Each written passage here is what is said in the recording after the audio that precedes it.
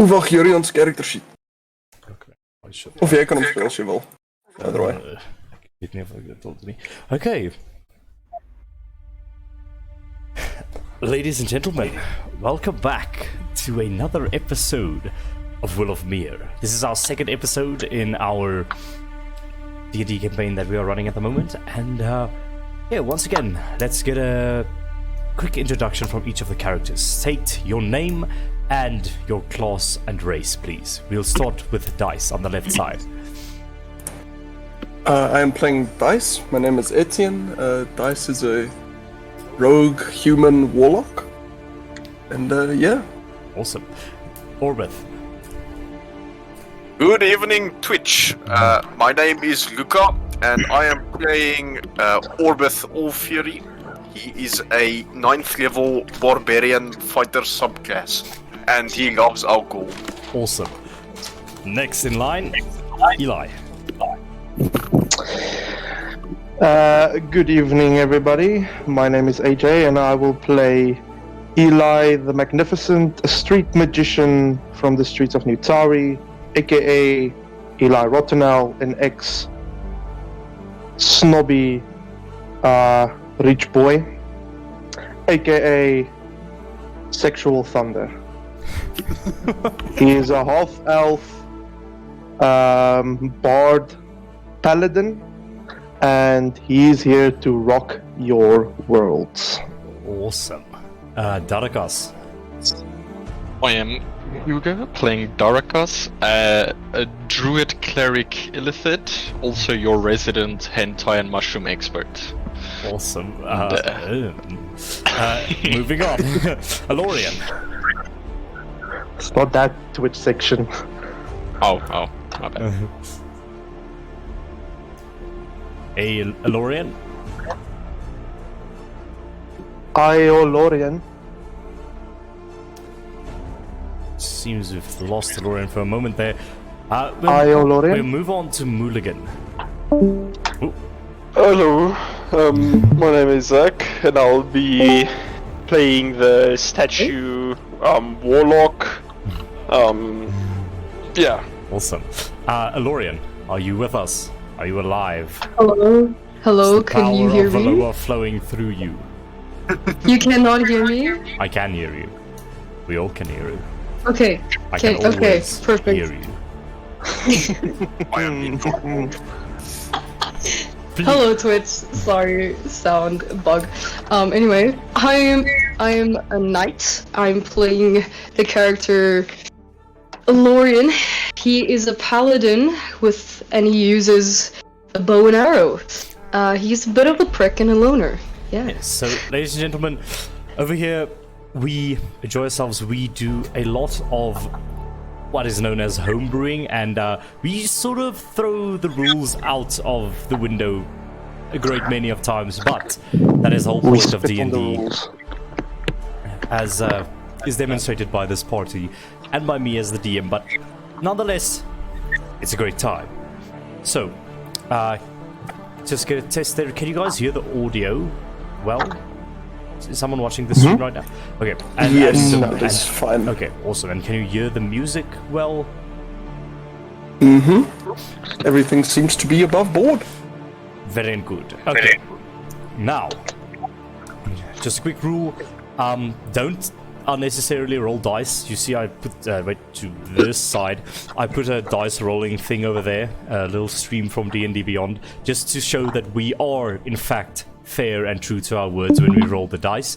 So don't roll it excessively, otherwise this shit gets cluttered up and it gets weird. So, with that said, bringing us back in from the last episode, last we left off, the party... Someone echoing. Okay. The party, this intrepid group of adventurers known as the Fates, were headed up a large mountain, the Irrigar Peaks to be exact. It is the only mountain range for quite a distance within the massive desert, the churning, moving desert of the Silicon Sea. Atop these Irrigar peaks, the central peak to be exact, they hope to find information that may help them in their endeavors of defeating the tribunal and gaining more insight into the Rottenell family and what they have to do with the leadership of New Tauri. Hoping to exploit possible weaknesses within the ruling structure of New Tauri and the Rottenells, they set off. They discovered a library within an ancient shrine built over 1,000 years ago atop one of these Irrigar peaks, a shrine to the ancient Rottenell family. They discovered a library within this, a teleportation circle, also a large mound of gold of a dragon that has been living there recently. They also discovered a greenhouse that attempted to consume them. And furthermore, after entering the furthest most room, after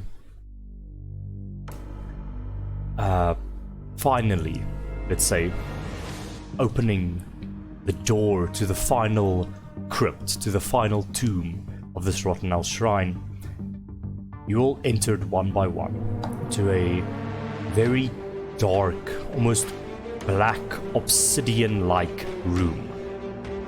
Etched on the walls were markings, these softly glowing white markings that barely give a weird ambient lighting to this room. And you entered it. Searched around and discovered that there were many trophies of some sort against some of these walls.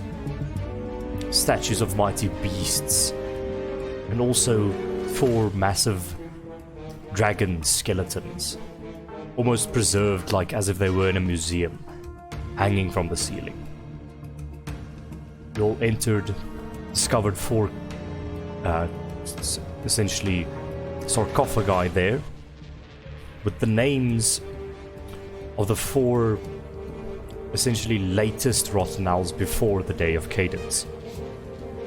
You discovered their names were Veyril, Daylor, Aliyah, and Shalia, all of them Rottenells. And in the center of this room you discovered, well rather, saw a 5th gigantic sarcophagus made of the same deep slate black obsidian, also with these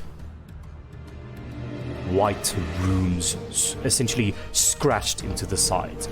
These runes are incoherent and don't make sense and shouldn't be able to channel magic, and they aren't channeling magic. They're channeling something. Even with a 24 Arcana check last time, you couldn't understand. But you entered this room. Dice with the help of Orbith, you pushed off the lid of the central crypt or sarcophagus as it fell to the ground with a large thud. Eli, you, or Elorian, read aloud the Celestial on the name plaque. And it said, Jezebel Rutherland Rottenell. The lid fell open, and you found nothing inside.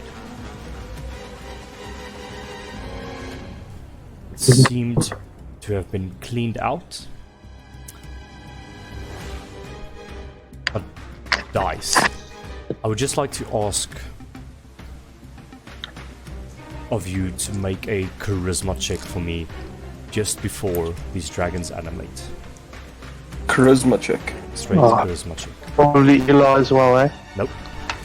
That's a saving So throw, but that doesn't have anything No, to do with just the... a normal check, please. Dice.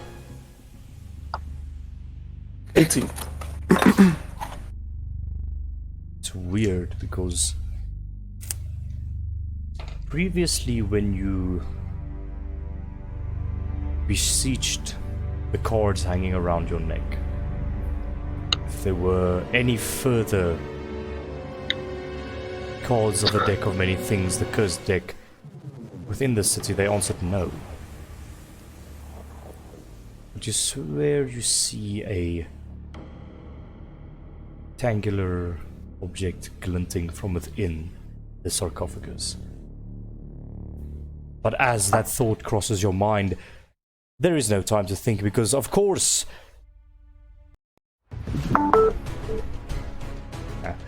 the dragon skeletons begin shaking as you read that name plaque. The sarcophagi on the edge, on the other side of the room, begin glowing bright, and this purple steam starts rising off of them as one for one. AJ, angle net jou wire asseblief weg van jou mic af. Dankie. One by one, these spirits shoot out of each of the sarcophagi, float through the air, and possess these dragon skeletons as they are rattling. The chains start rattling. They're clacking against each other. The bones are clacking against each other, and all of a sudden,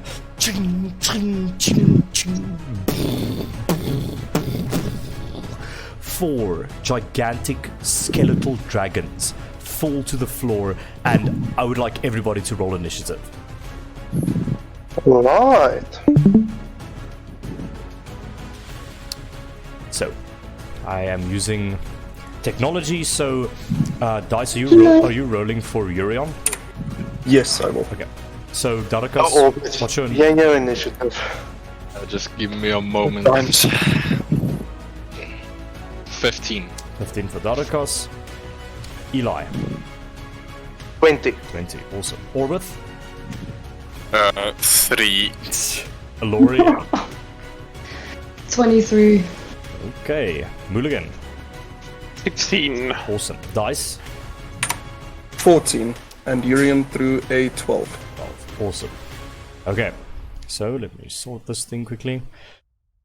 At the beginning of the combat round, Lorian, you see these massive skeletal dragons land all around you. You sort of back up to the middle of the room, taking shelter behind Eli. You are up first. What would you like to do as these towering, gigantic creatures, it's in this very dim light, roar to life with the souls of assumingly deceased Rottenhells, and they start moving towards you? What are you doing?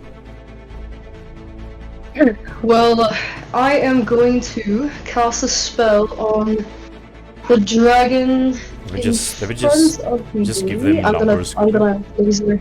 Oh, there's the numbers. Okay, number 2, and I'm going to see if Toll the Dead works on him. Okay, you cast Toll the Dead. That is a wisdom save for the dragon. Yes, wisdom 14. So you raise up your hand, and this coalescence of light forms around this dragon's skull. Does a 13 save? No, it doesn't! Okay, Woo. roll the damage. Oh. It has not been damaged yet, so you can't roll Yeah. 1d12, you do the 1d8s. Please. Yes, it's only 7. Okay, 7 points of damage as that light resonates through this area. You see it pulse through the dragon, but the dragon doesn't look phased at it at all. It takes the damage, but Okay. it doesn't At seem least it very. takes the It damage, doesn't you know? seem very Oh, hurt. fine. That's dragon number 2. Oh, it's okay. It's okay. It worked. I'm just gonna move 2 blocks to here. It'll be an athletics check if you want to get onto the sarcophagus. But No. I just want to stand next to it. Okay, and you back up after casting that light spell as it resonates through. Is that the end of your turn, Aloria? Wait. Something happened to the next floor. I'm gonna do. You know what? No, it's okay. Yeah, I'm good for now. Okay, you end your turn. Eli, it is you're up. As you watch Lorian back up after casting a spell to this dragon, not seeming to have an effect, and these dragons are closing in on all of you. What are you doing, Eli? Eli is first of all shivering in his boots because of you know why he Of is. course. This is his ancestors trying to attack him with the coffin of his what he thought was a live grandmother right behind him. So yeah, Eli is going to just in a panic going to try and cast Cloud of Daggers onto dragon nearest to him, so that's dragon 4. I'm gonna give this as your Cloud of Daggers, so you can place that wherever you want. I'll make it green. Okay, I'll just put it there then. And so Eli, for the Cloud of Daggers, he plays a tune. He takes out his flute and he plays a very fast-paced, short tune, kind of like in order to musically imitate a sharp blade. And as the music notes flutter through the air, they all of a sudden make this whooshing sound as they sharpen and become almost solid, tangible objects and fly towards this dragon. Okay, on the start of its turn, it will take that damage. Yeah. And then that will be okay. So that was my action. As a bonus action, Eli will just. No one is hurt yet, so Eli will then. Who's going after him? Not Orbith. I can't tell you that. You Not don't know. Orbith is the nearest to him, and Orbith is kind of the guy that he usually gives this to. So Eli will give Orbith bardic inspiration by blowing into his bagpipes and playing a tune of war. Tune of for war Orbith goes to take a D8. Orbith, you gain a bardic inspiration D8 to die. use as you please. That is your action and bonus action. Anything else? Then we just as he does these things, he kind of like steps back, just ever so slightly. Okay. Like this, and that will be Eli the Magnificent's turn. Now, please place yourself completely on a block if you do so. If you please. I'm sorry. But thank you. Okay, so that's the end of your turn. Would it be an action to say something? No, you could say something as a free action. Can I? Okay, so after like panicking, casting the spell Cloud of Daggers and giving Orbith some inspiration, Eli kind of just like gathers himself and he looks at all 4 of these dragons and he kind of like looks at every single one of them and trying to sound brave, but you can hear like the cracks in his voice. He's like, I don't know if any of you can hear me in there. My name is Eli Rottenell. I am your descendant that hails from New Tari, the grandchild of the woman whose coffin sits behind me. Let us go, and we won't bother you again. Eli, the skeletons. Make a persuasion check with The souls of my disadvantage. ancestors in them. Like what? Persuasion check with disadvantage. Persuasion. Okay. Disadvantage. 17. Okay. You see, they take an interest in you, but yeah, you already did a lot with the rest of your turn, so they might be inclined to listen to you on your next turn. We'll see. Interesting. Okay, so that Okay, that's Eli's turn. awesome. That is going to be Skeletal Dragon number 1.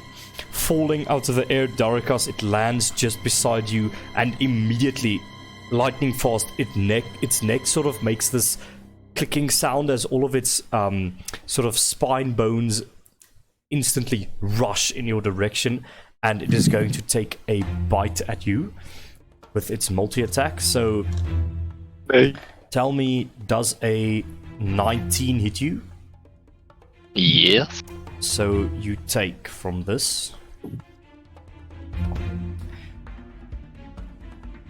You take 13 piercing damage as it bites into you, and now it is going to use its multi-attack to make an additional 2 claw strikes against you. Does a 25 hit? Nah. and does a 20 hit. So, from this, in total, you take 14, 16. You take 24 points of slashing damage additionally. As it bites into you, sort of lifts you off of the ground, slams you, and just lays into you, slashing you all over. That's not good. Okay. Okay, at the end of that thing's turn, it lands, slashes you, and is actually going to, as an interested party, walk over to the side over here and lean. It's like putting its claws on top of this coffin, looking into the coffin, almost smelling for Can I something. use opportunity attack? Yes, you can. Okay, and then I have a question. Of course. Okay. So I have the Warcaster feat. Okay. Yeah. And it says you can use a reaction to make an opportunity attack to cast a spell that has a casting time of 1 action and targets only that creature. So that would be something like Sacred Flame, or what are you looking to cast upon it? Like, would a range spell be able Yes, to work? yes, range Like, would spells that be do fine? work. Okay. Okay, so since there... I would like to cast Guiding Bolt. Guarding Bolt at Dragon number 1, please roll to hit. Yo. Okay. What? Oh, that was almost a natural 20, no. 24. 24 does hit. Full damage from Okay. Dragon 1. Oh, well, that's... okay. 10 radiant damage. 10 radiant damage. You shoot it into its back, and it sort of impacts with one of its shoulders after a delay. It's like... and it lights up in the room, and these shadows coalesce around it, increasing the contrast of the shadows around it, and the next attack has advantage against it as it lumbers towards Eli's direction. Then it is Mulligan's turn. I'll just say, make a blink thing around it. Okay. I wanna try to banish the second dragon.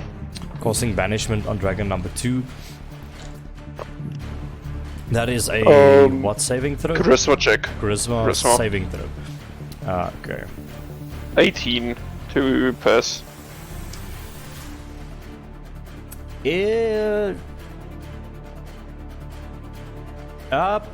It vanishes. you cast this banishment spell, and all of a sudden these runes start drawing themselves around the dragon, and these chains, Mulligan, actually one of the chain krakens that you've seen before, grabs it and pulls it into the ground, and the gateway closes as it is banished to the realm of Algos for a minute. Yeah, Remember, so you have concentration on that. yeah, so next round I need. How does it work? Does he just throw another charisma check? No. Basically, if you get hit, you must make a con check, and if you fail it, it Okay. comes back. And also after a minute, It's hold concentration Yeah. for a minute. yes, but Yeah. this thing, you don't know if it's gonna come back or not, because it has something to do Yeah, with we don't how know what its home it- plane is. Exactly. So Um, that is your action. Yep.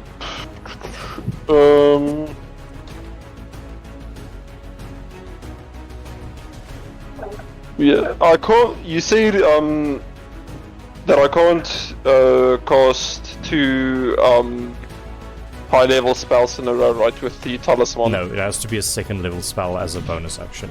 Okay. No, then that's it for my turn. Okay, ending your turn up there, standing within the sarcophagi. It is one of my friends' turns.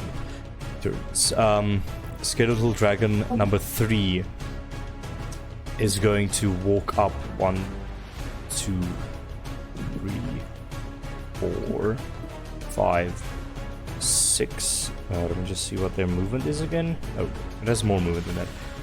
Gonna walk up to this area Orbith, you see coming around the corner, this dragon pokes its head around this this pillar there, puts its claw against it, scrapes, and dust goes falling down, and it just immediately runs for you and is going to attempt to bite you. Oof. That is rough. Does that 9 hit you? No, it does not. Its head almost screeches against the ground as its jaw is just open, heading in your direction, and you just jump up, and it bites beneath you and retracts, and then you land on the ground again.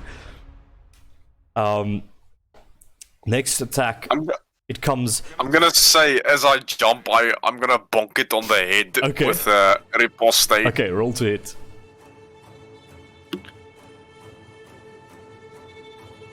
That is a 17 to hit. That does not hit. You go to bonk it, but you are just too slow, and your hammer impacts with the ground, leaving a little crater over there. And to the left of you just see this massive claw streaking towards you. Does a 25 hit you? Perhaps. And does a 20 hit you? Perhaps. Okay, so from this you're going to take a total of a certain amount of damage. That's going to be 12 for the first strike. Alrighty. And 12 for the second strike. 24 total damage as it just lays into you, and there are like scratch marks across your face as you take those hits with heavy force. It is that dragon's turn. The end of its turn, Darakas, it is your turn. Okay, so firstly I'm gonna use my movement to go closer to Mulligan. 5, 10, 15, 20, 25, 30. I'm gonna move over here. Okay. And as I'm walking, I'm just gonna tell Eli, if you're gonna convince them to stop attacking us, better do it soon. And I'm also gonna cast Cure Wounds on myself. Okay. Because I took a big beating. You sort of clutch your hand, and shadows sort of seep into your body, and your wounds close with this dark purplish energy. Wounds. Okay, let me just roll the heal. Ooh. Oh wow, okay, that's decent. Okay. Go away, dice 27. And then as a bonus action, no, I will cast a spiritual weapon. Okay, let me get you a sword. Which one do you usually use? Just the two swords crossing, or I don't remember now. I usually just the dagger that Okay. like pointed down. It's fine. Yeah, we'll do that. You can move it where you want. Within the radius of it, of course. Yeah, I think it's like within 30 feet I can move it, and I think this... That is, oh no, I that can is... summon it within 60 feet. Okay. And you summon the spiritual weapon. I'll summon it there, and I will make an attack with it. Okay, you have advantage on this attack because of the sacred weapon, or the guiding bolt. Roll to hit with advantage, and that guiding bolt fades. 18. 18 misses. Oh, So it goes streaking. The shadows attempt to pull that sword, but as it strikes, you find the spiritual weapon has gone through the ribcage of this creature, not doing any damage, and it just retracts from there, leaving no scars. Unfortunately. That's interesting. Okay, that's my turn. Okay. The end of your turn. Dice, you're up. Okay, Dice is going to look at all this chaos and jump into the coffin. You jump into the coffin. It makes this hollow sort of sound. How high is this coffin? Is it a bit elevated off the ground, or is it I would say it is a little bit elevated off the ground. The size within is enough to keep a single person lying down and a little bit of space around them, but you can like stand in the coffin essentially. Yeah. Okay. I'm going to hop in and cower from the two hulking skeletal dragons that just surrounded me. Okay. And then I'm also going to grasp at the card that's inside the coffin. You go to grab the card, and your cards on your chest start sort of vibrating, and on the chain that they're hanged on sort of flits in the direction of that card, and that card lifts up off the ground and flies to your hand. You can add the void into your card collection as you pick up the void. And as you pick up that card, it feels a little bit different from the cards that you've gotten before. It's weird. And you look at the tarot reading on it. It's blank. It's just a black. On the side that the pictures usually are on, it's just black. I'm gonna look at it a bit confused and flick it. You broke it? As you flick it, Guys, this is no time to talk to your stupid cards. We need you out here to help us. Shh, hold on. And I'm just going to flick it again. the card, Son of a bitch. and in slow motion, these streaks of black lightning curl over that black surface, just very slow motion.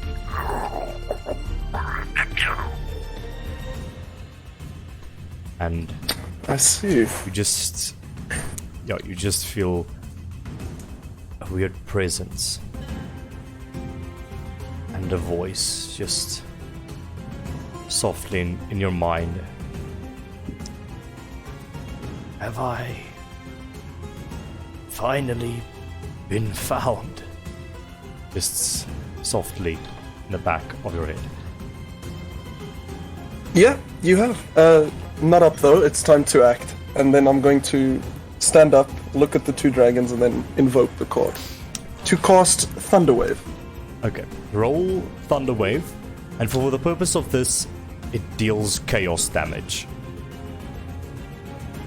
Okay, that's a 9 on the Thunderwave damage. I assume it's an AoE around me, so one Thunder roll Wave is a for all cube targets. in front of you. It's I think it's a Okay. 15-foot cube that shoots out in front of you, essentially.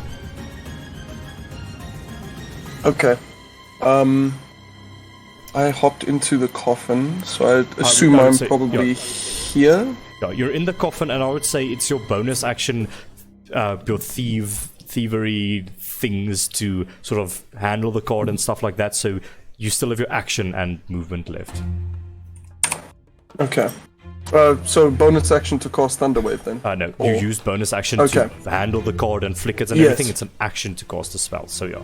Understandable. Then I will use my action to cast Thunderwave, which does 9 damage to Let's just dragon number 1. just give me the range of the size of the cube. It is a 15-foot cube originating from you. I'm not sure if that's in a circle or in a direction, though. It doesn't say. I think it's in a direction. Now I imagine it looks like this. For example, can you see the square? It shoots out in front of you. Okay. Like a proper wave. Yeah, it's like a wave that goes out in front of you. Yeah, no. I'm definitely still gonna cast it then. Okay, you cast it on dragon number 1. Yes. So, I'm gonna move up a bit forward so it centers okay. better Okay. on the dragon. So you hold the cord out, and you all watch as black lightning shoots forth from the cord and hits this dragon, essentially deleting some of the parts within this dragon as Dice wields chaos magic. Okay. Okay, I'm glad I found you. That's 9 points of damage, you said. Yes. Okay, and I'm gonna roll a con save to see if this thing's max HP reduces. Will it always do chaos damage? Yep. Okay. Will always do. And Fantastic. this thing's max HP is reduced by 4. Not Also, as a side note, were there any objects on the ground or in between where I cast the Thunderwave? in the sarcophagus or next to it. You mean? More specifically, the sarcophagus lid. On which side is that sitting? I would say... Because I if would it was say- in range, it would also be flung away. That is true. So I would say the sarcophagus lid. Which side did you move it to? I was on the left, and I was pushing, so I'd imagine it fell on the right. So we'll say for the purpose of this, the sarcophagus lid is like over here somewhere, just leaning against the side. And the dragon must make a save against the thunder wave, right? Check. Yes, a con save. Con save. He fails miserably. And it is also pushed 10 foot. Is there a size limitation? To No, Okay. no, on a failed save. Okay, on a failed save, so this dragon is pushed 10 feet away from you, Dice, as this chaos magic shoots out, incinerates some of its bones and pieces, and the dragon just clatters towards the ground, and the dragon immediately glares at you, its eyes glow with that sort of phantasmal energy, and it says something. Do you speak Elvish? I don't know. And it says something in Elvish. No, the lady's artifact. We must protect it. Kill that man. Yada. Shut up, you bag of bones. Eli, Be did dead you soon again anyway. Eli, did you hear that? I did. Dice, I think I you need to didn't put know. that card down. I need a what? Put it down. You're insane. They want the card. Eli, roll your And they can go to hell. Crown of Dagger damage. As it's dragon force turn. Okay. He's going to take 17 musical note damage. Awesome, as the notes clank within its ribcage. I imagine you created like the cloud of daggers within its ribcage, so it's just like they're just bouncing around in there, just like and you see some of the ribs sort of dislodge and fall off, but this thing immediately 5, 10, 15, 20. Eli, make a dex save. 25. Alorian, make a dex save. 30. As the dragon leaps and sprints towards you, Dice, and its mouth is open. Its mouth is open as it tramples over Alorian and Eli, and it just goes to bite And you. he dodges out of the way as this Yes. thing comes scrapping by. Lauren got a 19. 19. Eli got a 25. Yeah, both of you just barely dodge out of the way. Oh no! And Dice, tell me please. Oof, that's does a 11 hit you? It doesn't. This dragon, it bites you. Its jaw actually goes over you, but like you sort of slip, you like duck, and then the jaw just clasps over you, not making contact with you. So you're like in the middle of the dragon's jaw, and it sort of gets confused, opens its jaw, and wants to see, and then just sees you still standing there as it bit you, but missed you for some reason, and it just goes to town on you with its claws. Does a 23 hit you?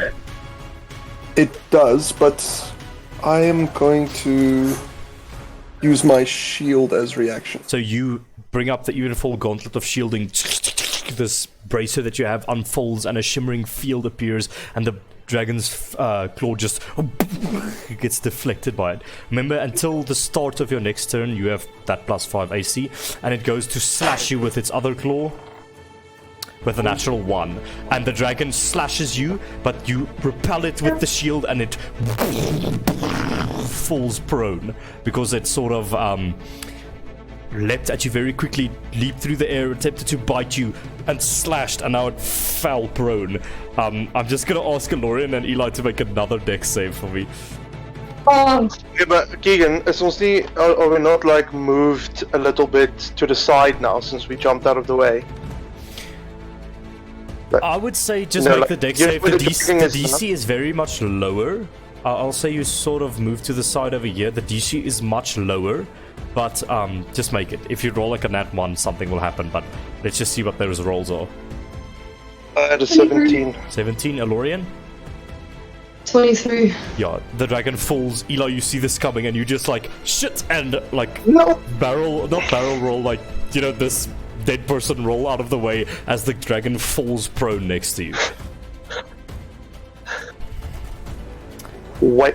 Oh, all right. And its bones go I clattering. like to imagine like the dragon is facing me and looking at me while he's like lying down. Its sort of head flows through the air and lands right in front of you, and its glowing eye looks at you. Hi. You wish to steal the artifact as well? And it rears its head. No. Wait, what? No, and I'm just saying it rears its head, ready for the next fight. No stealing. No artifacts being stolen here. No. If you're talking to the dragon, I'm keeping this thing.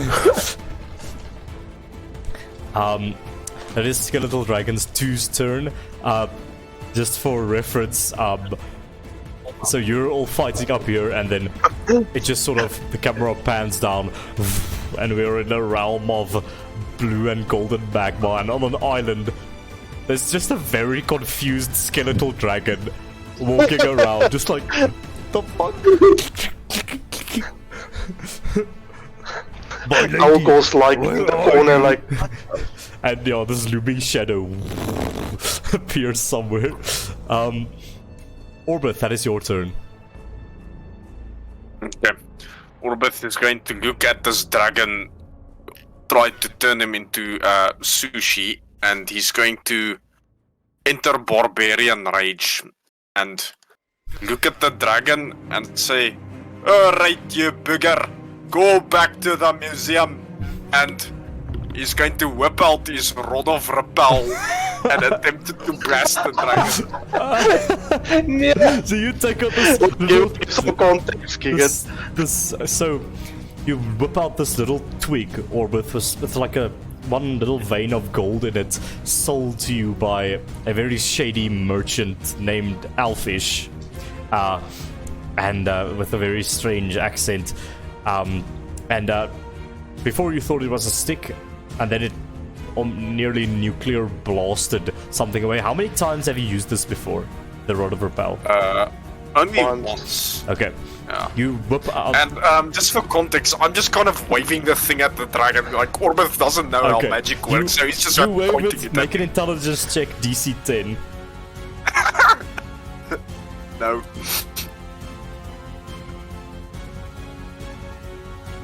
That is 1 from my side. You wave the wand, and Orbith, you watch the wand glow once again. That vein of gold within it glows, and then and it turns to dust. Oh no! Oh, bugger! What now? Eli, this happens before your eyes. Do I still have an extra attack, or was that my That was whole your whole action? action to attempt to cast the spell, unfortunately. So you're very Okay, angry, Orbith. waving a stick around, and it turns to dust. Orbith is just nervously going to like step backward slightly, just like this, and just like keep his focus on the dragon. And the dragon is He's going just like, to bite towards you as you step out of its range. Does a 26 hit you? Oh, Yes. So Yes, it you're does. barbarian raging at least, but you do take I think this 8 plus 4, you take 12 reduced to 6 piercing damage as it bites into you. Okay, that was your action and a bit of your movement. You have and your bonus action. You have a bit of movement left. Yeah, that's it for me. Okay. End of your turn. Okay, I skipped Urion a little bit, but nonetheless, we'll do Urion now. It is Urion's turn now. So dice. Where is Urion on the map? Okay. I think Urion would most likely cast Melf's miniature meteors. Okay. That's an On, action to cast mouth-minute meteors, and you gain those orbiting meteors as his sort of the flesh by his triceps grows hard and peels off and forms into these meteors that float around him. And then bonus He's action. then going to. He cast this on 4th level. 4th level, okay.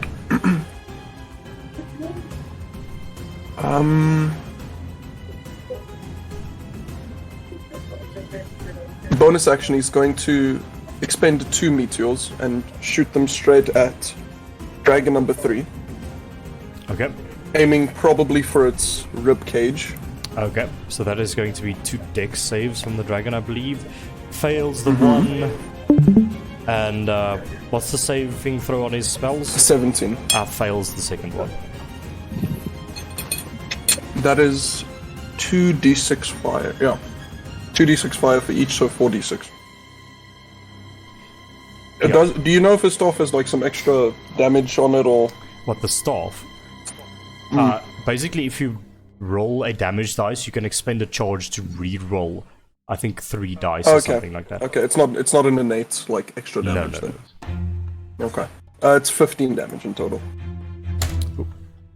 15 damage in total against Dragon 3, and those things fly through the air, expertly aimed to sort of detonate within the ribcage of this dragon.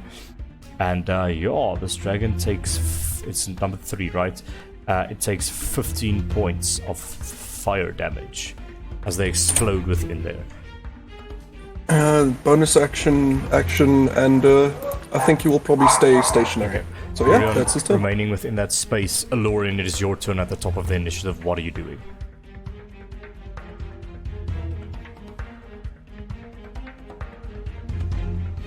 Alorian? Sorry? Okay. I noticed I was muted. Sorry. So, no, I'm gonna try. Yeah, let's just go for it. I'm gonna do. Yeah, no, never mind. I'm gonna do a melee attack with Lumino, my sword. You take out your But sword. I'm going to brand it with branding smite. So bonus action. First level. Bonus action, No, as you second level. unsheath the sword, it erupts into divine light, and you go to town on this thing. Roll your attack. Yeah. 28. To hit. Yes. Okay. Yes, sure, that hits. Okay, here comes the damage for the sword. It's 11. 11. And then with branding smite, it is going to be plus 9. So it's 20 damage 20 points in total. of damage to this creature as you just clock it with that divine that And that's the first strike. first strike. I'm gonna do my But second remember, your strike. divine or your branding smite fades after that. Yeah, it's just for the first one. Okay. Yeah. Okay, it's 16. 16 does not hit, so you Yeah, cleave okay. off a few of its ribcage bones, and you go for the second strike, but its massive claw just pins your sword to the ground, and you're unable to make that attack, and you sort of rip your sword out. That was your 2 attacks.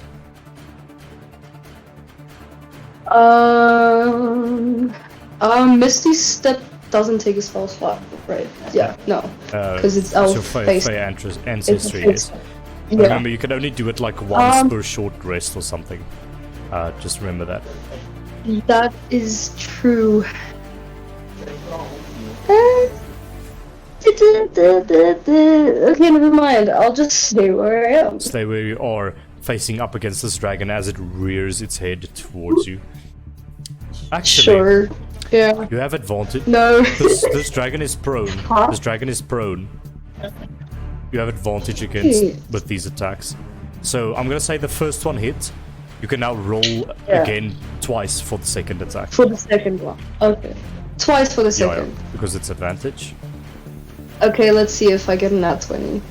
I don't, but it's 21, 21 for the does hit. highest number. Let's do this. It takes 9 damage. 9 points of damage as you once again you branding smite, and just as it comes with that other claw that would have otherwise pinned it, you just slash and cut off one of its like bony claw things, and it looks a bit pissed. Okay, that's your bonus action. That's the end of your turn. Yes, Okay, sir. the end of that, Eli, it is your turn. Okay. Eli kind of just waves his hands in the air. Alright, everyone, just wait, just for a moment. And he's gonna look at the two dragons, like, beside him, and he's gonna try and convince them even further. Okay. I beg of you, let us go. We won't disturb your tomb any longer. See it as a favor to your lineage standing in front of you. The dragon sort of rears its head, brings it closer towards you. You say that you bring no harm to our ancestral tomb, but yet you try to steal the very thing we were imprisoned here to protect. You will not leave here alive. What Leave the if card. we leave the card? Leave the Yes. card. And you move. No. Make a persuasion check. Eli. Eloy. With disadvantage because Dash just said no. Of course. Dan kyk tog my persuasion is plus 9. Oeh, 12. They look at you. You lie. Apparent descendant of the Rottenells. And there's... I think not. Okay. He gaat op. Eli kind of like with both his hands are in the air, and he like disappointingly lowers them. And he sighs. Alright. And he whistles a quick tune, and he polymorphs Don't into you a T-Rex. fucking dare. Okay. I thought it was gonna put me to sleep. I overreacted. You like, don't you dare! And all of a sudden, what happens, Eli?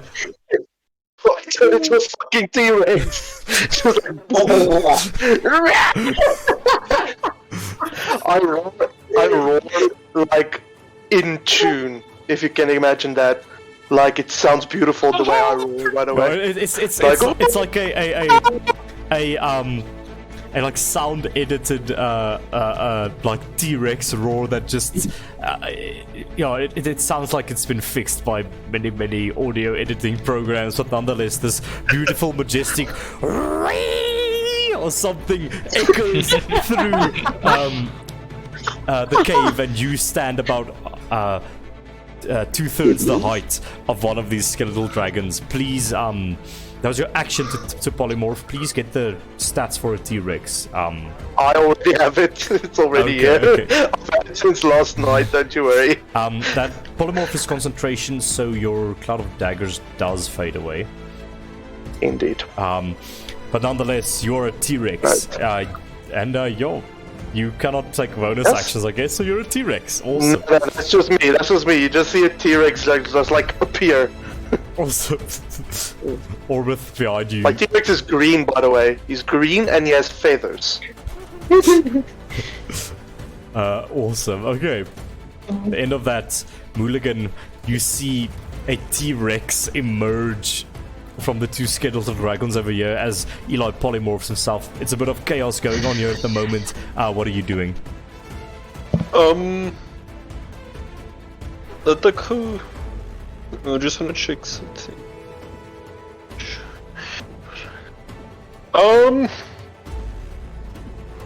Okay, I'm gonna suggest Dragon 1 to be in our team and fight Dragon 3 and 4 that's still left. If that's possible. Suggestion has to be something that makes sense to the dragon. Something like Charm Monster would be able to do this, but you can try. You see, you can't just be like, oh, I suggest you essentially nuke a city or something. The people will like think of it, and if it's to their like super better judgment, they won't do it.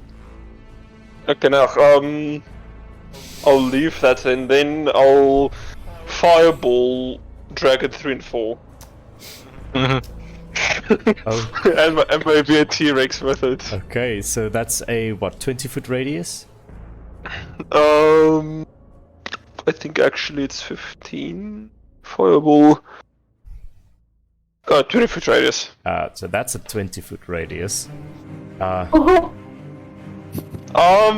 Maybe just drag it down a bit to the bottom and left, so... Okay, let's see. 5, 10, 15, 20? Yeah, something like that. 5, 10... Like that. Yeah, so, the 4th dragon will also get hit by it, right? No, 3, 4, and the T-Rex Okay. will be it.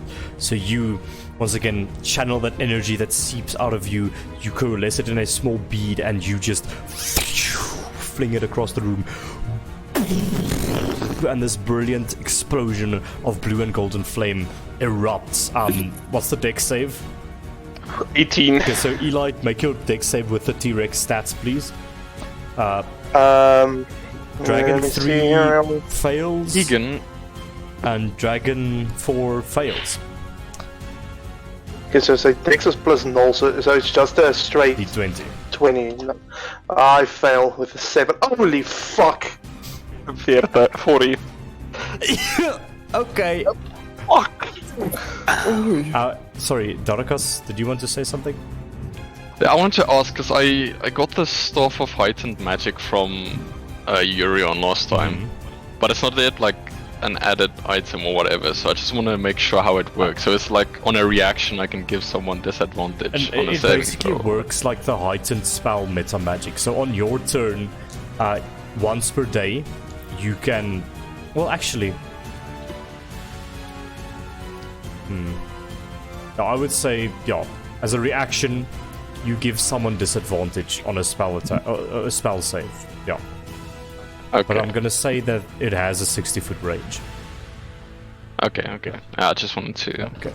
Yeah. make sure. Yeah, I didn't create that item yet, but yeah. So once per day, disadvantage on a spell or a saving throw, within 60-foot range. Okay. So 40 points of fire damage to your T-Rex, Eli. At least has like 150 health.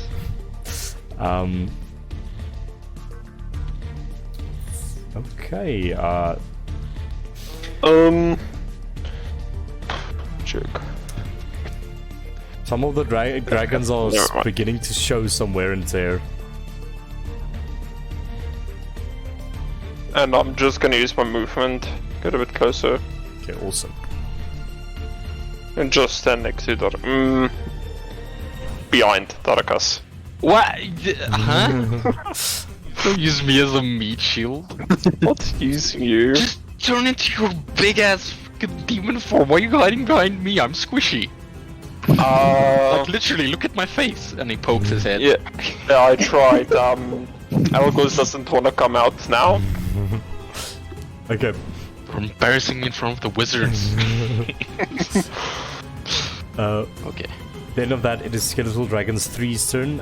Eli, what is the T-Rex's AC? Why don't you do the move and I'll tell you? Okay. So that is going to be an 11 for the first attack. Does not hit. 17. That does it. The next one is a nat 20 for the bite attack. That So that also hits. for the first attack, that is going to be 7 points of slashing damage as it carves across your sort of burnt, charred T-Rex face. And for the next one, it is going to be 14, 18, 25 points of damage as it's sort of just this essentially dinosaur fossils fighting a alive charred dinosaur.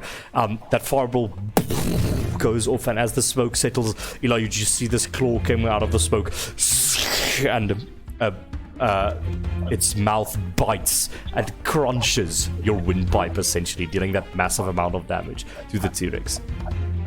What was the first damage again? It was like 14, I believe. No, yeah, 14 points for the first, and 25 for the second one, as it bites into your windpipe. Okay. How's the T-Rex looking? Well, compared to what it looked like literally a second ago, not very good. Okay. At the end of Skeletal Dragon 3's turn, it is Darakas' turn. Darakas, what are you doing? I don't know what I want to do. Okay, let's first start. Okay, I'm gonna use my movement to run over here, and as I'm running, I'm gonna use my bonus action to move my spiritual weapon and attack at numero uno. So you run, raise your hand, and the visage of Daskalos wielding that long blade streaks out to Dragon number 1. Roll to hit. Yes. Ha! Fuck you. Teasing me with the nat 20s. That's And a it 12. just- I'm guessing it It misses. essentially knocks the spirit weapon away, and it goes sort of floating until it Okay. once again steadies itself. And then once I get there, I'm gonna use my action to channel divinity and turn undead. So you stand there, raise your hand into the air. A massive aura of energy streaks out and is going to, I'm going to say that's not going to get Dragon number 3. It's sort of on the cusp. Yeah, But it'll okay. get number 1 and number 4. So they make wisdom Yeah, so they saves. need to make a wisdom saving throw. Not very wise. And can I use my reaction to give number 1 disadvantage with the staff of fighting magic? Okay. Disadvantage for number 1. It fails with a 14. Does a 14 save?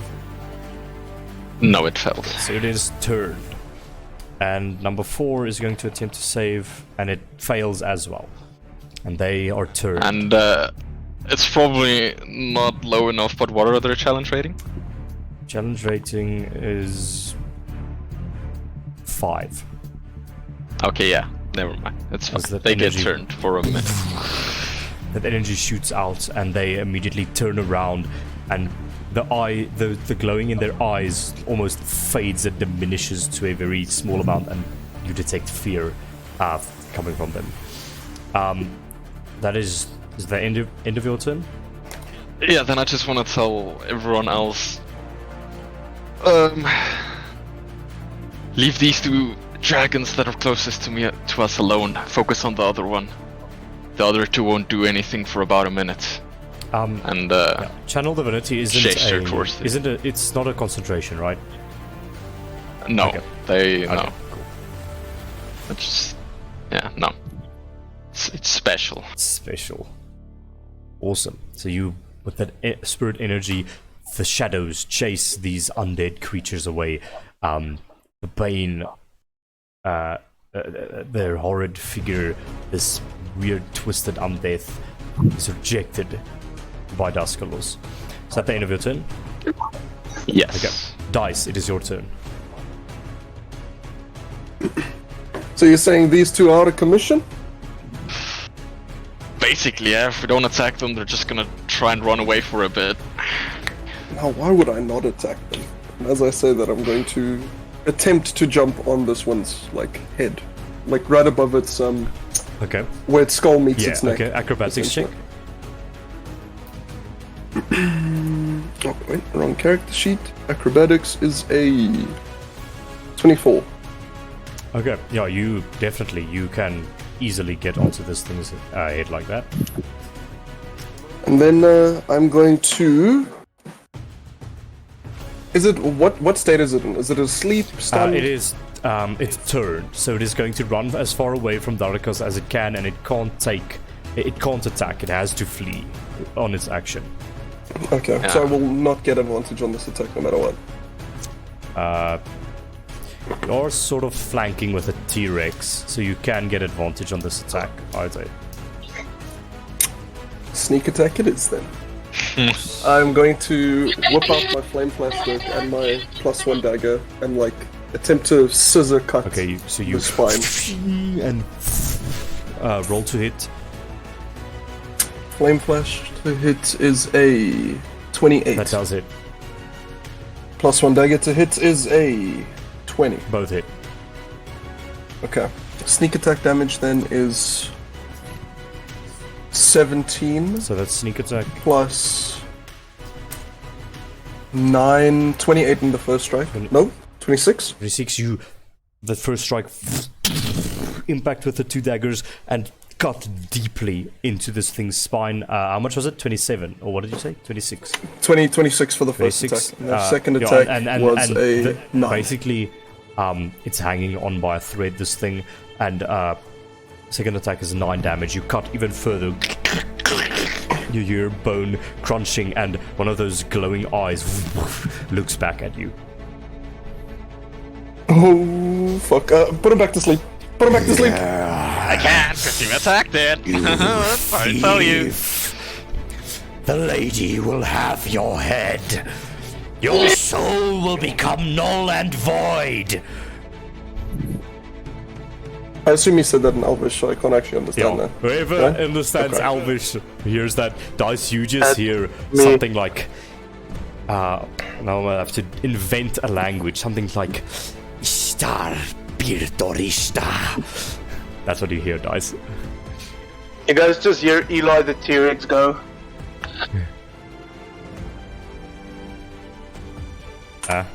Did you hear Nope. that? No. Nope. Did you not hear that? Hold on.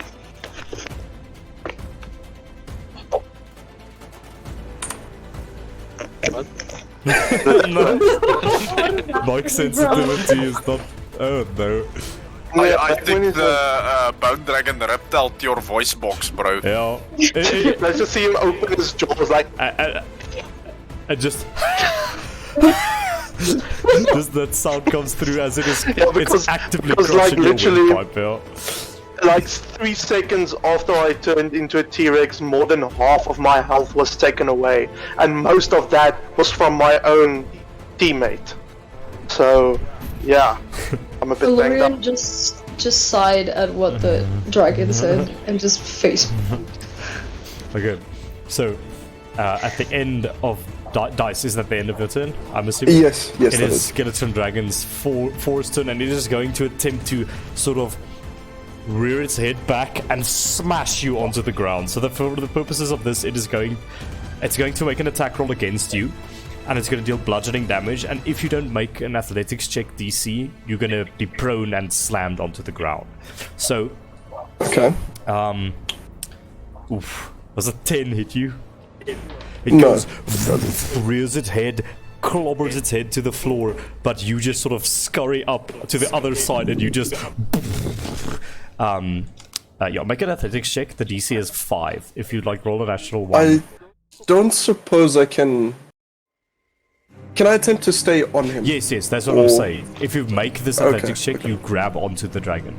So it's a DC Okay, 5 gotcha. athletics check because it fucked up its roll. 16. Yeah, you stay on as it rears its head back, and it is going to attempt to sort of claw at you as you're on its shoulders. Okay. No, okay. Never mind. Does a 15 hit you?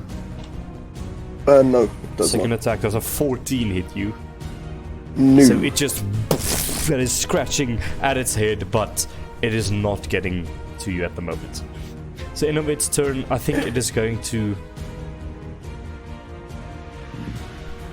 Yeah, it's not going to do anything. Skeletal Dragon 2 sort of walks within this dark abyss or reality wreathed in golden blue flame, and it like here's a twig snap behind it, and it's like, huh? And it looks behind it, and that's the end of its turn. Orbith, it is your turn. Orbith is going to look at the giant green dinosaur before him and say, Oh, okay. My steed has arrived! And I'm going to use my movement to try and climb Okay, Eli. make an athletics check. You're raging, so you have advantage.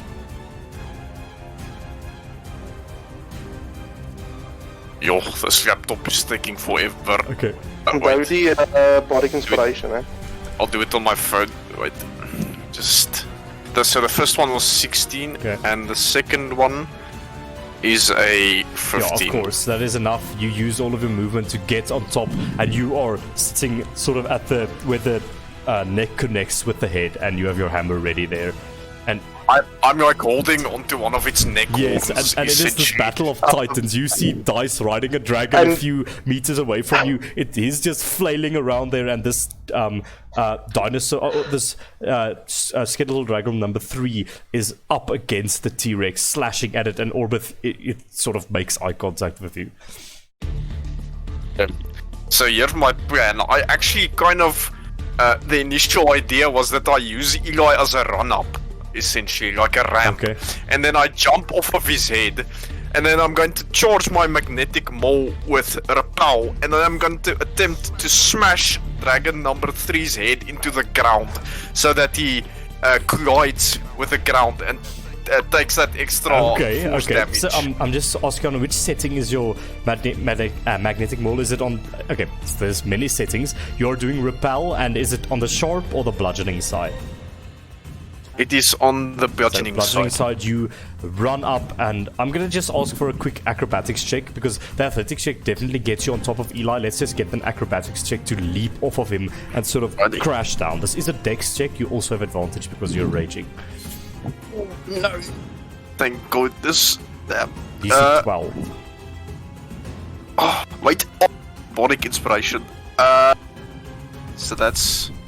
Yeah, I think I'm gonna make it because it's 11 Yeah. and the least I can So get you- is 1, so yeah. Climb up on this My thing's Bardic head. Inspiration always clutch. Grab its leftmost head horn, and Eli, your dragon is, or your T-Rex is smelling a bit weird at the moment. Its skin is charred, it's not very green at the moment, not very feathery at the moment. But Orbith, you grab that horn and with your impressive musculature, heave yourself upwards with that acrobatics check, and you go down, make an attack. I'm also going to do a reckless attack since I'm using gravity to my advantage. So let's see how this goes. Yeah, it's pretty reckless to jump onto a T-Rex and whack a skeletal dragon, I'd say. Fair enough. Okay, so the first one is 20. Let me just see if I can fish for a nat 20. No, Okay, it's so a you 20. clock this thing on the top of its head. It must make a strength save against your pushing, right?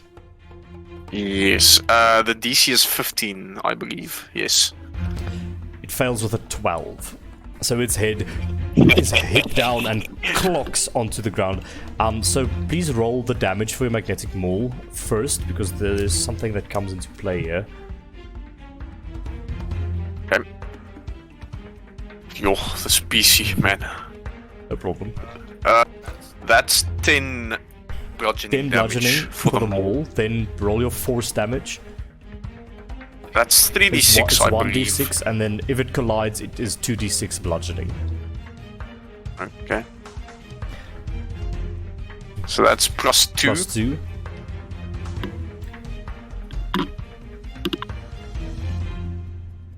And yeah, and then another 2d6 for the bludgeoning. This is the force damage of the repel. Yes. Yeah. That is an additional 7 force damage. You see, as you hit this thing in the skull, its entire skull caves in under the pressure of this bludgeoning energy, and its skull cracks, and as it hits the ground, this brittle form of the skull seems very susceptible to whatever you've just done to it, and these cracks start to emerge as you deal 36 total damage to it. Damn. Okay. And now this is the part where I come down with my second attack. So I would like to imagine it is I smashed him into the ground with the first attack, but it had a bit of recoil, so it also pushed me up higher into the air, and then I come falling down again onto him, and I'm gonna like smash him on the head So again you sort of, for my second attack. in this moment, time slows. And almost in an instant, the dragon's head is just on the ground. You're like, oh, catch the hammer in the middle of the air, and all of a sudden gravity takes you again, and you crash downwards. Make your attack. Also going to say Yahoo as I'm coming down. I'm also going to reckless attack, just to specify. Does a 26 Yes, hit it him? does. Excellent. Okay, he's going to take 12 bludgeoning damage from that Once attack. again, as you crash its skull with this bludgeoning damage, its entire skull now caves in, and there's just this massive gaping hole. You seem to be dealing much more damage than you initially intended. Sweet. Am I currently like kind of on top of him since yeah, I I would jumped say off? you're like over there. Okay. Then for my bonus action, I'm just going to.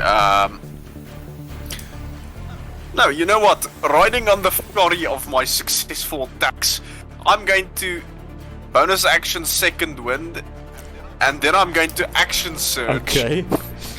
And keep on smashing this thing into oblivion. Okay, so you second wind, heal yourself, you're like stand there breathing in for a moment and your wounds close and you just keep on bonk, bonk onto this dragon as it lays there, as it sort of starts to get up, but then looks at you, and then after you've completed that the healing, you just go to town once again. Roll to hit. You guys see Eli's T-Rex kind of like flinches at every hit that Orbith gives this dragon. Like, oh. Yeah, for the healing, I just like wiped the sweat off my head between takes and just smashed him again. Yes. Okay. So for the first attack, I'm gonna reckless attack all Yeah, of I'm them, assuming, by the way. because if you're reckless, I'm assuming it's all of them, because it doesn't matter, even if you do just one reckless attack, everything has advantage on you on the next turn. Yeah. Well, the first one was a double nat one, so you go, no. and you stumble forward, you sort of step, your ankle twists, and you fall prone onto the ground. I reckon I still have a You tiny do not bit have of any movement left, you did some pretty crazy shit. If a T-Rex could play So spawn. the next attack will be done with disadvantage, but as a normal roll because you're reckless attacking from the ground. Fair enough. So Eli, you just watch Orbith standing there, after murdering this thing, he sort of wipes the sweat off his brow, walks forward, once again twists his ankle and just poof, onto the ground. I kind of when I landed on him, my one foot got stuck in the hole in his head, and that's what caused me to Yes. fall over. You're inside a dragon's And, skull at the moment. It sort of lifts its head up and you're just like, what? Yes. Cool, yeah. And because of that, I became very enraged and rolled a 27 on my attack roll. Okay. Yes. That hits. So he... Oh, damn it. He takes 15 magical bludgeoning damage Increase to from 30. that. Yeah, how do you want to kill this thing? Let's go. You just... That Okay. bludgeoning damage really fucked this guy up this turn. How do you kill it? Okay, so from the second attack, I kind of just fall with my one foot into its hole, but the impact from the fall kind of craters in the head even more, Okay. and my whole body just falls into its head, essentially. Okay. And for a moment, this dragon seems just like to be chilling there on the ground, but then there's like this muffled scream inside its head, and all of a sudden its head just explodes into a billion pieces as the force from my blow from inside completely vaporizes the bone structure. it explodes into a million pieces.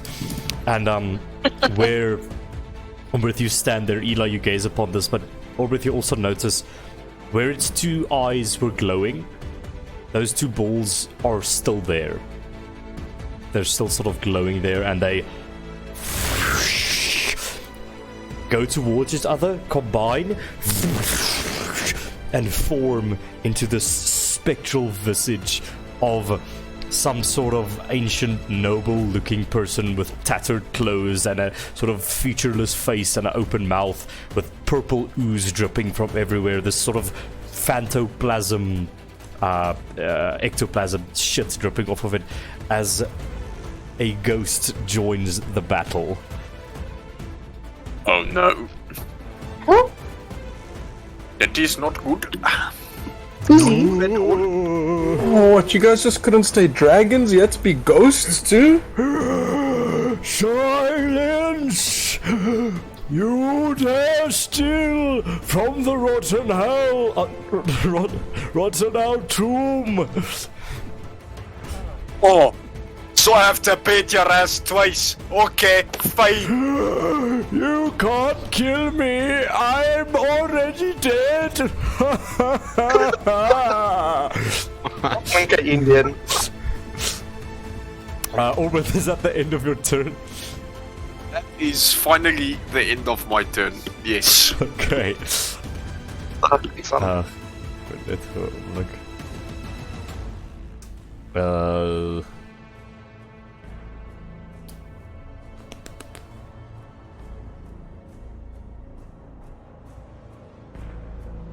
I'm just looking for something quickly.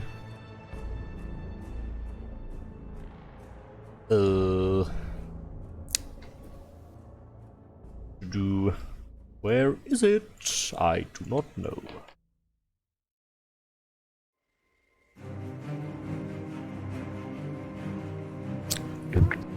Or just give me a moment. Aye, aye, Captain. Oh, here it is.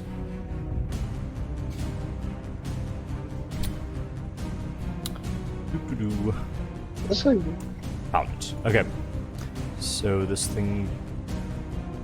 Fuck off. I forgot where I put its stat sheet, but I found it. And by the way, who went to the crypt thing the other day in that sort of side mission thing that we did? That was your boy. You see this purple tattered creature, this ghost appear, and it looks very, very familiar to you, the type of creature that it is, as the ghost joins the fray. Wait, the side mission where the ghosts and this shit was, the tomb thing. With that weird side mission where you got the adamantine armor by accident. Is that, okay, yeah. Is that what you're asking? I want to make sure I was there. Okay. Yeah. So this creature looks very familiar to you. Orban tries to pile together the dust on the ground that used to be the rod of repel after seeing the ghost. And he sort of looks at you. Such gimmicks won't work on me! Come on, you stupid thing! Come It on! is just slowly drifting towards you, Orbrith. At the end of your turn, it is Urion's turn, so dice if you please. Urion has 6 meteors still floating around Okay, him. so as a bonus So action, he you can will- release them, obviously. As a bonus action, you can release Yes, 2. 2 at a time. Can I release 4 with a bonus action and a normal action? Unfortunately, it is a bonus action to release the meteor, so it can only be 2. But that doesn't count as a spell for all intents and purposes. You can cast a Musha level spell and still have shooting the meteors as a bonus action. Okay, in that case, Urion is going to move up a bit. He's a bit closer. I assume this. Let me use the pointer quick. I assume this isn't that's not the right thing. Is that a column? Yes, is what I'm yes, asking. Does he have line of sight? No, he does not have line of sight. I should actually mark that out for you guys. Oh, oops. These things are all columns that you can't see through. This is also like a big ass column. Okay. Another one. Oh yeah, so those are all columns. He's just gonna move there then, so he has line of sight. Okay. Then he is going to... He's going to bonus action cast 2 mini meteors Okay. at the dragon number Okay, 4. I'm just assuming those meteors do have a 5-foot radius, but you can, like, if you cast them exactly here, I'd say they won't get a hit because a 5-foot radius would be like over there then. Yeah. I mean, what kind of... Let me just check what save these are. It's a dex. No, but I have to read the spells It's a here. dex save for mouse mutant meteors, I believe. In that case, no, it doesn't matter. He's gonna shoot for the ribcage Okay, again. shooting for the ribcage. 2 meteors. This thing's gonna make 2 dex saves. Miserably fails the first one. Both of them are 2s. Roll full damage. Okay, full damage is 2d6. That's 9 damage. 9 points of damage. This dragon looks charred. Its neck is almost cut off, and dice, like, as those meteors hit within it, you feel on top of this dragon, one of its legs breaks, and it is looking fucked up at the moment. Okay, and then after that, Urion rounding this pillar will see this ghost and decide, fuck that, and he's going to blink. Cast blink as an action, and at the end of his turn, he'll blink out of into the fire plane, essentially. And then I'm going to roll for that now. It's a d20, I think, yes. Yeah, so 11 or higher, he disappears. He disappears. Does he disappear? Okay, awesome. I'm gonna. Yes. I'll put like a yellow circle around him. Orbith also has a yellow circle. We'll do an orange circle around him. He is in the plane of fire at the moment, as per his destination of the blink spell. Okay. Is that the end of his turn then? Yes. Awesome. Yes, At the end it of is. his turn, before you go, Lorian, we are going to have a bit of a layer action over here. You all watch the dragons look at you, and the skeletal behemoths look at you, and they go. Also, even the ghost, and they speak in unison. You will not get out alive, and you just hear as from multiple places within this room, these latches open up, and this thick cloud of dark green gas begins to fill the entire area. Everyone make a Constitution saving throw for me, please. Oh, hell no. No! So close to a nat 20, bro, no. Okay, did anyone get below a 12? 12 or lower? Sorry, 11. Oh my god, I just got a Okay, 12. 11 or lower, I mean. I don't love it. Okay, so everyone with Both Urion and Dice fail. Urion doesn't have to make one. For Oh, yes, well, yes, actually, okay. not for now. When he blinks back in, he'll make one. But if we'll say that's, he's not gonna make one now. But everyone with an 11 or lower, you take 7 points of poison damage. The rest of you take 3 points of poison damage as you inhale this gas. Egan, then I've got a question. So, I'm currently enraged, and I also have resistance against poison. The resistance doesn't stack, unfortunately. Okay, So, so it's 3. It's still 3 points of poison damage as you inhale that. Okay. Even if you threw in that 20. Yep. It's on a So 3 points poison damage. If you got a 12 or higher, 11 or lower, 7 points of poison damage. Awesome. Okay. At the end of that, it is going to be My turn. Alorian's turn. As you inhale that and cough, Alorian, you see this dragon buckling under its own weight, creaking above you. What are you doing?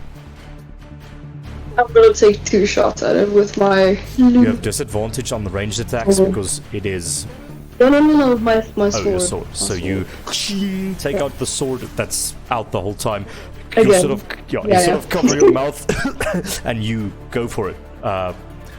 I'll say, for the purposes of this, No. roll with advantage because dice is Yay. on its neck. Oh Nope. The first one no.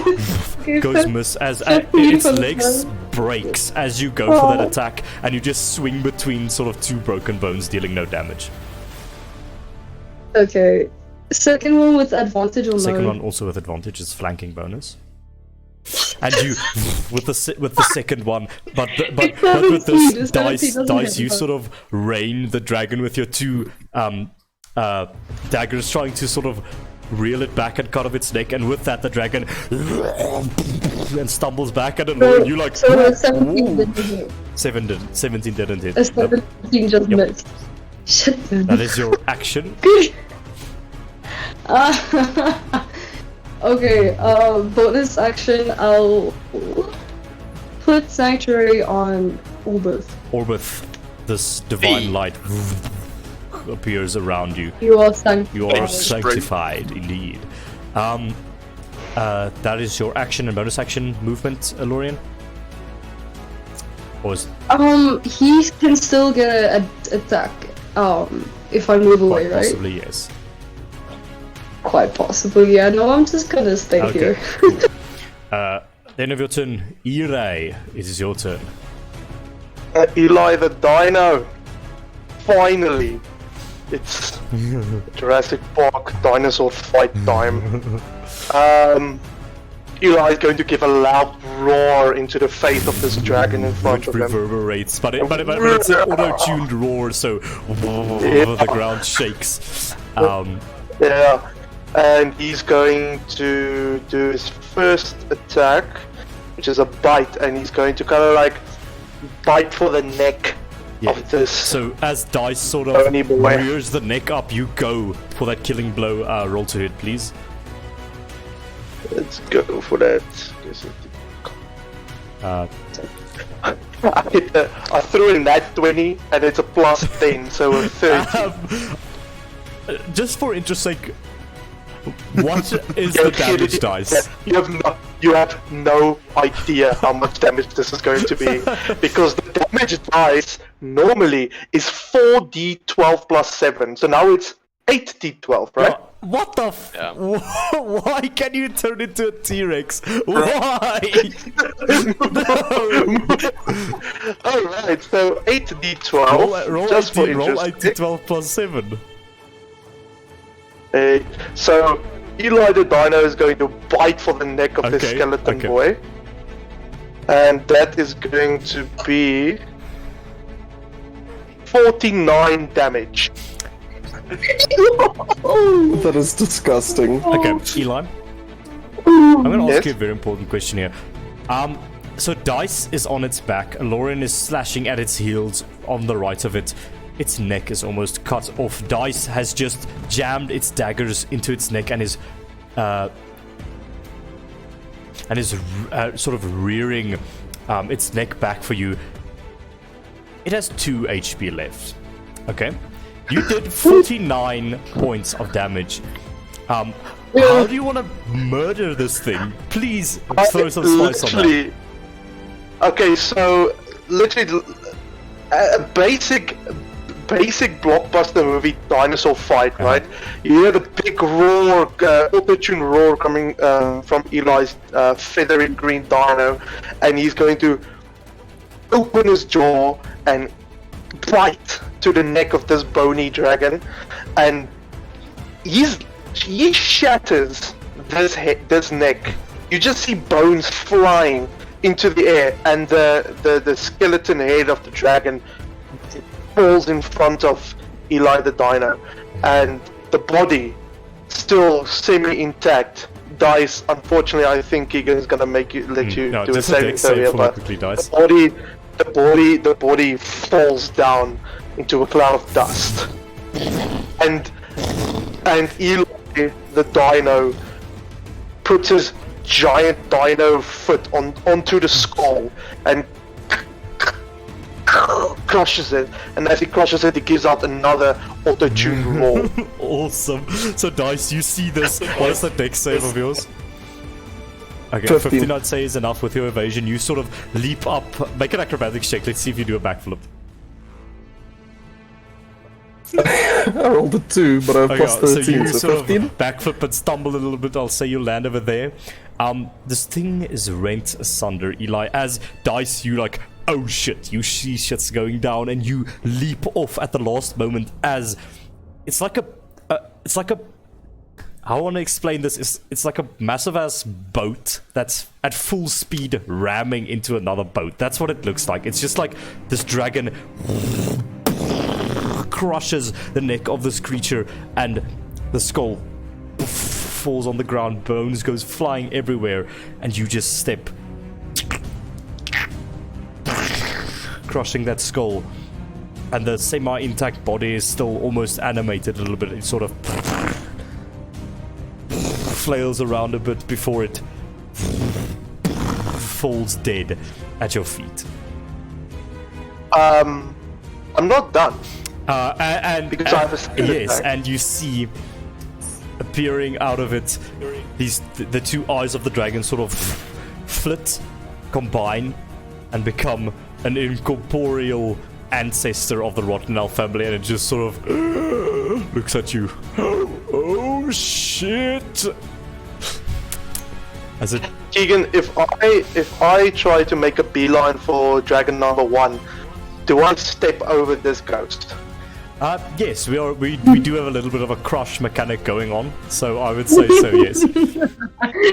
So Eli the Dino does not pay attention to the ghost and immediately goes for the next Jurassic Park fight that he can find. What happens is this ghost appears incorporeal. For this ghost, this is like a life-changing holy shit moment. You don't even look at it, and the camera just sort of shows to the side as you just step on it as you just walk forward. So the ghost makes a dex saving throw and fails it. So roll 1d6 damage for the trampling damage. 26. 2. Okay, so this ghost takes... You step on it, squish it into a pancake, but after you, like... after the, like, hoof, or the claw of the dragon lifts... the fucking dinosaur lifts up, it just sort of telescopes out again to a ghost. You did 1 damage to it, because it is resistant to bludgeoning damage. Okay, so here's what's happening. So Eli the Dino is not just walking, but like after crushing the skull of the dragon, he like after he roars, he makes eye contact with dragon number 1, and he starts to sprint. And he, in the meantime, like does 1 damage to the ghost, but also crushes. I like to think he crushes the. You want to crush the sarcophagus of Jezebel, Ruth, and Just make a passive strength check for me as you walk over this coffin. Let's see if you can deface it. The T-Rex strength is +7. Okay, so it's a d20 and then just add +7 to the roll. Okay, d20. Not 20, 27. Okay, this is crazy. So, 2 nat 20s in a row. Explain to me what the state of the sarcophagus looks like after being absolutely stepped on by a green feathered T-Rex. Just one, like it doesn't destroy the whole sarcophagus, but it's this kind of like there where Jezebel's name was, there's like a big footprint of the T-Rex. Just, I don't know if any of you have seen the Disney movie Dinosaurs, but like there's like a scene where he just steps into the ground and then the name of the movie appears. So you step on the sarcophagus, it makes this loud, it's like concrete against concrete, stone snapping. It's not a very nice, pleasant sound. And as it lifts up, Eli, not even thinking about it, there's this massive footprint of a T-Rex, and the name plaque in Celestial reading Jezebel, Rothenell, and Rottenell is just snapped in half there, and Dice, you sort of see that as you barely get out of the way of this T-Rex that's just marching towards the next skeletal dragon. As Eli just walks past me, I'm just gonna like smack him on the foot and say, "Just watch where you're going." And Eli, the dino, for the second attack is the tail attack. So with this running, with him sprinting, he's gonna like just as he reaches the dragon, he turns his ass and tries to whack him with his tail. D20 plus. Okay, come on, one more nat 20. Let's go. Nah, that's 11 plus, I think, plus 10. That does it with a 21. So you sort of sprint towards the skeletal dragon. It almost rears, goes to bite for you, but in that moment you sort of... Hello? Yeah, sorry, my power just went off, but I'm using my data, so... Okay, yeah. So you sprint towards this dragon, skeletal dragon. It goes to bite you, and as it sort of rears in that space where you're going to be, you skid to a sudden halt. You like that? It makes that like sound against the bricks. A few bricks goes flying, and where you would have been, it bites, and this tail just comes and bitch slaps it from the right side. Roll damage, please. What's the tail's damage? That is a 3d8 plus 7. And is it bludgeoning damage, the tail? The tail... yeah, bludgeoning damage. What was it? 3d8. So that is 7 plus 7, so that's 14 bludgeoning damage to the dragon. You see, as that bludgeoning damage hits, it seems to deal a lot more damage than you initially thought, as it just crunches the cheekbone of this dragon, and half of its jaw just goes flying off to the far side of the room. It seems to be vulnerable to bludgeoning damage, as revealed by Orbith. What a fucking round! Is that the end of your turn? Can I ask you that question? That is the end of my turn. Awesome. That was amazing. Crazy. Getting bitch slapped by a T-Rex will anger a man, and or a skeletal dragon, and it immediately rears back, and there is now this kaiju battle between T-Rex and skeletal dragon, and it rears its head and is going to bite for your neck once again, Eli. Eli, does a nat 20 hit you? Oof, it does. No. Let's see. That is going to be 4d10. Ooh.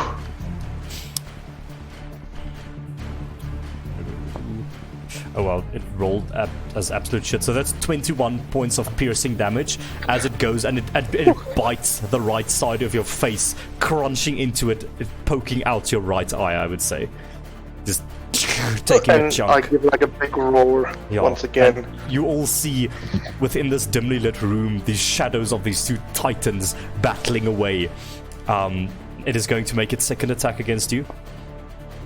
Does a 15 hit the T-Rex? It does. So, and second one, does a 18 hit the T-Rex? Oh, it does. I think you're gonna kill me So for now. the first attack is going to be 9 points of slashing damage. As it cuts across your sort of chest, protruded chest area. And the second attack's damage is... Ooh, that's rough. 14 points of slashing damage as it clashes you across the left side of the face. This T-Rex is hanging on by a thread, guys. Okay. At the end... But he roars into the face of this dragon that almost killed him. Like spit and drools. It's Spit like and drool flying everywhere. over the Just that once again, auto-tuned... I can't do an auto-tune. I'm not going to even try. That's embarrassing. But nonetheless, auto-tuned roar echoes. It's not that auto-tuned anymore, as aspects of your windpipe have been crushed, and you're looking very much hurt. Mulligan, that is your turn. Okay, I just wanna. I can't do it because I don't have any spell slots left. But can I banish 2 things at a single time? So can I, Make for example, make an because make an Arcana check. Okay. Because I just want to know if it's possible to. I don't think so, because it's both will be Nat 20, concentration but- for both, and you can't. Nat 20 on the Arcana check. Banishment is a concentration spell. If you banish something else, you're Yeah. dropping concentration on the previous one to concentrate on the new one. So it is likely not possible. Okay, and if I enter Algo State, does that also drop concentration? Is Algos state a concentration? Check. I would say, It doesn't say so now. I would say for Algos state though. If you enter Algos state, Willingly. if you enter it willingly, you will still be able to have concentration, but I'm going to say you have disadvantage on the concentration checks if you're hit by damage, because you invite the power of madness to infuse your body with that power, so it is very straining on your psyche. So you're going to have disadvantage on concentration checks. Okay, I'm gonna start off then with just the Eldritch Blast on the dragon number 1. So you reach out your hands, these chains coalesce around them, and you roll to hit. 13 for the first one, 27 for the second one. But what's the first one? 13 doesn't hit. So the first one goes wide, but the second one impacts in its like sternum area. Roll damage.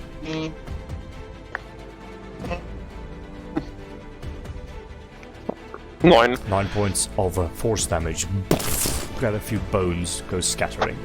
Can I use the talisman to add a extra 1d4 to the 13 to it? Check if I can. I believe that is Get it to only it. with ability checks and saving throws. I don't think it's with attack rolls, okay. unfortunately.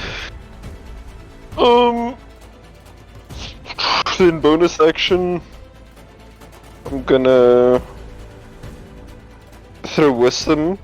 See if I do enter a 19. So you enter the Algos state after firing those Eldritch Blasts.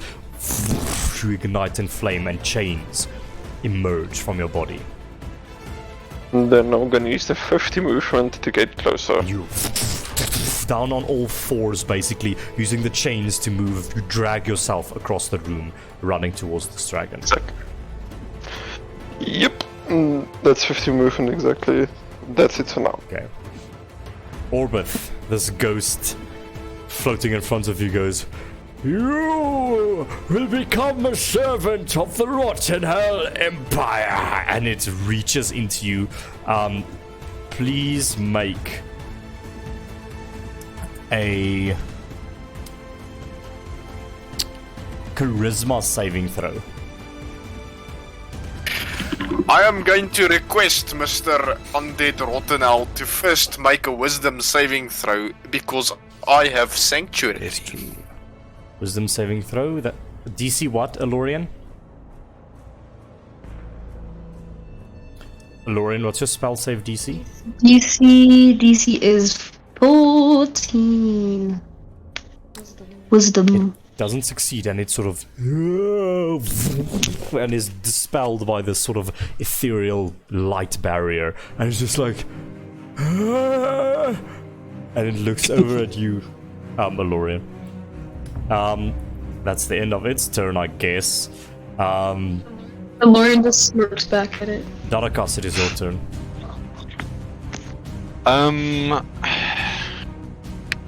Question. Will I be able to move around here? Or is Yeah, like the you pillar can in the move way? around there. It's just not, you can't move on Okay. this immediate block. Yeah, okay, I just wanna make sure like I can move like around there. Okay, then I wanna use my movement. I have to get over here. Okay, you run over there, touching your staff in your hand. These, I'm imagining these like long trailing shadows are sort of on you at the moment as you run around the corner. Yo. And it's gonna do douche damage. Okay, I'm gonna just clasp my my staff of flowers and I'm gonna bonk the thing. Okay. Just try and attack. Roll to hit. Okay, no, that's just gonna miss 13. You get a bit of aftershock from hitting it. No damage goes through. Okay. And then bonus action, I'm just gonna have my spiritual weapon try and attack. Roll an attack. Spiritual weapon. 20. That does hit. Yeah. Okay, so it takes 7 force damage. 7 points of force damage as the sword makes almost like this cool ass like lightsaber slashing sound, and it slices through some of its bones. Okay, that's your action, bonus action, movement. Wait, wow. I wanted to ask, sorry, would my attack have been at advantage because I'm like flanking with Mr. T-Rex? Sure, I'll give you advantage on your bonking stick. Okay, yay. It doesn't help at all, it's fine. It's still resonating from the aftershock. Cool.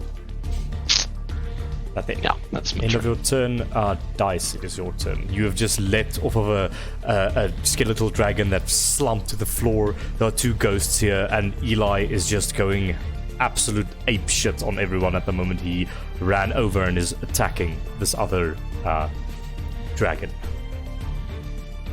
Seeing all that, I'd probably just think, nah, he's got it under control, and I'm gonna leap across this chasm that was just stepped into the previous sarcophagus. Yeah. You see the name plaque of Jezebel, Rothenell, and Rottenell laying within the footprint. I'm going to walk up to this ghost and make an attack. Okay, go for it. Flame Flash Dirk to attack, which is a magic weapon. 22. Does hit. Damage on first attack is 10. Ghost number 2 takes 10 points. 10 points of damage and is not resistant because magical weaponry. As you just cut like half of its stomach open and these ethereal guts fall out, but before they hit the floor they turn to mist and it sort of just and it floats towards you. Don't know what the fuck you just said, but I got one more for you, and I'm just gonna slash him across the face. Okay, that rolled in that one. I'm gonna use luck roll. 13 to hit. That hits. Okay. Damage. Let me just mark off the luck roll. Damage on that is a 8. 8 points of damage as you just slash across its face and its head falls off and you see just this gas is there, but like where its eyes are, the eyes always stay there, so its head falls off but it still has these 2 glowing eyes where its eyes should be, and it sort of just makes this gurgling like sound as it floats towards you. Oh, what the fuck? And that will be the end of my turn. You all see... No, not you all see. The camera sees, sitting on a little rock somewhere in the outer plains, is a skeletal dragon. And you hear the echoing sounds of a harmonica playing as it is trapped in the realm of Algos and very confused, still very much confused. Yeah, so that's Skeletal Dragon 4's turn, it is banished. It's now Ghost number 2's turn. Dice, that ghost that you just slashed, looks at you and reaches for you. Please make a charisma saving throw. A charisma save. Okay. I rolled an 8. You attempt to grab the ghost's hand as it reaches for you, but your hand passes through it. It grabs you and enters your body. And Dice, you no longer have control over your body. Is it too late to re-roll that with the luck roll? Because I'm thinking Dice would very much not like yes, this. of course, you can re-roll. with the luck roll 15. That does succeed. So as it attempts to enter your body, your eyes gleam with gold, and in a moment you just reject this ghost with some sort of weird gold energy.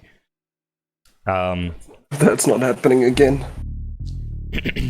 End of the ghost's turn. Orbith, it is your turn. Alrighty, seeing as this ghost attempted to invade Orbith's personal space, Orbith is going to invade his space with a hammer flying in his direction. So, Roll 2. that I'm going to do reckless attacks as per usual.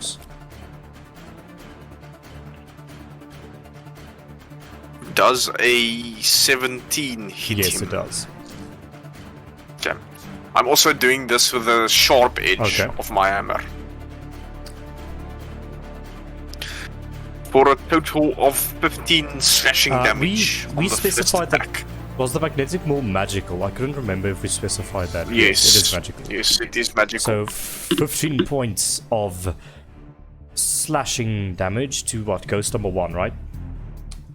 And you just cut one of its arms just straight off. Some blood comes pouring out, but it's this ethereal ectoplasm that turns to mist as it sort of hits the ground. I'm gonna aim for the other arm so that he can't touch my it goes, body when it tries to possess me. Tries to grab at you. Roll your attack. Oh no, I don't think so. That is a 24 to hit. Yes. 24 or 28 definitely hits. Alrighty. That is a total of another 15 slashing And you damage. cut off both of its arms. It sort of looks to the sides. Just keeps on floating in your direction. Yeah. That's it for Okay. me. So at the top of not the top of the round, Urion blinks back into existence. So Dice, can you please make a con save for Urion as he enters the green mist that's all around you for the first time? Okay, con save +4. He rolls a 21. He takes 3 points of poison damage as he inhales this mist. He goes, what the fuck happened in here? And it's his turn. Urion is going to... He's going to launch his last 2 mini meteors at this ghost. Okay. So dex save for ghost number 1, right? Since it's magic, it's not just going to go through him, right? I assume. It's considered magical fire damage. It's fire damage, basically. So Okay. it miserably failed on both of them, so you can roll full damage. 2d6. 2d6, which got, well, a 3. And then he's going to run How up. much damage was that? Sorry? 3. 3 damage reduced to 1 because they are they are resistant to fire damage. I see. And then he's gonna say, sorry, Orbith, and he's gonna cast Burning Hands at 4th level. No. Torrent of Flame is another dex save. Towards, so it hits Ghost 1 and 2. Okay. It's like a cone, right? Okay. Yeah. How much of a cone is it? It's a 15-foot cone. I assume that... Is it in range? Yeah. Yeah. So that's gonna be... It's gonna be... Yeah, I got a 21 on the dex save. That's a hard angle to hit there. Is it? He still has one more. Would it be better for here? Is that... Yeah, I would say so. That's gonna be 5, 10, 15. It's gonna catch dice as well. Ooh, okay, it's fine. So you just flame that out. Orbith, what's your dex save? 21. New one. Okay, this ghost number 1. What is the DC? 15. Oh no, 17, sorry. Okay, Ghost 1 fails, and Ghost 2 also fails. I'm just gonna roll for myself. Dex save. I got a 26, so I take no damage. You just, whoop, like, hands spring out of the way as this torrent of flame shoots forward. Roll that fire damage. Okay, it's 3d6 plus 1 for each level above the first, so 66. That's ridiculous, but okay. 66. 20 damage. 20 damage. Orbith, you take 10 damage reduced to 5 because you made the save. And, you made the save, right, Orbith? Yes. So Yes, Ghost number 1 takes 10 damage. Ghost number 2 takes another 10 damage. The ghosts are looking very hurt. They are sort of ethereally charred by this fire, but it does seem that the fire didn't do its full damage against them, and they sort of just turn their ways towards that. And with that, he's going to end his turn and attempt to blink again. Okay. He rolls a 2, he not does not blink. Okay. Cool. At the end of Urion's turn, it's the top of the round, layer action. Everyone make a con save as this gas comes in much thicker this time. No.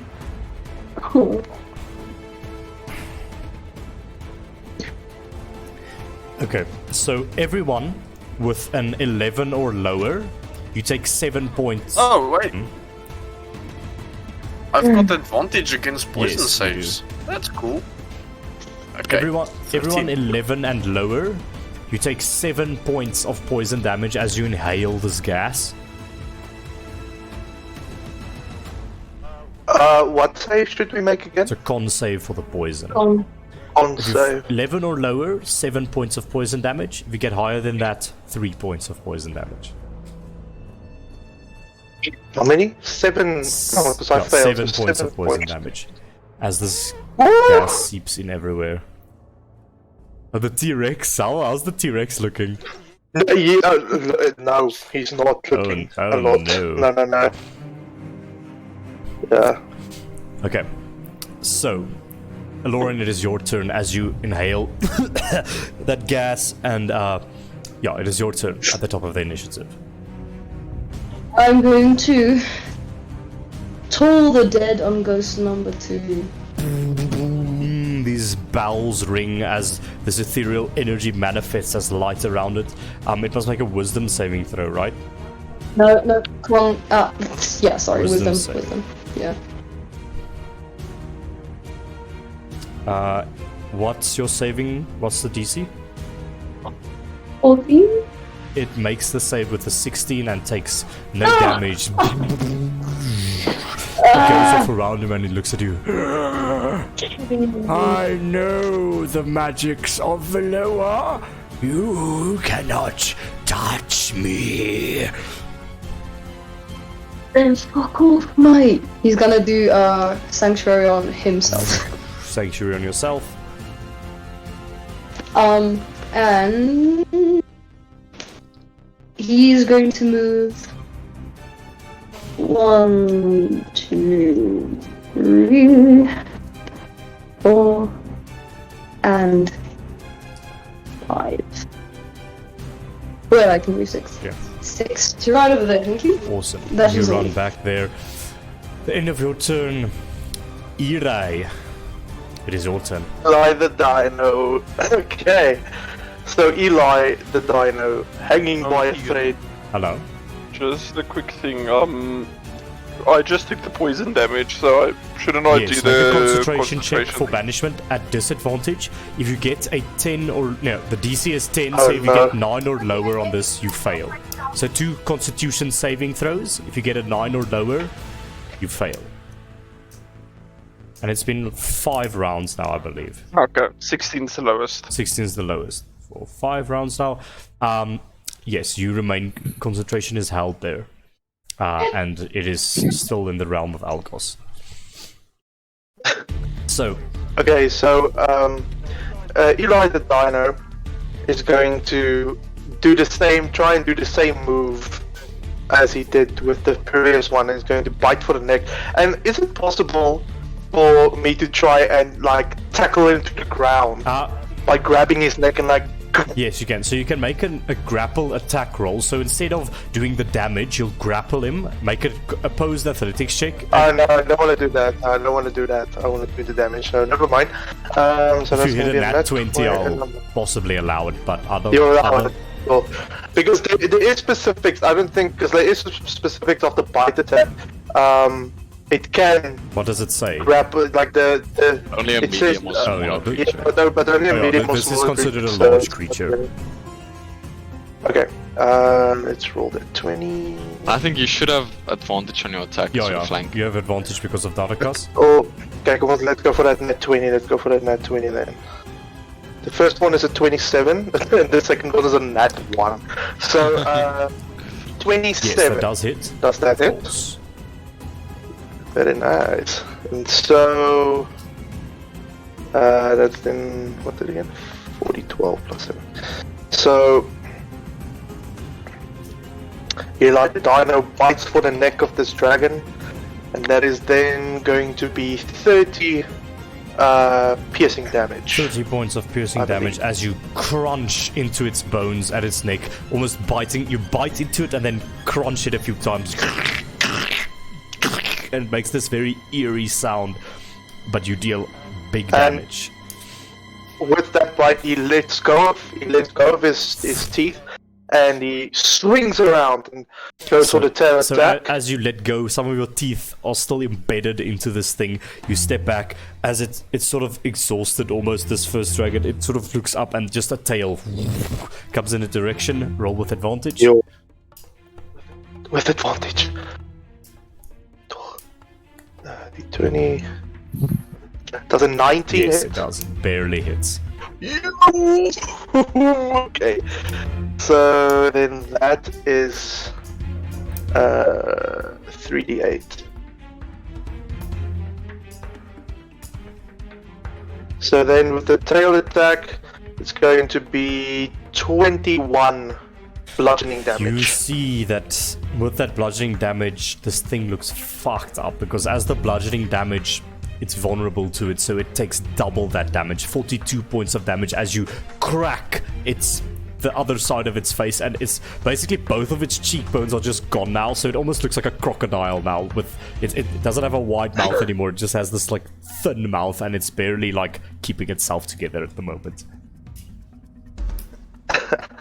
Okay, well, that will be Eli the Dino's turn, and possibly his final turn, because he is about to die. Before you guys go ahead, I just want to let you know, I'm using my data to play. So here's what I'm going to ask of you. For my data not to run out, I'm gonna leave, and then when I have to do something, he can just WhatsApp me, and then I'll immediately Okay. return. Sure. Because I'm using my phone's Discord, Okay. so I'm like 3 seconds and I'm Okay. on. All right, just to save the data, because it's gonna run out, and then I'm not gonna be able Okay. to play. Okay. Okay, cool. On that note as well, I'm just gonna switch to my main PC quickly because my power came Eli, back just on. hang on for a Yeah. moment before you go, because I don't want you to okay. miss this. Okay, So, fair enough. Skeletal Dragon 1, it's Skeletal Dragon 1's turn. It rears at you and just goes in for a final bite against you, Eli. On Death's Door, natural 20. Eli the Dino roars into the face of this behemoth in front of him, 19. and with that nat 20, it does hit. That is 32 points of piercing damage. So how much health does the T-Rex have? 3. 3. So the T-Rex takes 3 damage. Eli, you take the remaining 29 points of piercing damage.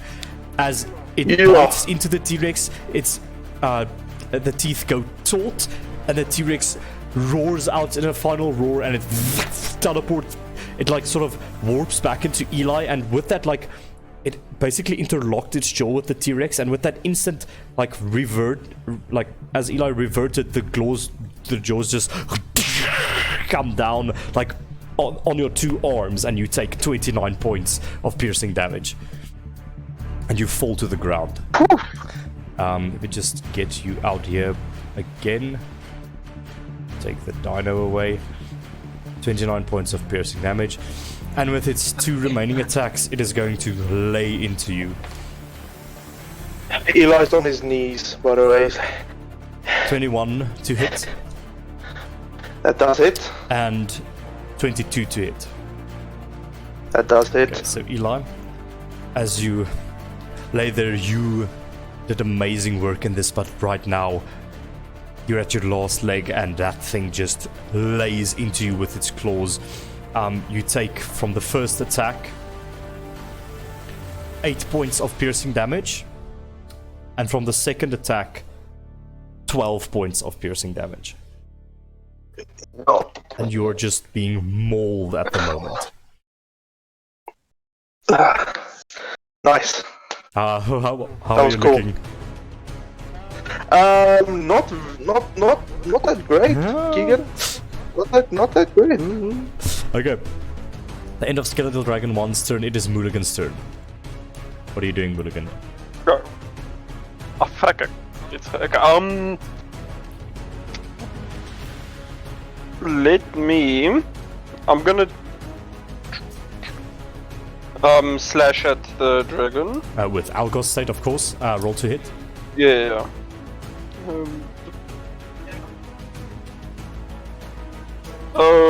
26 and 15 for both. So the 26 does hit, the 15 misses. So roll damage for the first one. As your ethereal golden blue flames slash into this dragon. 23. It had 5 health left, so how do you want to kill it? Yeah,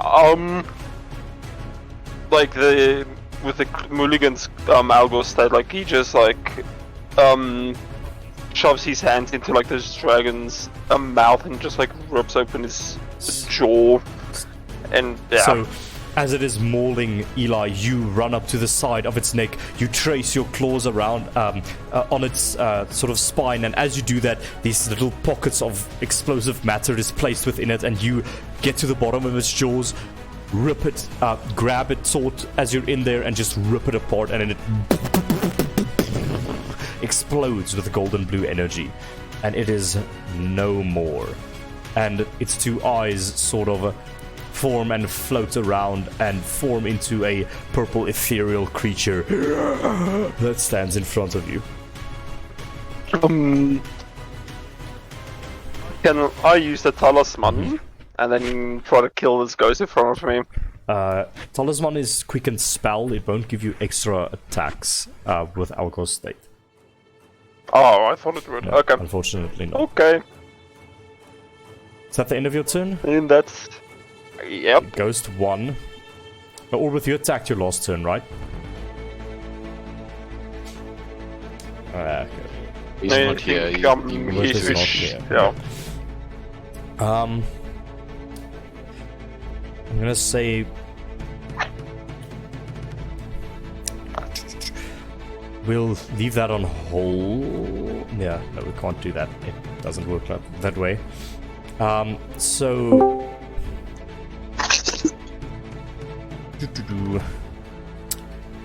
I'll just roll for Orbith, I think. Wait, Orbith, is he here? Okay. Orbith, you attacked last round, so the sanctuary goes away, right? That is Please correct. make another charisma saving throw as this ghost reaches into you with its head, because it doesn't have arms left. Wait, just give me a second.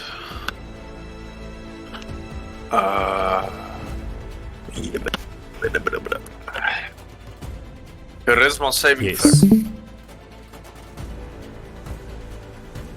You have to beat a 13. Yep, I failed. Orbith, the ghost enters your body, and your eyes turn purple, and all of a sudden, you are not yourself anymore. Good luck, guys. The end of that, Darakas, it is your turn. You see this ghost enter Orbith's body. Oops. You see this ghost enter Orbith's body. This ghost is in front of you as that massive dragon skeleton collapses where Mulligan tore it asunder. What are you doing? I am moving around the ghost over here. to get advantage on my attack, and then I'm going to cast Inflict Wounds. You go to grab at the ghost to roll your attack. Okay, that's Advantage. advantage. That does 60. hit. Okay, so he takes 48 necrotic As you damage. grab onto this creature, you pulse that necrotic energy into it. And the ghost turns around. And it just goes, "What do you think you are doing?" It takes no damage as it is immune to Oh, necrotic that's damage. cool. That's I don't want it to do unfortunate. damage anyway. That's unfortunate. Okay, my spiritual weapon will just come and try and bonk him. Roll to hit. That 21. does it. 13 force damage. 13 force damage. I just check if it's resistant. It's a resistant to like everything. No, it's not resistant to force damage. As you cleave a massive scar into its chest, this ethereal liquid starts oozing from it. Is that the end of your turn? Okay, cool. Dice, it is your turn. Dice is going to step up and take a slash at the ghost again. Okay, awesome. You better not try that fucking sneaky shit that he tried before. That's in that one. I'm gonna use my last luck roll. Haha. 26 Does to hit. hit. Damage is 10. 10. Yeah, that's enough to kill this ghost. How do you want to kill it, Dice? Well, since it already doesn't have a head, I think I'll just slash across his eyes. See if Slash that does across the anything. eyes. You sort of slash in the middle, almost splitting the skull, bisecting the skull like this. The two eyes detach from each other and just wildly float around like... if you like let go of a balloon and it sort of just floats around, that's what happens. They sort of and fade into nothingness as this ghost is murdered, and it just sort of says, it'll say something like, "The Rottenells will never be defeated," and it dissipates into nothingness. Uh-huh. Is that the end? Not the first time I've heard The end of that. your turn? And that's the end of... yes. That's the end of my turn. Eli, by the way, your head is spinning a little bit, you're bleeding, but you also hear that from Dice. Not the first time I heard that, basically. Anyways, Skeletal Dragon 4 is playing his harmonica in the realm of Algos. He is still banished, and it echoes over the wastelands. He cannot do anything. That is the 6th round, I believe. Goes to his dead. Orbith, wild with rage and the fact that this weird white-haired person just killed one of your ancestors. The ghost within you wills you to attack Dice, please. I'm sorry, little one. Walk closer to him and attack him, please, with all of your might still raging. Yep. So, I reckon I have to Yes, reckless attack yes. for this. Okay. That is a 20 to hit.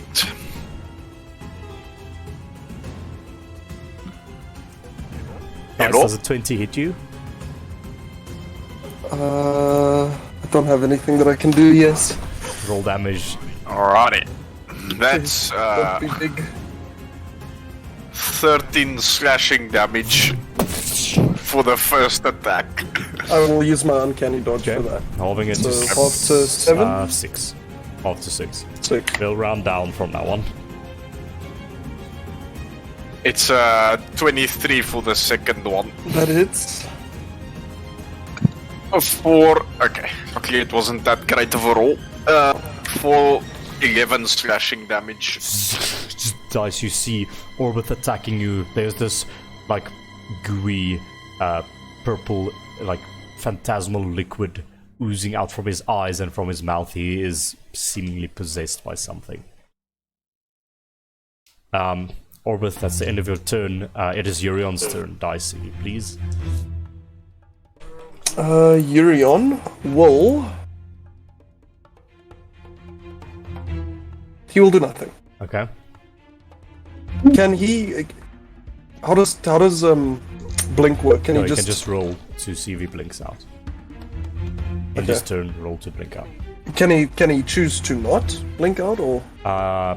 I don't think so. It's a transmutation that he does with himself. He has to dismiss the blink spell if he doesn't want to blink out. Can he choose to do that, then? Dismiss the blink spell, yes, you can. Yeah, and then he will end his turn, and then Okay. perhaps run up to Orbith and, like, knock some sense into him. Maybe just smack him up the head. He does that, but that does nothing to possession, unfortunately. In that case, he will end his You turn. know that the thick gas gets even thicker within this room. Everyone make a con save, please. Oh, goodness.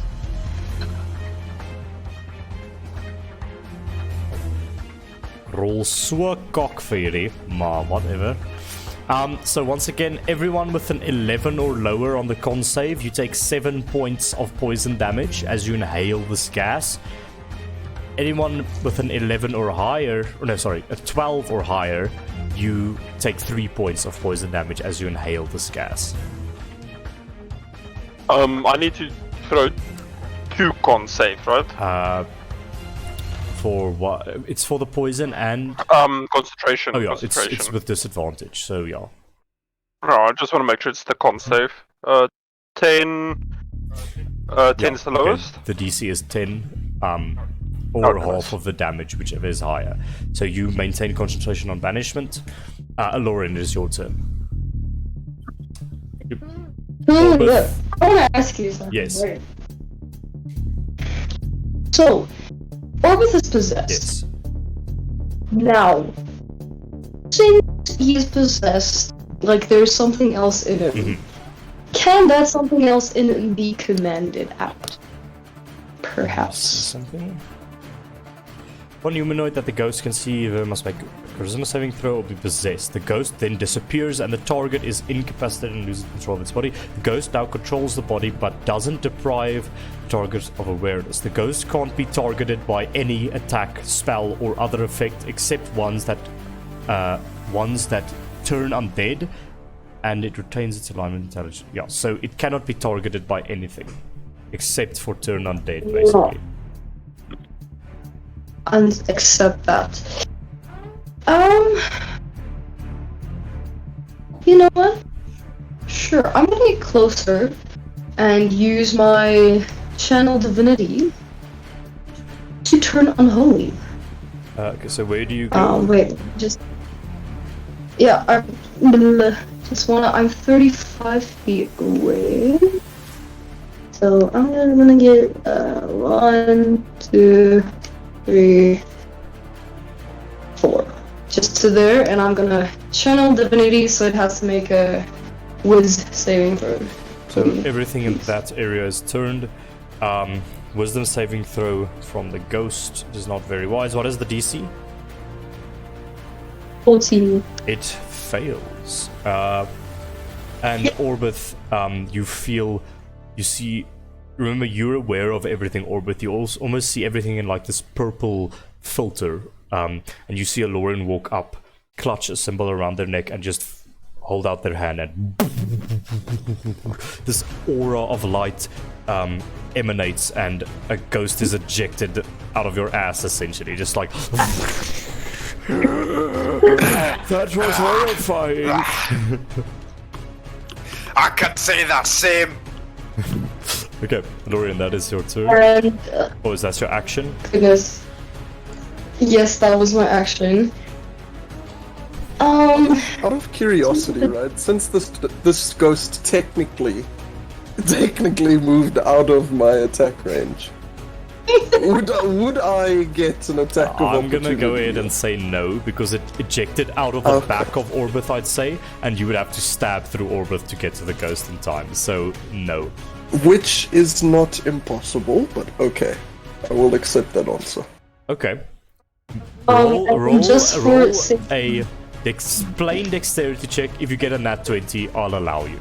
I'll allow it. Dangerous games. But I'll do it. Never mind. Nope. You like sort of you're looking like this, and Orbith is just like following your head movement and getting in your way. He's confused at what you're doing. He tries to stab through me, but my manly chest hair catches the blade and nullifies the impact. Ah yes. So, Lorian, is that the end of your turn? Bonus action, I'm gonna sanctify Urian. Thanks, Just Sanctuary for- on Urian. Remember to mark off the spell slot. Cool. Do so. So is that the end of your turn? Still have 2 blocks. Yeah. That's Eli, all. you're on your knees on the ground, bleeding profusely. You're angry, you're confused. You were just a T-Rex a few seconds ago.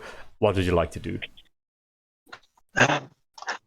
Well, the first instinct is to again turn into a T-Rex because I still have that one spell slot left. However, knowing that we still potentially have an entire T-Rex, not T-Rex, dragon that will return from the realm that Mulligan is holding him in, he's gonna save that spell slot, and he's just gonna pick himself up, and now he has to choose between the two, and he looks at the one that is not surrounded by his friends, and he's almost out of anger because this is his family who he despises, and now even despises more, and he's going to cast synaptic static at this boy. Okay, which one?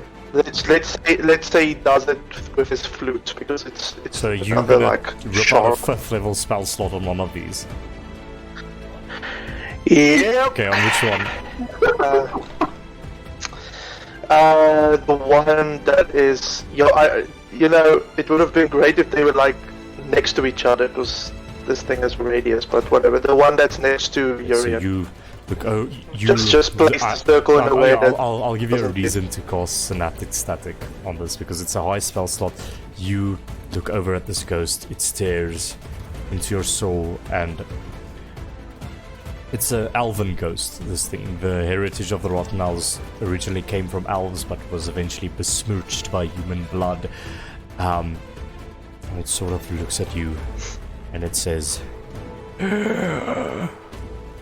"You are not one of us.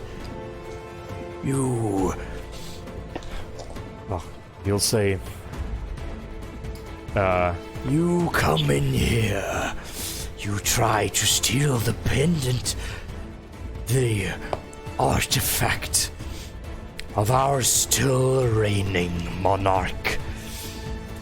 You besmirched the place where she was resurrected almost 1,000 years ago. You are a disgrace to this world." What does Eli do? Eli smirks and he says, "You're right. I'm not one of you." And he's going to also, with the kind of like playing his instrument, he's going to give himself bardic inspiration. Okay. Just in case. So, a synaptic static is a save from my side, I believe. What type of save? Synaptic static is an intelligence save. Does a 14 save? It does Roll for not. damage. Unfortunately. So let's roll that damage. That will be 34 What type of damage? damage. Wait, I can. Wait, the bardic inspiration can also be No. added, right? Not to this. No. This is. I think. This is psychic damage. It had 5 health left. How do you want to kill it? well, exactly in that manner that I just did. Like this ghost tried to talk down on me, saying that I'm not a Rottenell, not one of them. I kind of like pick myself up, dust myself off with my fucking. I think I have 8 health left, and I say I say my quote, and I say, "You're right. I'm not one of you." And he takes out his flute and he plays, because this is the first time I'm doing this. So he plays a very like, I don't know how to describe it, but like almost like a high, very high pitched sound, like almost only like I don't think no one hears it. No one hears it except for if there was a dragon or a dog. Orbith hears it. Okay, Orbith, you hear this? It sounds like a jet engine starting. Is that? Exactly, and I'm softer and softer, and just you all watch like reality shift for a moment. It's like distorts, and after the distortion is gone, there's just no more ghost left, and it is dead. This pleases Eli. And then just with his movement, he's gonna turn around. Just for flavor, like has both his scimitars in his hands, and he's going to do that. Run towards the ghost. Okay. And that is Eli's turn. End of Eli's turn. It is Ghost 3's turn.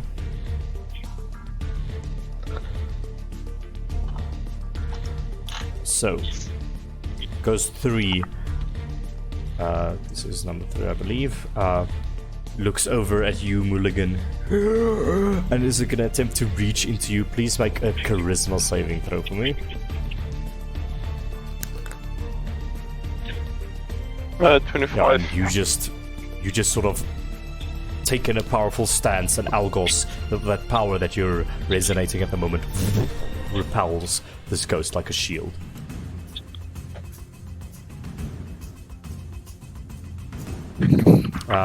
Okay, at the end of the ghost's turn, it is just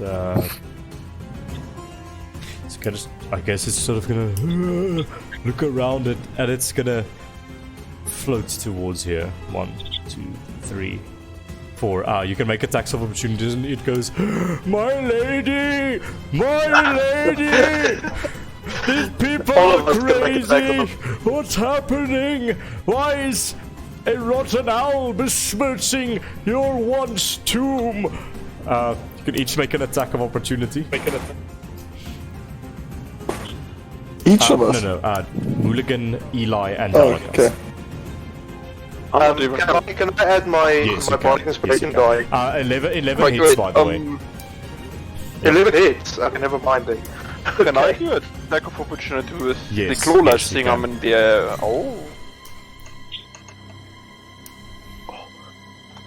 25 and 18 to it. You can only you can only make one attack. Remember, with attack of opportunity. Whoa, I got claw because of claw lash has to. Okay. 20 damage for the first. You rend this thing's back. Plus 9 damage. Plus 9 damage, Plus Plus from the 16 scimitar. radiant damage from. and you how do you combo murder this thing? The ghost tries to like run away. Mulligan I think that we follow chains it. Why are you lighting bolts, and then that helps them do their attacks? So as the ghost flies away, I think what happens is you almost give it like room to move, Eli, you and Mulligan, and it sort of thinks it's gonna get out, and all of a sudden it's like, "My lady!" and just the soft guarding bolt hits its back, and a hole starts getting like corroded through its heart, and it like it looks back at you, and just both of you just rend it asunder. Eli with your scimitar and Mulligan with the claw lash, and its head goes flying to the right and its torso to the left, and it just and turns into The goo of the ghost just like completely splatters like Orbith and dice and God, its flying head is like it's like spinning in circles, and just this goo covers all of you. Ugh. Fuck me. So We are still in initiative, but I think we should take a little break real quick because a lot of combat has been done now, and I have to go to the bathroom. So we're gonna take a quick 10-minute break, and then we'll be back 9:05. Okay. See you all just now. Cool.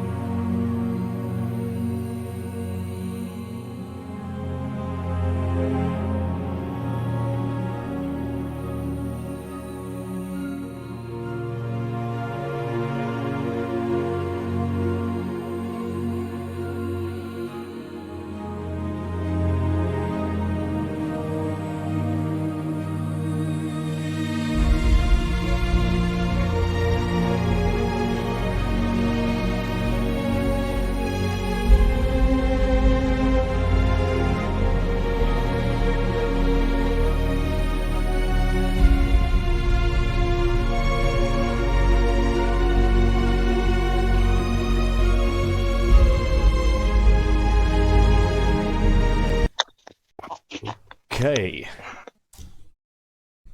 Ladies and gentlemen, we are back.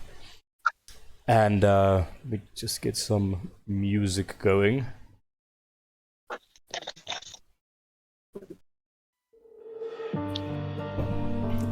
You find yourselves coughing amongst a thick smog of green smoke. We are not going to go exactly with the initiative. Because there are no enemies immediately, I'm going to basically let everyone take an action, and then I'm going to do the poison damage at the start of the turns. Okay? So, you find yourselves in a thick smog of smoke. And with one skeletal dragon banished, the rest destroyed along with their ghosts that have been inhabiting them, you all breathe a sigh of relief because the immediate threat is gone, but this gas is still very much everywhere, seeping through dozens of tiny holes within the walls. The door is closed behind you. What would you guys like to do? So everyone gets a single action, and then I'm gonna do poison damage. Are there air vents that are pouring in the Make an the investigation check. gas?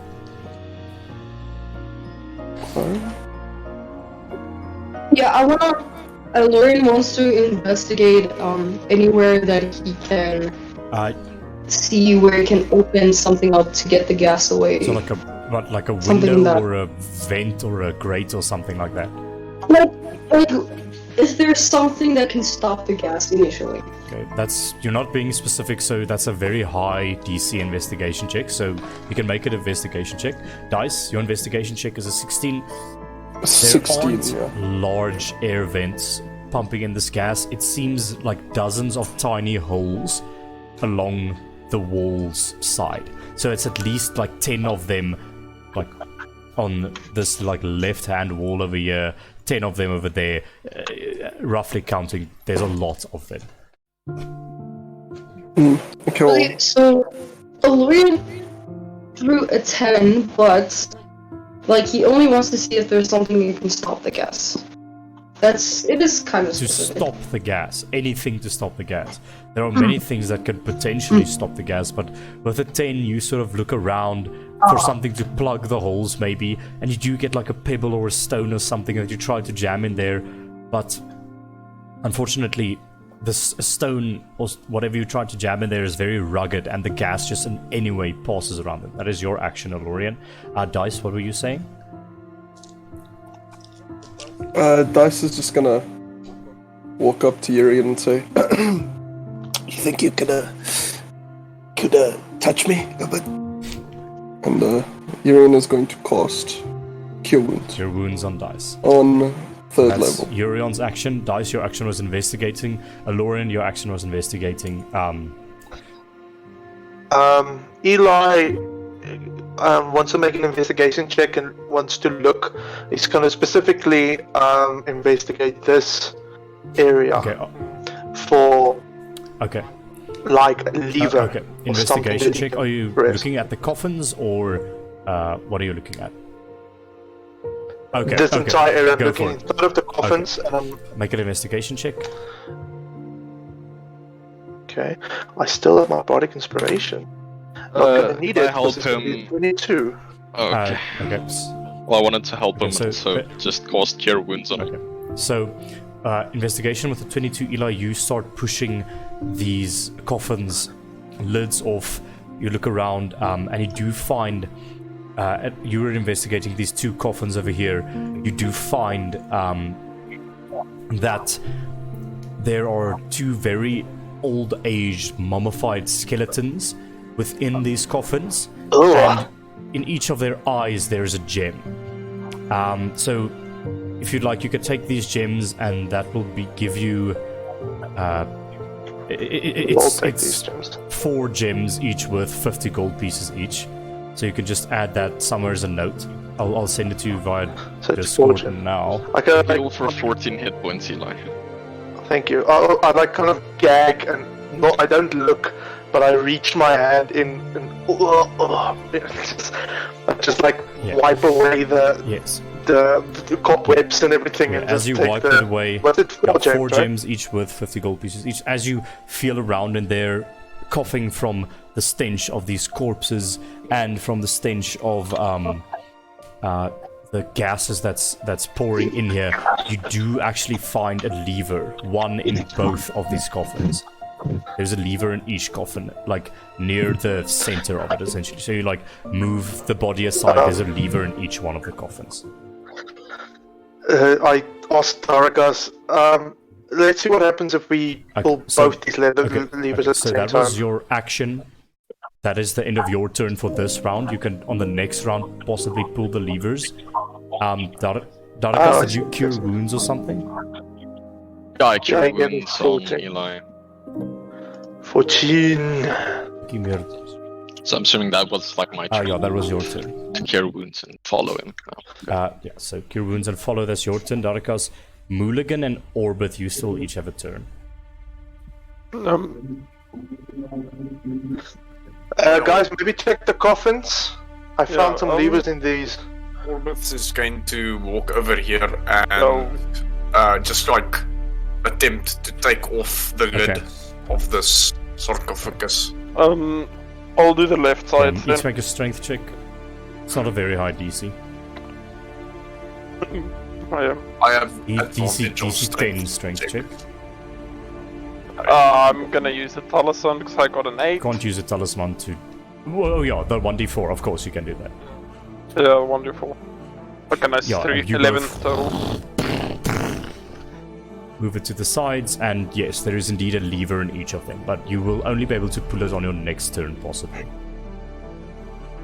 Possible to do investigation check as well, or will that require another action?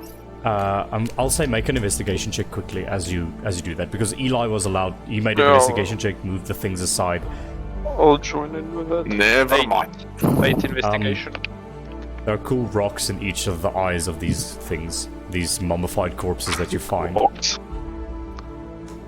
Okay. Yeah. So there are these gems. So that's the end of each of your turns. That is round number 7. Everyone, please make a Constitution saving throw for me. Yo, Tarakas, you might have just saved my life. Give me that 14, because I was at 8 health. Here's Rolf. Nice. Damn, I got that 20. Yeah, good.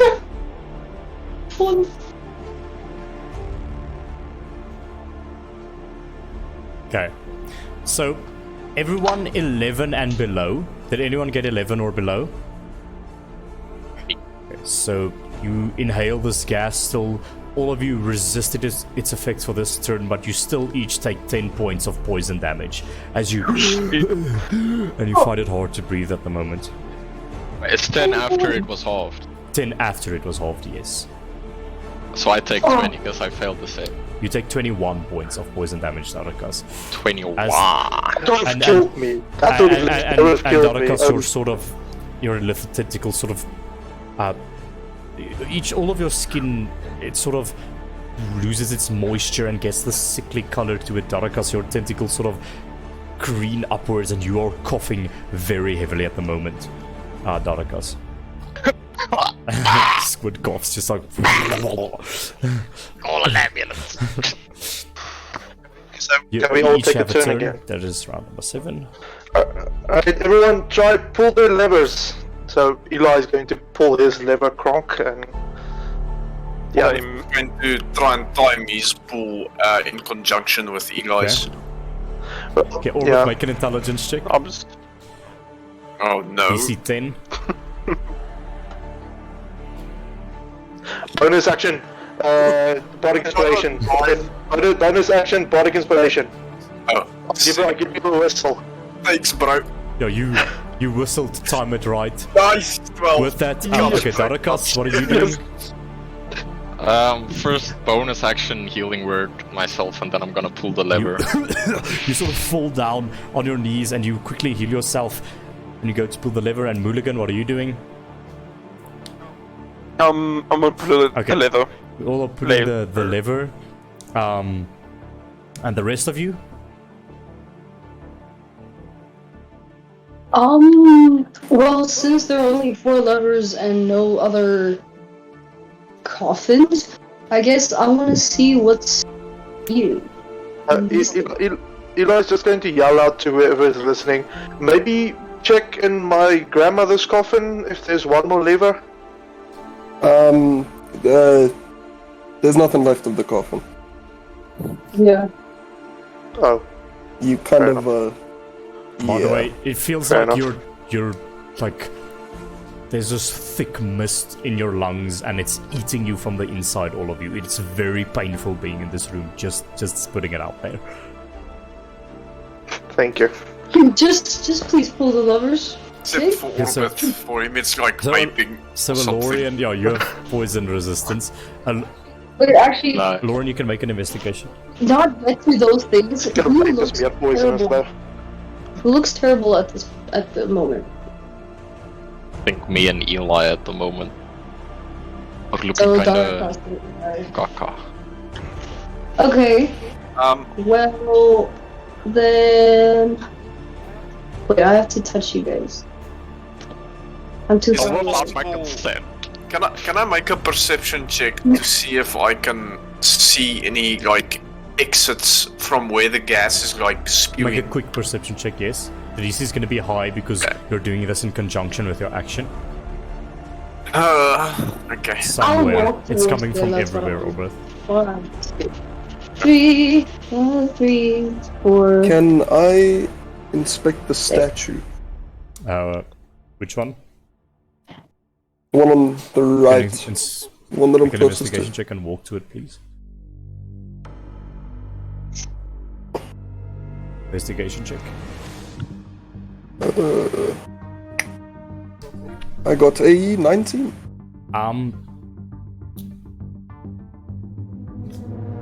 This, let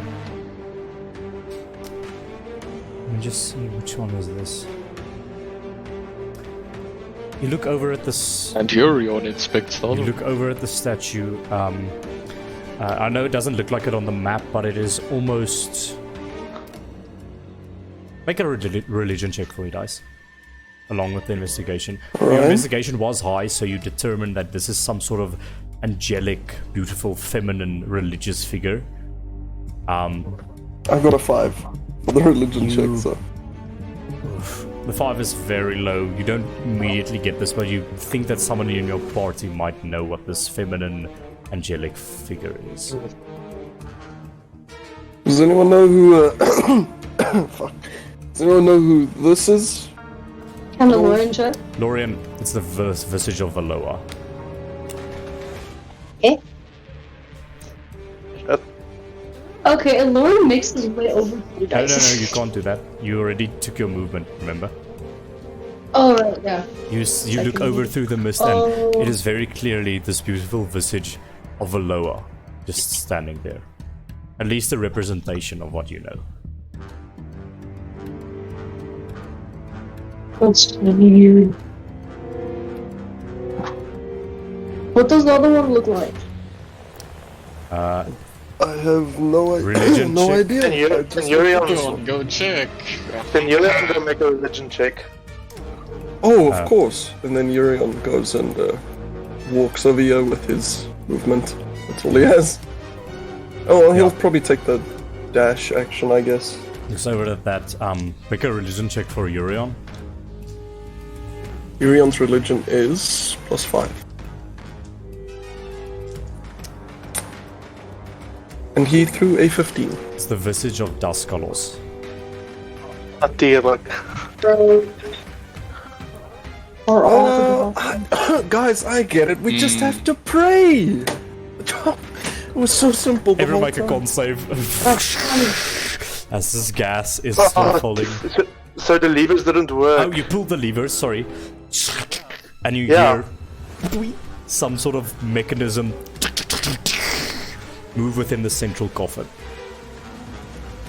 Ah, there's something in the coffin, guys. Okay. so Everyone let me make a do con this save, con please.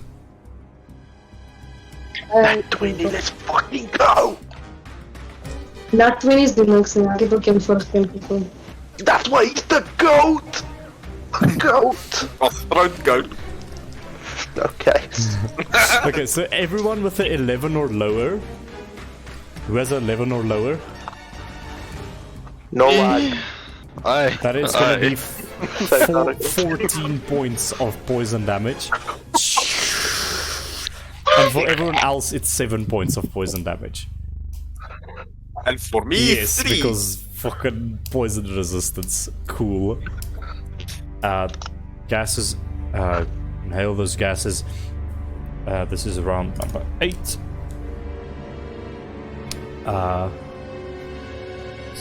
No, yeah, this is 8. No? It's round number 9. Yeah, it's round number 8. It's you each have an action. What are you guys doing? The one who's closest to the coffin. So you dice. Cause see Like what I happened said, there. there's not really a coffin left, but I'll Yeah, but have a look. something opened in there. And I'm just gonna move there and So, look at the hole, I You guess. see there's this mechanism that's trying to open, but there's some rubble on it.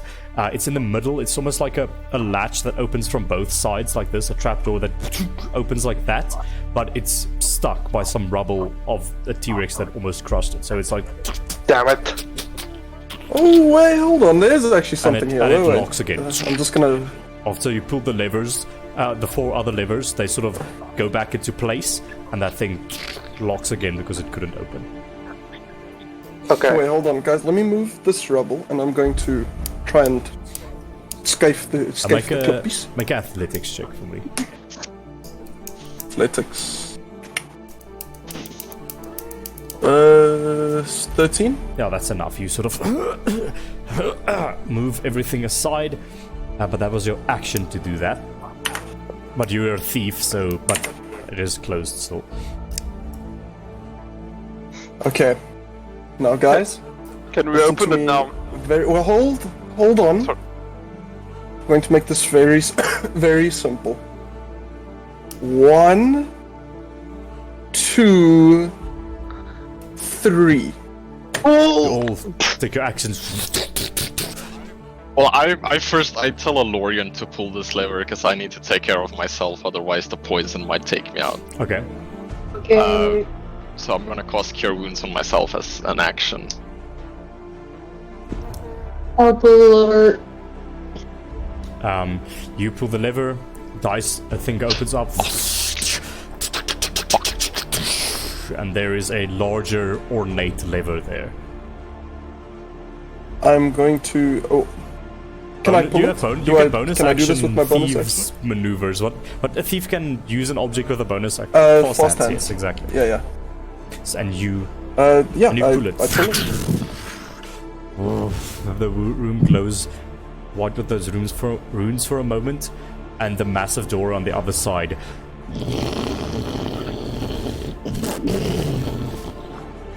opens back up. The door which we came Yes. into. Okay. Get out of here. Yeah, fresh air. I'm Poison? leaving. So you have your movement still. Each of you used your action. Basically, Urion still has his full movement, so he can do his dash if he wants to. But the rest of you used your actions to do whatever you wanted to. And yeah, so now you're at the back there, still with this gas everywhere. I'm just gonna make one last general perception check just to see if there's anything that we might have Perception check, missed Albert. loot-wise. 23. There are the 2 gems within the coffin of Mulligan's thing, and within the coffin that you opened up, just 2 gems within the mummy's eyes. But otherwise, there are just these sort of baskets and things with very old mummified remains of creatures and things. Maybe a few scraps of gold, but not a lot. Alright, Orbith is just going to zoink those gems because he's a big mineral The enthusiast. gems, I'll just send you a message. Just 2 gems worth 50 gold pieces each, but I'll just send you the names of them in PC over here. Oops, no, don't. When you're not like me, don't look at that. There's more spoilers. Oops. Remove it. Forget it. Remove attachment. Net hierdie asseblief.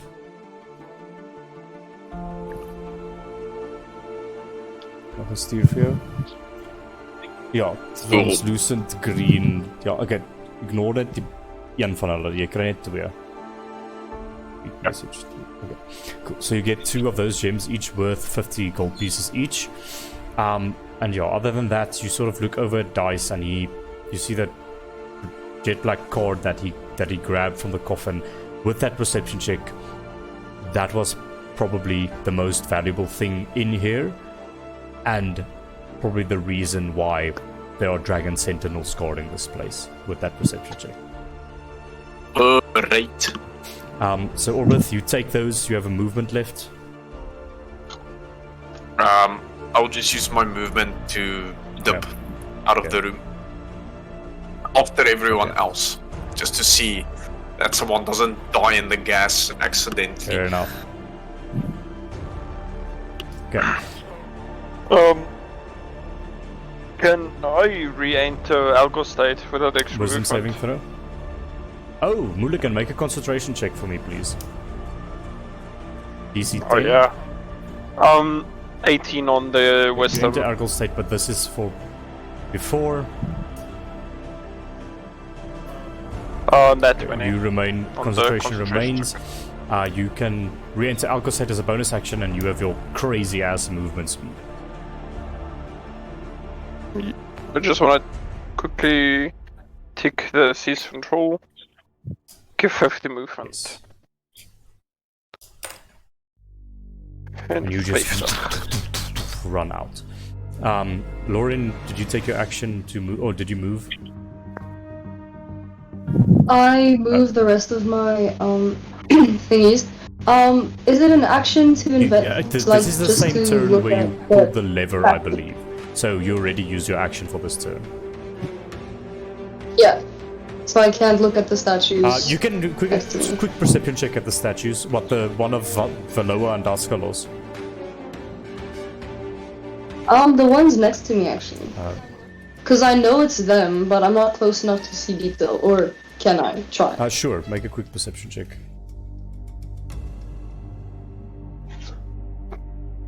Never mind. Not one. I'm blind. You're just coughing. Your eyes are watering and red. You can't see much at the moment. Eli, movement.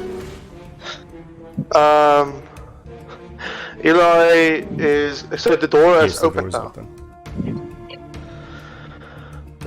Fuck, Mulligan. Now you. I wanted to take you, but okay. Eli is going to. Let's see if we can. Just move towards. Yeah. So Eli is going to run to Orbith. He's gonna grab Orbith and he's gonna say, "Clench your butt cheeks." Wait, what? Dimension door. Out of the room. Orbith, are you willing to dimension door? Okay. Yeah, and sure. both of them, Me. Nightcrawler, warp out of there. Okay. Yeah. The tankiest guy, sure, instead of the 2 other ones. Okay, the rest of you in there, you see Orbith and Eli teleport away. Everyone make Constitution saving throws except Eli and Orbith. You all Sorry, emerge at guys. the entrance, and you see this thick gas spilling from these 2 doors. It's that are okay, open. we see the Who way looks the most Eli. hurt? You Who don't looks the know. most You hurt? dimension doored out. You don't know. Hey, I'm just gonna sing a song as my What's bonus the action. range of Bardic Inspiration? Because, Bardic Inspiration. I Don't think it's know, like eh? 60 feet or something, but It's anyone. No, it's anyone who Okay, can well, hear me. I'm gonna say you're too far away from there's no them at range. the moment. There's no range. There's. Why? Okay. I'm Make just a performance outside. check to see if I'm singing the a song. sound goes far enough. What check? Performance check. Is a fault. DC That to performance is plus DC to 13. No, Yeah, 26. Okay, you can give Bardic Inspiration to Darakas if you'd like. Darakas, you get a 1d8 Bardic Inspiration. So you can use Yeah. your counter. Okay, I'll try. I'm gonna need to roll an 8 to like make it. Because everyone can't check except for Orbith and Eli. I still failed the con save. I failed as well. Can Orbith's danger sense like pick up Darakas's need? You For saw help. Darakas coughing and he had to heal himself. Okay. Orbith's skin goes gets kind of like prickly, like nervvlees. I don't know the English term. Goosebumps. Yeah, goosebumps. Then he looks around at Eli and he just says, "Wait a moment, I've got to go back." And he just runs back. Fucking Christ. But Sorry. before that happens, just Constitution saving throw from everyone inside still. Darakas, what's your save? 10 5. points of poison damage. Alorin, what's your save? 10 What? points 9. of poison damage. Mulligan, your save? So I also Just hang take a on. save since Just I went back hang in. on, Orbith, you hadn't gone back in yet. It happens at the start of the round. So Mulligan, what's your save? Sorry. 14. You take 5 points of poison damage and dice. I got a 5 15. points of poison damage, and for Urion, He got a 5 14. points of poison damage for him. Now everyone has a turn. This is round number 9. Yes. Can I go first? Because I wanna. Yes, sure, go for it. Okay, so I wanna use the. I can't remember which one I used last time, but I basically want to use the second one to free up a spell slot. Just hang on, Mulligan. Make a con save for me, please. See if you can maintain concentration. 14. 14. That succeeds. Okay, basically just want to free up That a is your spell action slot. to do so. Action to free up a spell slot. Yeah. Mark off that item. Crap. I've thought for a moment. I thought it's a bonus action to use it. You can. I would say you have you used the talisman. The talisman of Ventus yet. Which one is that again? What does that The do? one that quickens. That's the spell. one that I think so. Okay. Yeah. Used it already. I have the. I am.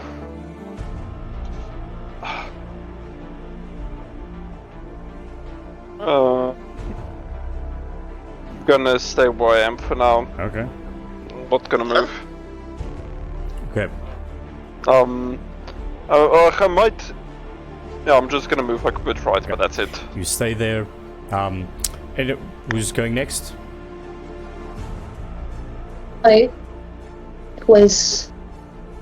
Okay, Lorian is going to go stand next to Darakas. With Cure Wounds, you can do it on 2 people. Like, Only or one not. person. Not. Okay, well, I'm gonna Cure Wounds on Darakas for the second Level level. cure wounds. Cure Wounds. You gain 10 hit And 8 points. points for you, Darakas. And some of that poison, that popcorn lung recedes for a moment.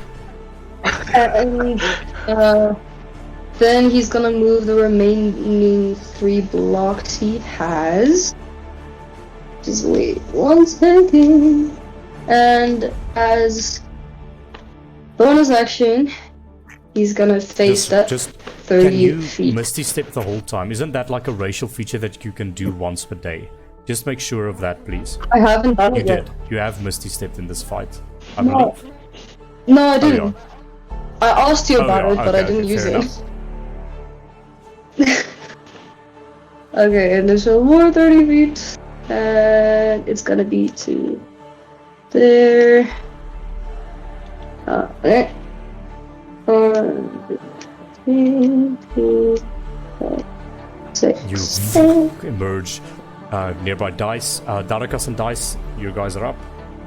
Darakas, dice, and Urion.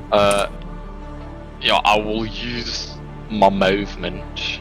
And my action to dash, because I want to get out of here. Get like all the way here. You just bolt all of your running. Dice and Urion. Dice is going to... Oh, hold on, I forgot something, and he's going to rummage in his backpack. he's going to pull out a serrated playing card. He's going to walk back 2 steps, drop it in the big giant T-Rex footprint, and he's going to walk all the way here, and then he's going to... would that count as an action? Nah, you're a thief, you can... Nah. You can just drop it there. Okay. 5, 6, and then bonus action dash. 2, 3, 4, 5, 6. Nice. And then Urion is going to... Nice. I love touch the himself. detail, by the way. Buy a donkey for it. Yeah. In case she comes back, you never know. Okay, go for it. What was I gonna say? Oh yeah, Urion will cure wounds himself because he is about to fucking die. For 1d8 plus 5.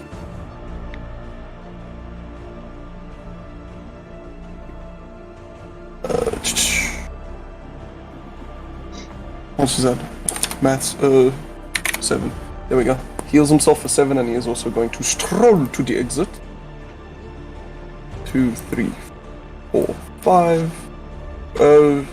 That's an action. He can't bonus action dash. No, he can't. No, He's he not can't bonus action dash. Yeah. And he will end his turn there. Orbith and Eli, you each have an action still in movement.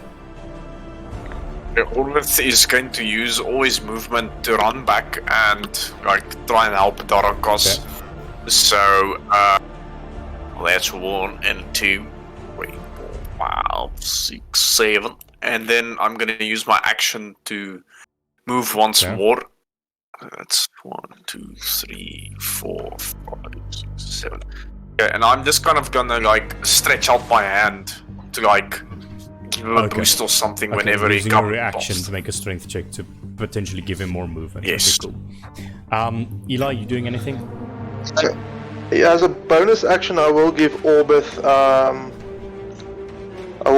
bardic inspiration for him to help. Orbith, as you run in, you get feel that bardic inspiration come through. Okay, at the start of the round, it is the 10th round. All of a sudden, you guys hear,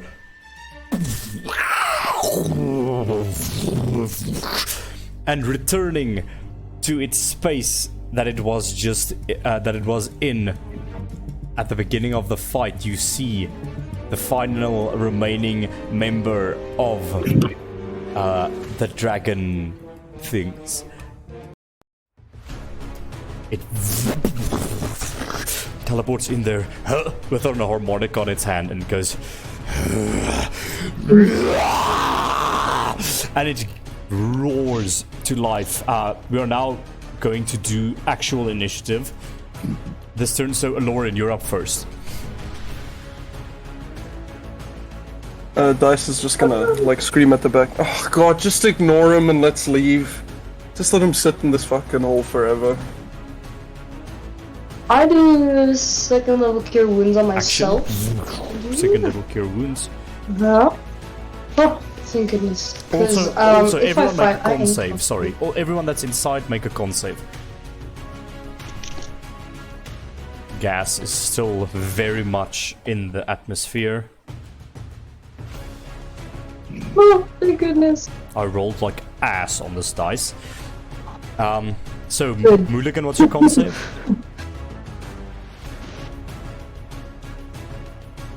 Mulligan, con save? Sorry, 17.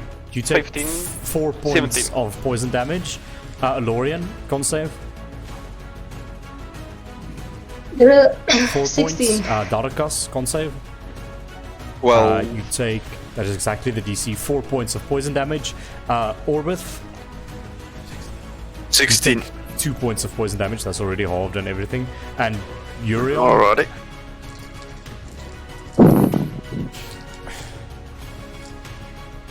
Urion takes Oh my god, I'm playing Yuri on my bed.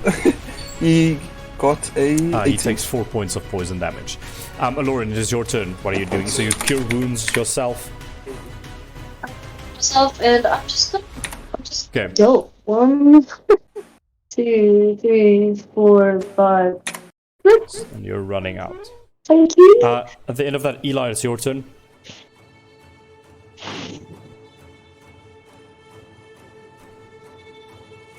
Eli, it is your turn. You're muted. Sorry, I was muted. Okay. Seeing the dragon returning, Eli, I just have a question. I can't really remember from back when we were in the maze, but was Dice able to bring people with him with that dagger of his? No, he cannot. Oh, he wasn't. Damn. I was about to drag Dice back with me in there.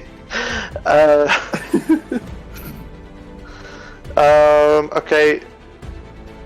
Eli's just seeing that the dragon returns. He's gonna, as a bonus action, do healing word on himself. And with that, he's going to return into a space where the dragon might be able to see him. So, just over here. As you run in there, please make a And con he's gonna save as you run into the building. That con save. Oof, 8. So you have 12.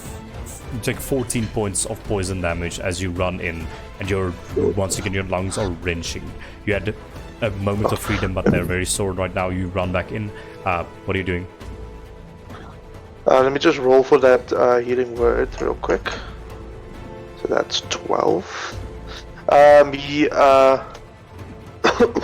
coughs a little bit, and he yells out to the dragon, trying to get his attention, and tells him, "You're the last one left. All of your brothers and sisters have been killed. Stand down and allow me to just talk to you for a second or for a minute." As one Rottenell to the other. Make a persuasion check. Only perception, persuasion. Come on, just near persuasion. Almost a nat 20! Almost a nat 20. It goes to 14 and it goes back to nat 20, so that's a 29. The dragon winces his eyes and slowly begins to walk towards you in like a direction like this. Nice. I yelled back, I yelled at everyone get out of here. Okay, Eli, that is your turn. Oh, okay. Don't have to tell me twice. Just check something. Not that. Do. That is Eli's Mulligan, turn. it is your turn.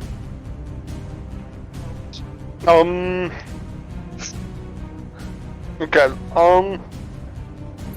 I'm gonna run to Darakas. And then I'm gonna also dimension door, but I want to dimension door to the main lobby.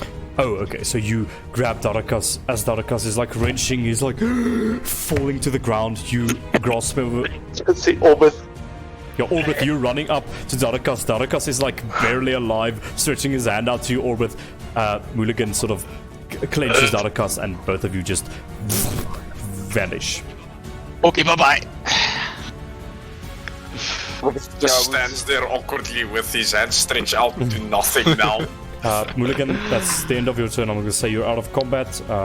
Things that Darakas, it's the end of your turn. You're out of combat. Dice, you're. Well, can I do something Yeah, while sure. we're What do you there? want to do? Well, after puking and coughing, I'm just gonna sit back a bit, and then I'm just gonna start casting a prayer of healing. Because it takes 10 minutes, so while they're still busy, I'm just gonna start casting it. So hopefully, if they get back. So you like take your time and you begin to cast that. I'll keep that in mind. Dice. Dice is just gonna.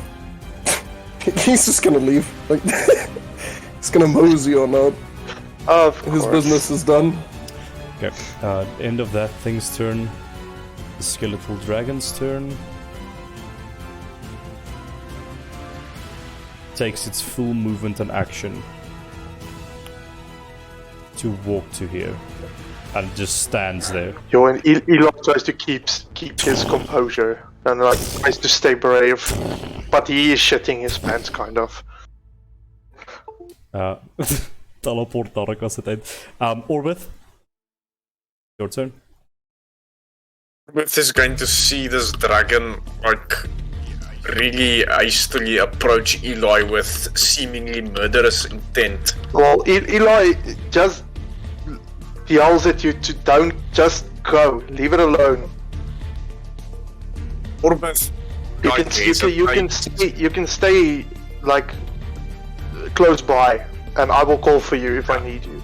Yeah, Orbith is just going to like move 3 blocks closer and just like stand there with his hammer awkwardly, just keeping an eye on Eli. So you coast the dragon looks at both of you. Urion, I'm just gonna say he fucks off at this point. Dice, I'm assuming you're okay with that. Yep. Fucks off. Beginning of the turn, Elorian, make a final con save, please. Cool. 14. Oof, you just a word roll. You take 7 points of poison damage, so it was 15 halved to 7. And you're wrenching and coughing. Good thing I healed myself, you know? Wrenching and coughing. Good thing I Elorian, did. it's your turn. Lauren will make it to the door, hopefully. 1, 2, 3, 4, 5, and 6. He's standing there just past the gas thingy and just looking at the scene. As you exit, Lauren, the doors start closing again. But Eli, you also notice the smoke around you and Orbith is dissipating, and it's seemingly caused by the dragon, who is letting the poison not touch you anymore. So Lauren, you can slip back in if you want, but the doors are closing now.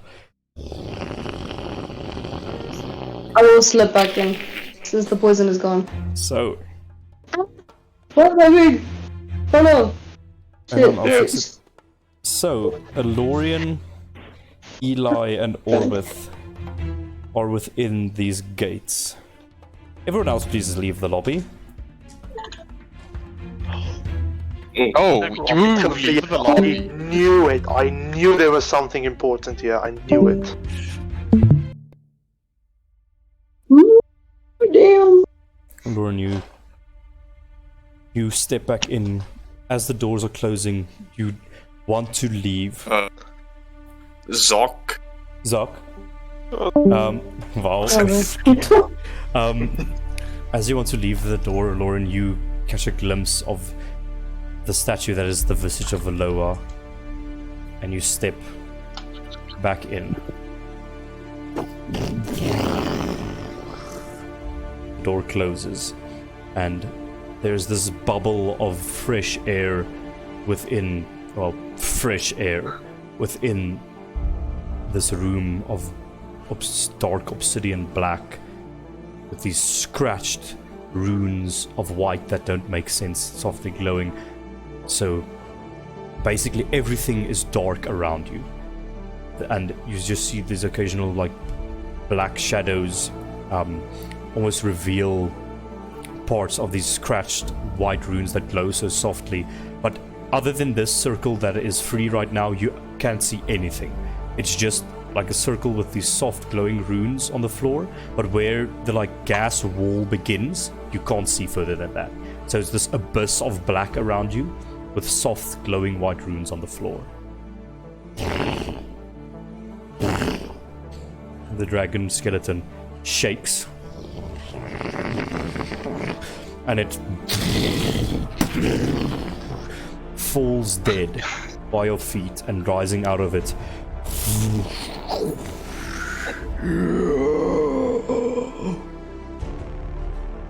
is the spirit of a very, very long dead Rottenell.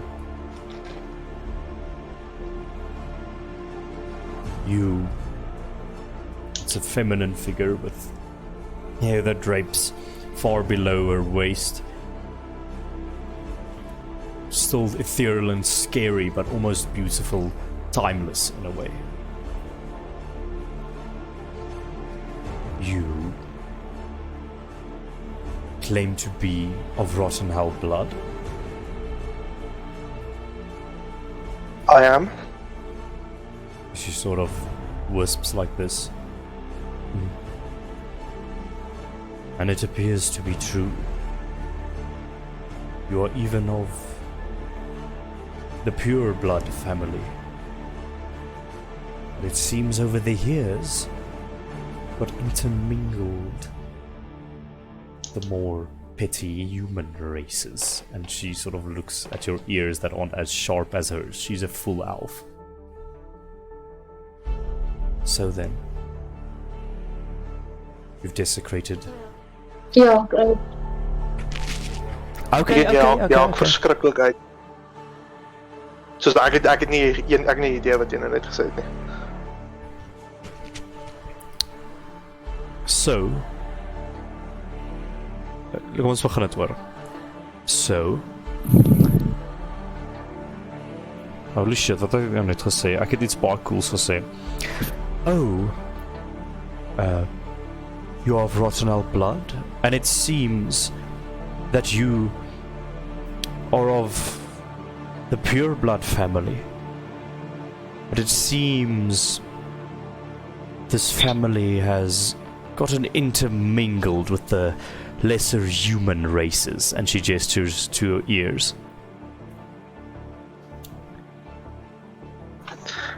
Well, I don't really know the full history. Well, as I've lately found out, I definitely do not know the full history of...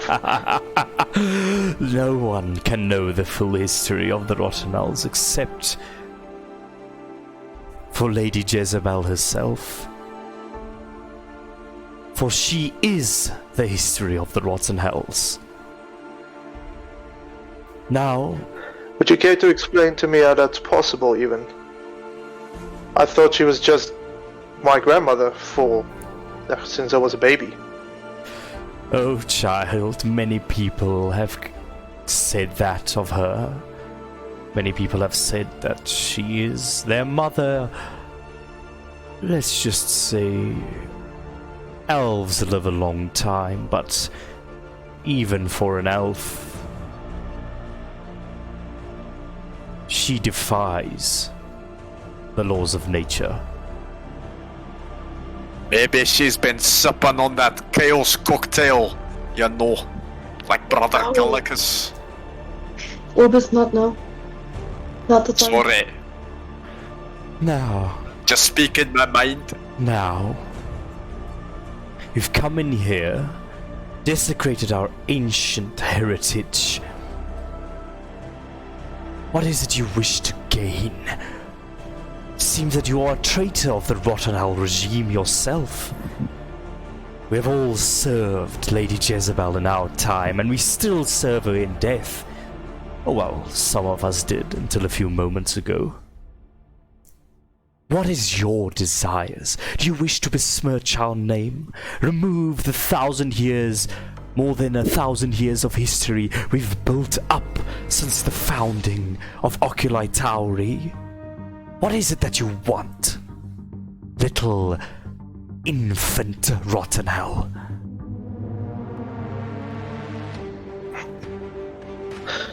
You said it yourself. I am a traitor of the one that you worship so dearly. You must watch your tongue, little man. You know not what powers you deal with here. Lady Jezebel, we, the spirits of the Rottenells, the Rottenell name is more ancient than you could ever imagine. What age are you right now? I am 27.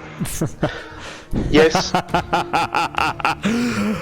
I have no more patience for you. Well, it's all enough for Lady Jace to wish for me to be the heir.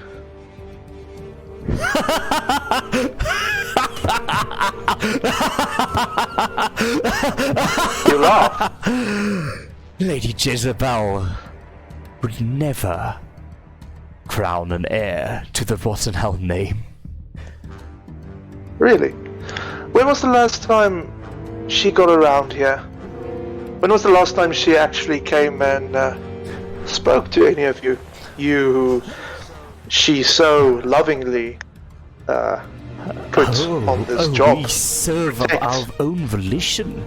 Our souls are preserved by the might of both divine and death magic, intertwined with some other form of magic that we don't even understand, but she understands. Yet still not even a thank you, not even a shred We of do gratitude. Out of the goodness and out of our own volition. And to answer your question, she's been here within the last 100 years at least once or twice to come to go. 100 years. Oh, that's interesting. If you believe. You try and explain to me, my own grandmother, what she wishes for the future of this family. And you haven't even seen her in twice the time that I've been alive. I've seen her and I've been groomed by her to be the heir to this family. You're a fool if you believe that. That is not how Jezebel works. I was once supposed to be the heir of the Rottenell family, much like you, a naive youth, groomed over more than 200 years to be the heir to the Rottenell family. You're a mere half-elf, you don't even live that long. I was groomed for over 200 years, after which I was merely made another pawn of the Rottenell family, but I understood the grace, the beauty of the power that she commands. You are merely a pawn, and you cannot even accept and realize that. Grace and beauty, you say. What I see in front of me is not grace, and it's definitely not beauty. Look, you say that you too were once given the hope of becoming the heir. However, look what she put you to do instead of that. I was not only groomed to be the heir, but I betrayed my grandmother and my family, and I lived not even a day's travel away from them for the past 5 years. Yet not a scratch on me. Not even a single family. Say it again. Why is that? I said, not even a scratch on me. Not even a scratch on me. Not even a scratch on me. Not a single guard, family member, assassin. Nothing. They kept me alive, even though I betrayed them. What does that say to you about her intentions of me, and what she sees in me?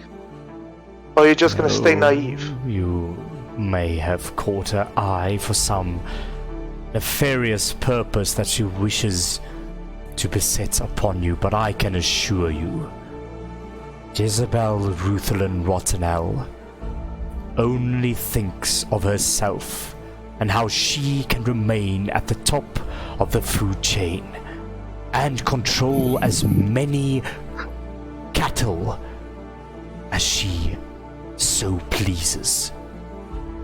Why do you think? Cattle like you. Why do you think she betrayed the ancient council of Oculi Tauri and caused the Day of Cadence? What are you talking about? What's an Oculi Tauri? You can all make history checks. Even Eli.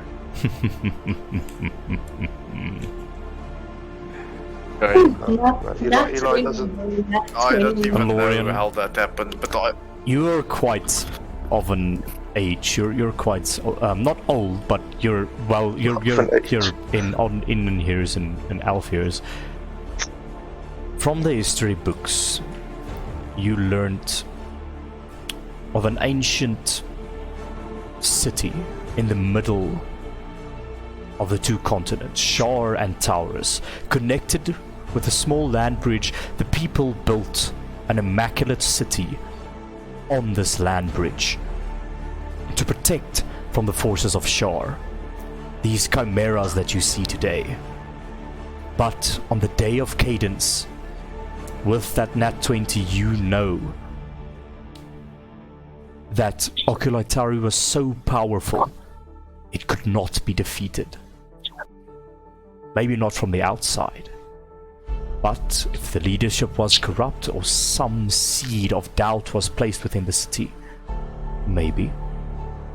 All that you know, and I would say you've at least seen pictures of Oculitauri in some way, where once one of the mightiest cities in the world stood, was merely a crater and water of the surrounding seas occupying where a city once stood. Now, So it was her good place. she is ruthless, little imp. She caused a cataclysm. Not single-handedly, I might say, but she outcaused a cataclysm just to attain dominance over the entire southern continent. Why do you think she forced everyone to go to New Tauri, and she took her dominion over them as leader of the Rottenell estate? Well, that does sound like Grandma Jess, I'll tell you that much. Nonetheless, though, here are the facts. I betrayed them. She had the chance to kill me for 5 years, but she didn't. I'm standing here in front of you, so yeah, I have one question. Don't you think that maybe, just for some reason, be it for me to be the heir, be it to use me in some other way, your lady wants me alive? And if you were to kill me now, there's no telling what would happen if she found out. So, are you gonna let us go?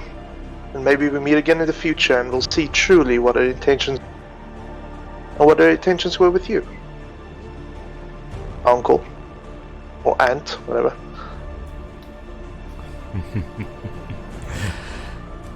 Oh, I wasn't planning on killing you. And she opens the door.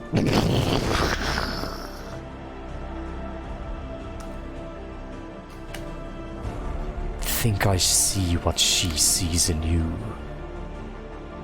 And sure, believe that she is going to mold you to her ways and make you the heir of the Rottenell family.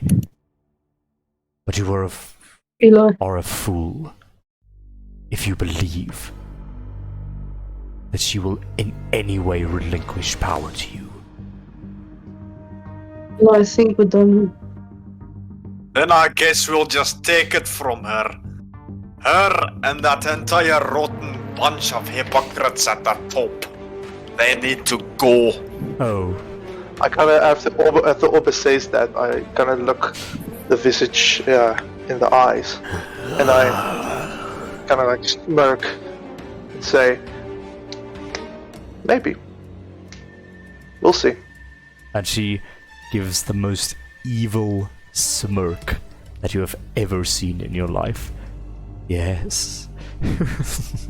We'll see. And she sort of disappears. Alorian just screams, wait, quickly, towards her. Yes. Does she stop or looks just... at you. Yes. Why is a statue of Alorian?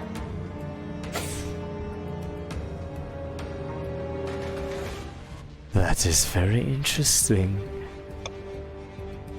What is Veloa to you? Why is she here? I asked you a question.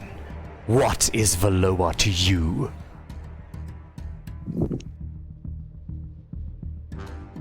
My religion. and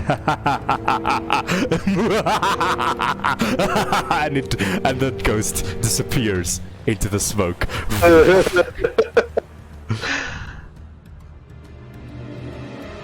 Eli like drops his brave facade and like And the smoke keeps. And the smoke is closing in on you guys. Hey guys, let's get out of here. Let's go. Lauren takes a last look at Veloa's statue and just slowly backs up. And you all reconvene with the party. Ek wil die res sê om terug te kom. Of ja, net vinnig daarin jump. It is true. What the fuck, man? Yeah. Ice moes hier geweest het. I have a confession to make. What? I did watch the stream, but it was amazing. I would say, as you guys exit the door, you see Dice listening very keenly by the door. Oh, you heard that? Oh, most of it. It's not really that surprising though. I think both of us Seems knew how much of a piece of shit your grandmother actually was. Yeah, it seems like Grandma Jess was just a little bit worse than I originally thought. Wait a minute. We still have to discuss this. How do you know my grandmother and how do you know my family? I would say all of you sort of walk to the main foyer. Some of you are still coughing, Yeah, and you absolutely. just take a fucking knee. That was rough. And you're all in the main hall. There are still a few coins of the Dragon Horde laying around, and you're in this space. The whole Day of Cadence and Oculi Tauri thought is still like spinning around in Orbith's head as he just walks in circles to try and compute what this old hag just said. Dice, as you... sorry, not Dice. Eli, as you walk back to the rest of the group, you just hear the back of your mind. Where are you right now, Eli? The voice of your grandmother. Holy fuck. You guys see Eli, so Eli walks into the where The are we main now? foyer. I'm saying you're all walking into that area. The where the door is knocked down and there's a pile of sand. That one where where the Dragon's Horde was, and to the right is the teleport room, to the left is the library, to the front is the plant room. Is that area? I think that Eli has been walking besides Dice, trying to just kind of ask him all these questions about how Dice knows, and then Dice suddenly, as you continue walking, you see Eli is not next to you anymore, and if anyone who sees Eli right now, he freezes, and his eyes turn big, and he kind of looks around behind him. What? No, it can't be. You okay? I asked you a question. Where are you?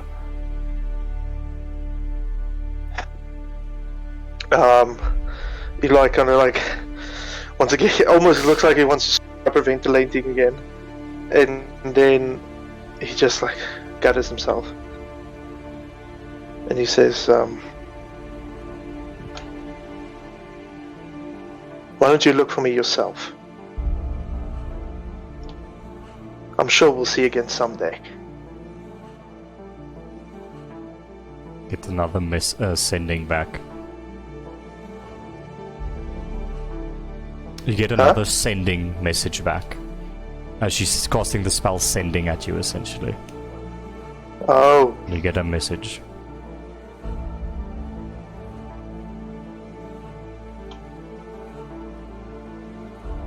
You're meddling in things that you do not understand.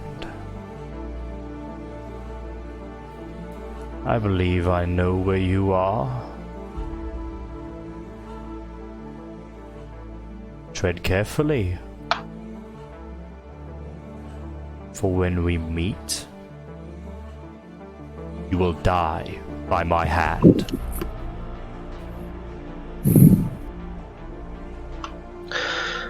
And with kind of crack in his voice, it's just like, we'll see. And he looks to the room with a destination teleportation circle is, and then he yells out, "Okay, we need to get out of here right now, guys. Right now, like right now. Let's go!" And he kind of like bolts for the. I'm busy. What? But Orbith, No, let me carry this gold. Now, let's go. I'm just Leave gonna everything. throw the bag, Let's go. the whole half of the bag of gold to Orbith and It's carry empty, the rest. dude. Just mounted on his already gigantic stash of items on his back. But like the dice, the bag's already empty. We left you 200 pieces. Remember? I forgot. Yeah. Fucking thieves. How long were they in the room? I would say for like a straight up like 2 minutes or something. But you know what? I'm gonna say during this time, if you want to do, Yeah, because we walked. if you want to do just- Song of Rest, then sure, I'll allow it. Or prayer? Yeah, of because Oh, Prayer of Healing. Sorry, but yeah. That's right. Okay. So everyone except Orbith heals Do for they have to 31 be hit within points. that range the whole time? I'm just asking. I don't I'm know, gonna it say you just cannot says, heal Orbith, Elorian, or Eli. Up to 6 creatures of your choice that you can see within range. Each I'm gonna regain say you hit have points to- equal to them. Cast that while everyone's sort of chilling, and then they have to be in the aura the whole time. So for the sake of this, I'm gonna say Eli, Orbith, and Elorian, you don't regain these hit points. Okay, then the other peeps get Yes. 31 hit It's a 10-minute casting time. You have to be there for the 10 minutes. What do you guys do? You're at the top of the Irrigar Peaks. You guys just had some sort of revelation dice. You overheard a few things. And a very interesting history of Jezebel, Rothenell, and Rottenell seems to be getting unearthed. But at the same time, you have many more questions. What are you guys doing? Well, Eli is trying to convince everyone to get the fuck out of there. Explain to me why we're running again. Dice, and he kind of like stops and he grabs Dice by the whatever he has on his clothes. That is a destination circle that leads right here to the Rottenell Shrine. You heard it. My grandmother knows about everything. She's behind everything. And she even knows about that circle. The circle starts glowing. We need to get the fuck out of here right now! Okay. You make a fair point. Let's boogie. We are going. Not We are ready? fucking off. So, Wonderful. so you all bolt down the Irrigar Peaks as quickly as you can. You're running for an entire day, and it careens to night. And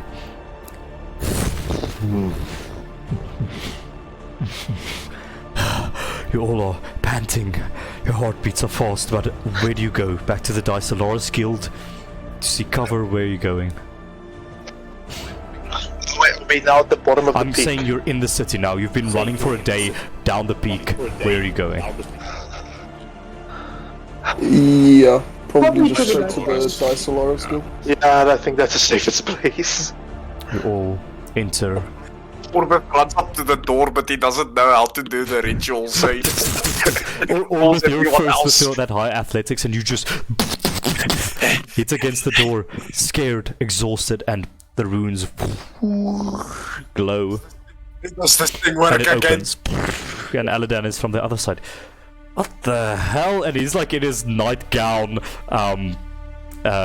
just like chilling there with a cup of coffee. And he's like, "What the hell is going? Oh shit! Please come in. What happened?" And he leads all of you into the Dicelaris Guild. Oh, you should have seen it. There was so much gold. Oh, it's wonderful. Okay, I what's wouldn't his name react again? like this if I...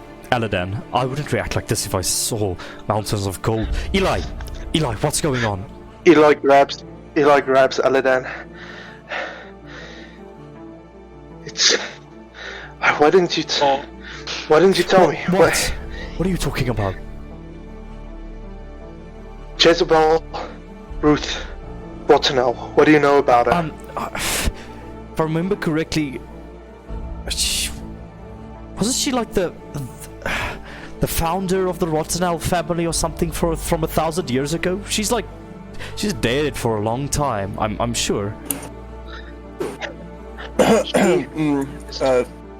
My grandmother.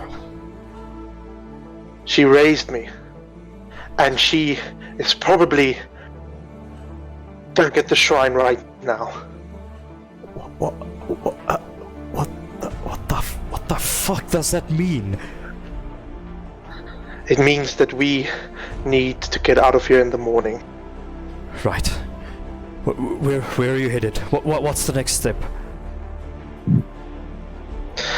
Well, to be honest, I don't know about you guys, but there were not that many information that would help us with the liberating New Tari. All we know is that we can maybe weaken the Rottenells by, I don't know, destroying their food sources that they use to manipulate, or they use to control the population. And I don't know, but we don't have anything solid, to be honest. Would that not just starve the people? Well, no, not if we give them the food for free. But that's not the point. The point is that, I don't know, it doesn't feel like we got anything that great up there, except for this information right now. To be honest, I could have lived without knowing it. Oh, I'm with you there. I knew she was a heartless bitch, but I don't think she was that heartless. What happened in there? What was said? Why she heartless? We really don't have the time right now, Darkus. We need to get... Stop. We're going to make rash decisions, okay? The Dysolaris Guild is completely hidden from divination magic. It is safe to speak in here. They cannot scry on us. They cannot find us here. Eli, I know you're freaking out. And I don't know what you mean that Jezebel is your grandmother. That does not make any fucking sense to me. But if that is true, then that means she's been alive for over 2,000 years. And I don't think that bodes well. So, how about we sit down around this table, this one right over here, and he sort of moves you towards the table, puts it down, and looks at this perfectly brewed coffee that he hasn't sipped yet, puts it next to you. Okay. And it's fucking hot. Thank you. Eli. What about we take a moment, explain to us what is going on. Let us do this together. Let us formulate a plan and see what we are going to do about the situation, because I don't even know. I don't know about you guys, and he gestures to the rest of you, but I don't know what's going on right now, and that is treading in very dangerous territory. Okay. Listen. Dice is going to roll out his silent image to be Jezebel from his memory. Why would you do that? Why would you do that? This person here. This person is your grandmother, right, Eli? Yes. That is And my I'm just grandmother. going to say, for all of you, you see this very frail, very long, extremely old elvish woman. They look like a 120-year-old human. That's how old they are. Sunken eyes, sort of wrinkles, a lot of markings on them, these very long, thin fingers, and on their pinky and ring finger they have these long claws. And they stand there in this beautiful, like, elegant Rottenell colors that drape towards the floor and cascade downwards, and they have these green, pure green, cyany eyes that look at you. This old lady. It doesn't look that bad. No, she's pretty scary, but not the point. Aladan, do you mayhaps have any paintings or descriptions of this founder? Founder, Jezebel Ruth Rottenell. Let me check. And he sort of walks back. I've been collecting books and things. You were in a Rottenell shrine. Didn't you find anything there on that information? And he sort of opens up a large tome. This was just something we kind of kept here for reference. But... And he points downwards, and very much so at the bottom, at the beginning of this book, there is this portrait of a very beautiful elven woman in her prime. Sort of this coif of hair that sort of goes down the face with this beautiful blonde hair with these clothes on. It's a very you can make an insight check, whoever cares. I'll make an insight check, because obviously it's my grandmother.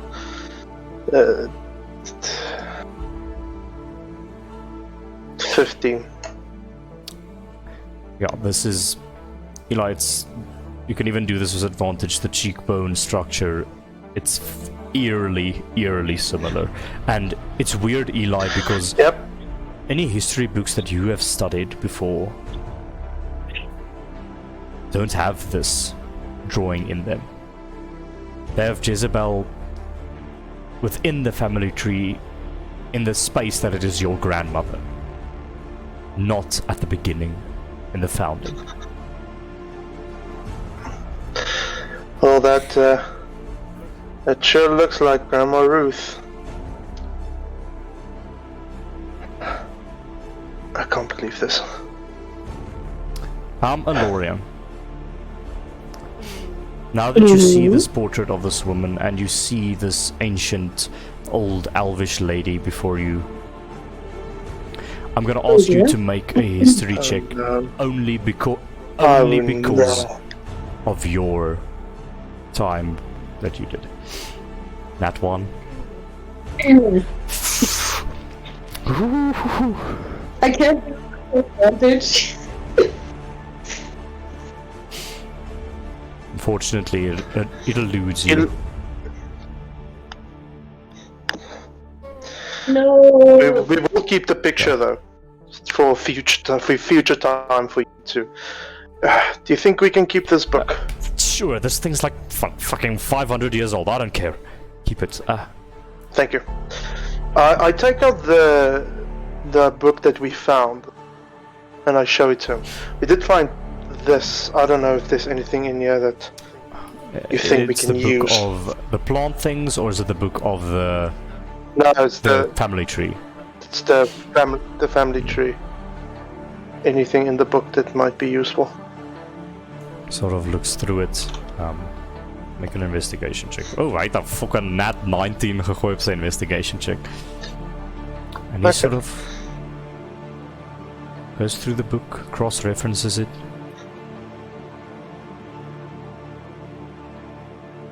This is weird.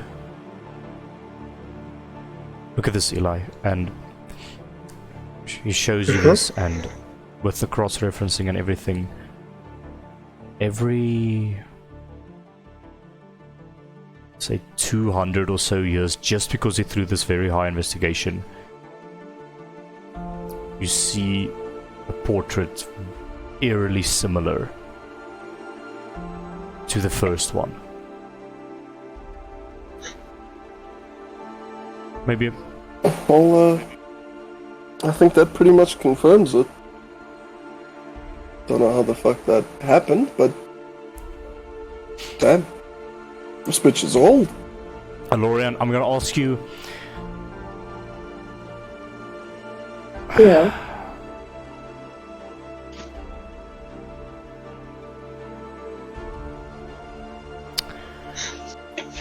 You,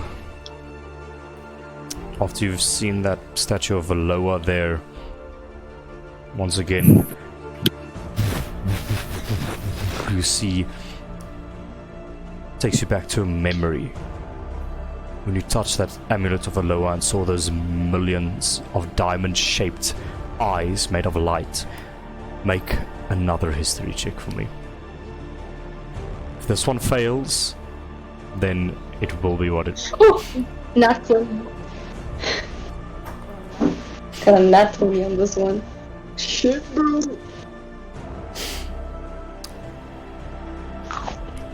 Alorian.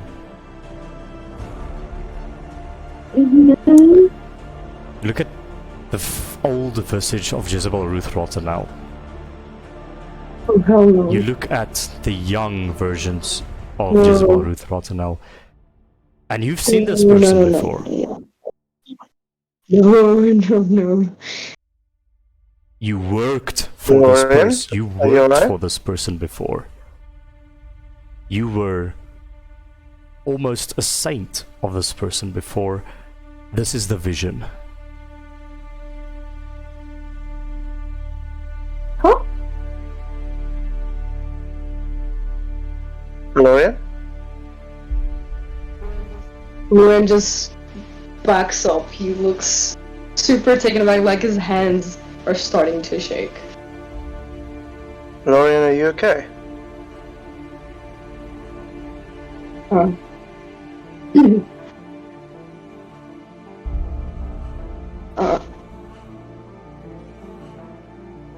don't know. What did you see? She looks familiar. You sure that's your grandma? Oh, she could raise I me. think we're both pretty sure. Eli? That's the vision. No, the vision. That's her. That's her. Can I try and make a? Make an insight check. If I look at the, I try and see. That's her, Eli. That's her. Eli kind of just looks back. Backs up even Eli, more. you just get a good look at the vision, but the thing is, you kind of start making the connection here, the different versions of Jezebel Ruth Rottenell through the years. The vision does look eerily similar. It's an elven woman, beautiful, cheekbones, blonde, whitish hair. Your grandmother is the vision. Eli kind of just looks at the pictures. Oh no. And he sits down, kind of trying to process this. I am a grandchild of this vision. The person that tried to kill us. I don't think you're her grandchild, honestly. I'm definitely a great. I'm family though. I'm blood. That's what I was trying to say. I'm blood of this vision. Who is this vision? Why are you so... Oh, she's the person that killed all of us at the same time. One of the people running New Tauri, Chaos Magic, Black Lightning, that sort of thing. So she's like Calicus. Worse. But worse. And female. So worse. Sure. What are we gonna do? What's the next move? The next move? I don't know about you guys, but I don't want to get killed again. By the same person? No. No, thank you. Vision. We can't let that crazy woman and any of her goons take any more innocent lives. And last time I had checked, they were busy marching to the dukedom or something. So I say, let's go stop them this time. Stop. Revision. Albus. Vigilance, And the voice? voice, vision. That's suicide. I don't care. I'm not gonna let them take any more innocent lives. And I don't care if it costs me my own. Albus, if we right, die, then no one's going to help them in the future. We're not strong enough for this. Trust me. Then we need to get stronger, and Orbith just starts doing push-ups on the ground. Keegan, met Alorian's doubt in ons strength. Eli obviously gevul met doubt. Okay. Tyd. Kan Eli probeer een kant staan en soort van hy probeer nou al hierdie geprosesseer. So hy division, sy ouma is division, maar division is nie die enigste een van daar's nog mense wat 10 teenoor nog meer powerful is as sy in the vigilance en daai mense en laas keer wat hy gehoor het is daai dukedom of Shaka en wat ook al goeters march so intoe en ons so hy voel verskriklik baie doubt en ewe skielik word hy onthou hy wie se paladin hy nou is en hierdie persoon of hierdie ding wat hy gesien het wie hy nog niks van weet nie. Al wat hy weet is dit is die creator van alles en hy het nog geen ander informasie nie. So in sy kop, dit is net hy probeer nie net wendig om nou te kommunikeer nie, maar dis wat in sy kop aangaan. Hy dink nou aan meer en hy dink aan soos ons is letterlik nie powerful genoeg om te doen wat ons wil doen nie. Yet ons was gekies deur fate. So daar's soort van 'n clash van idees. Make a religion check for me with advantage, Eli. Religion.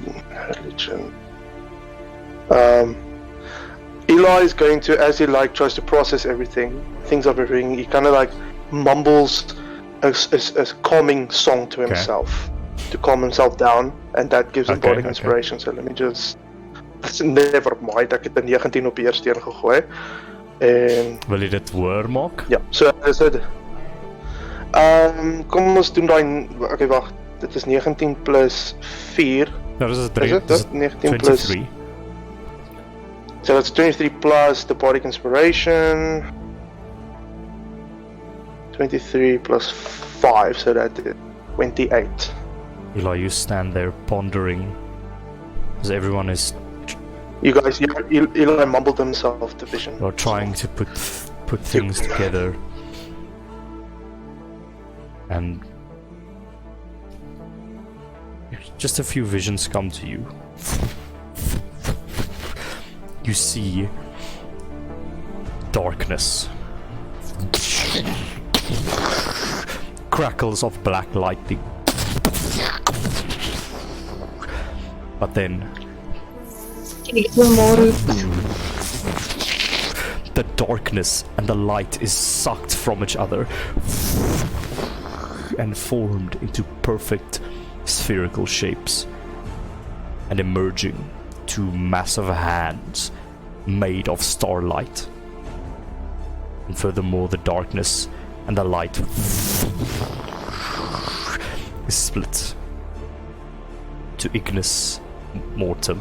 No, Ignis, Glacius, Terras, and Ventus.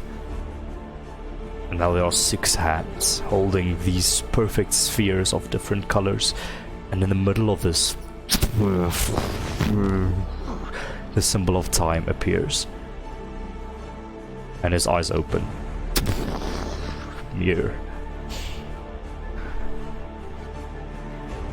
There is much doubt. You all see Eli fall to his knees, and his eyes, if you look into his eyes, they look like endless galaxies at the moment.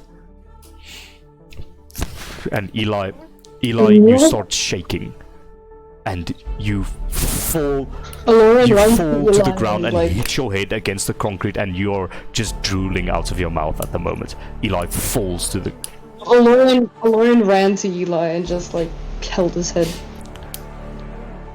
Eli. Stops with his 50th push-up and runs over to help Lorian help Eli. And Eli doesn't respond. I'm curious, I wanna cast detect thoughts on him and see if I see anything. I think Make it's well beyond intelligence saving thoughts. throw, please. Intelligence No. Eli. saving throw. Yeah. 12. That is not enough. Oh, you know. Just give me a moment. I'll just roll the dice here. Oh, when there's too much dice to roll by hand, so you go into D&D Beyond. Oof. I'll put max damage and roll a beauty. Dit was 5d10 psychic damage. Ek het 4 10s in 'n 3 gerol. Darkas, you attempt to detect thoughts, and you take 43 points of psychic damage as your brain is wrenched with terrible pain. You clutch your head and you also fall to the ground. But you're not unconscious, you're just wrenching in pain at the moment. It's too much and you're essentially considered incapacitated, so you can't do anything but squirm.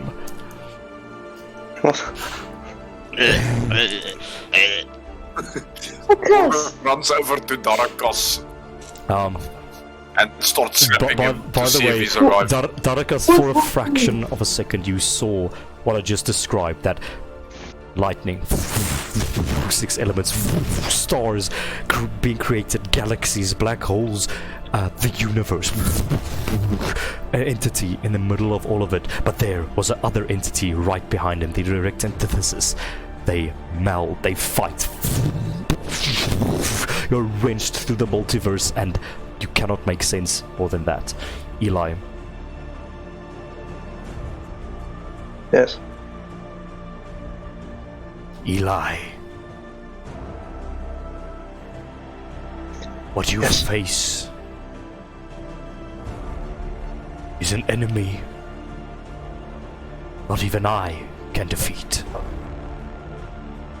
And that is why I need your help.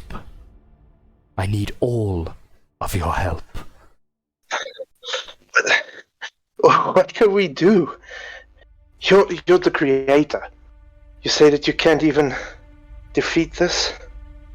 Then what the hell are we supposed to do? Everything in this universe cannot exist without its direct counterpart.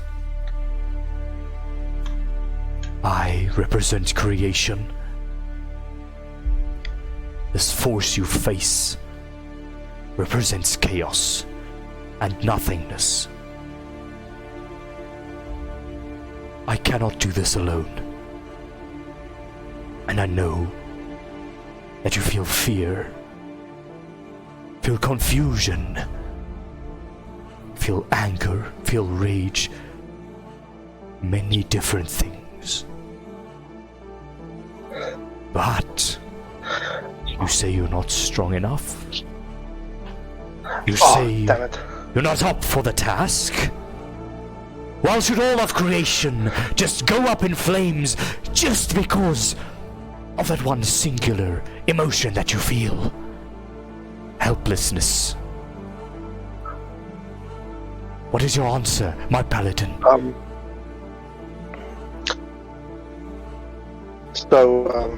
Eli, now in this plane of existence, not necessarily on the planet, like back there, his face that is like shoved into the ground, if there even is a ground, like shivers as he like lifts it up, and tears runs from his eyes. And I would say that you guys all tears start running from his eyes, and he says, but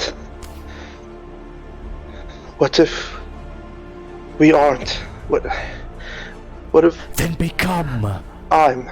something more than what you believe yourself to be. For that is what the universe was. It believed it could become more than just nothingness and chaos. And from that spark of nothingness came purpose, and then came me. I was once nothing. But from a spark of purpose, many great deeds can be done. If you're not strong enough, become strong enough. If you don't have enough allies, find more allies. If you need help, there are those within the far reaches of the world who with a little bit of persuasion would be happy to stand for creation. I would say this: I cannot give you all the answers, for I do not have all the answers. But the dukedom have always been great allies to me.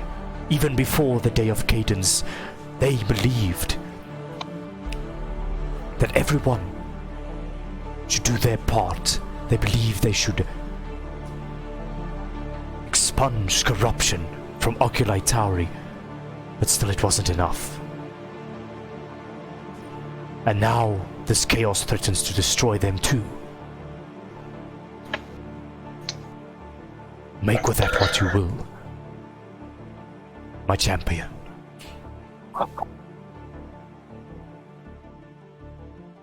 From a spark of purpose,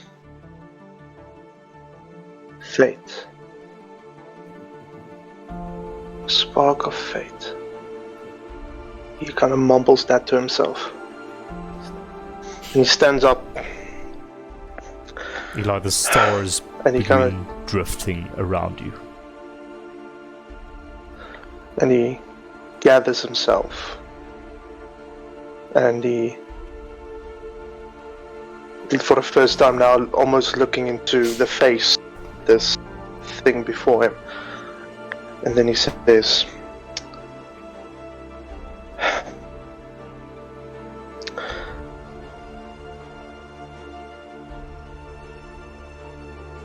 I trust in you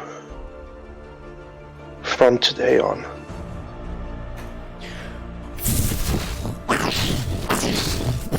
Motes of energy shoot up all around you. Stars begin to drift and pour into your soul. Darakas, after experiencing these many visions, your mind focuses on a single dark spot. And within it, you see the visage of Daskalos, beautiful, with dark purple amethyst eyes, wielding a blade so refined, much like the one that you can conjure. She looks at you, but she's not the only person looking at you. In a long line, standing beside her, you see other figures appear, as if you're looking into one of those like two mirrors next to each other that goes into infinity, and each of these figures look different but similar in a way. They all embody the power of darkness, the power of death,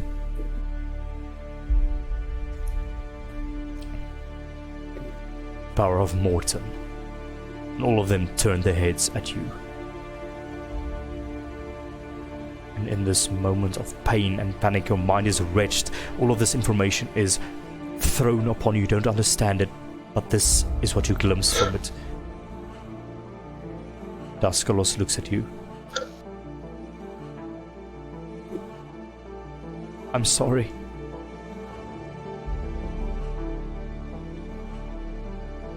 But I only exist What? in your subconscious.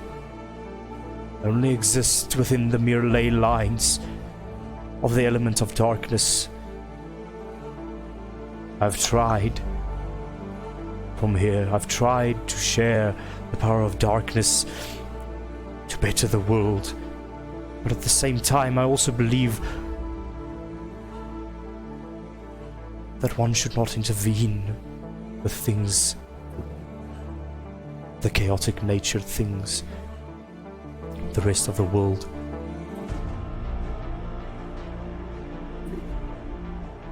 I am not a god, Darakas. I'm merely an avatar for the element of mortem. Your mind is wrenched further. And now you are this towering figure made out of pure darkness looking down at a very small Valoa. Oh, sorry, Daskalos. She looks at you.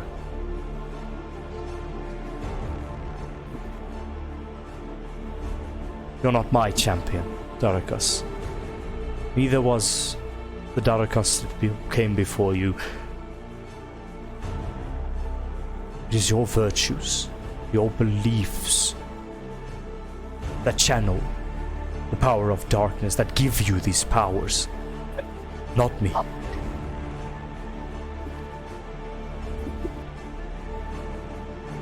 Some Darakas is just mind-fucked right now. Dark things. Some malicious things are afoot.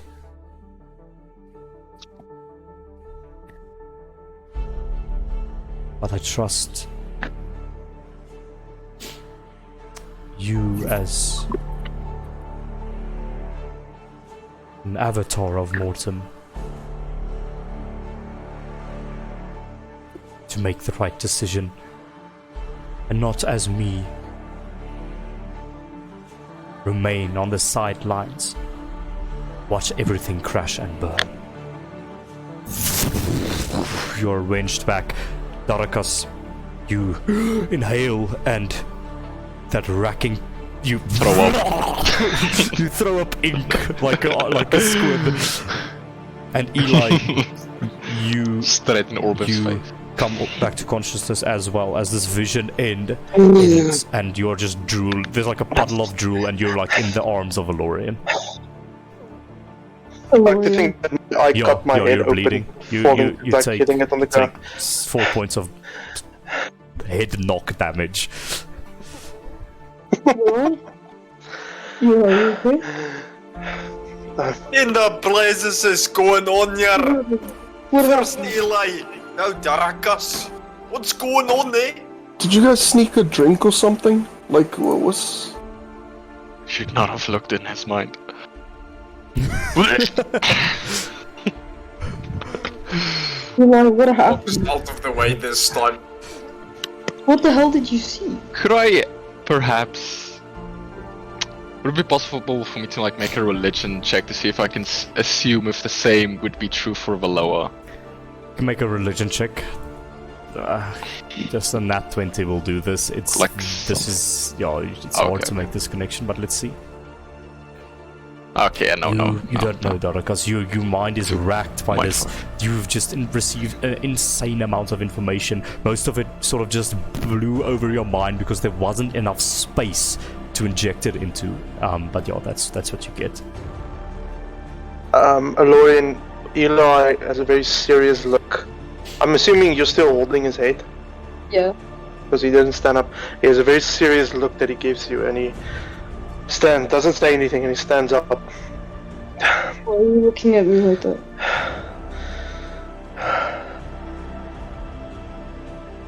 We need to go to the dukedom. You just see Orian's face like drop. Do we need to go to the dukedom? No, I quite we like being have alive. to. What did you see? It's very complicated. I don't care if it's complicated. Tell me. There's something there's something guiding us. Something very, very powerful. And it's guiding us to do what we've been able to do thus far.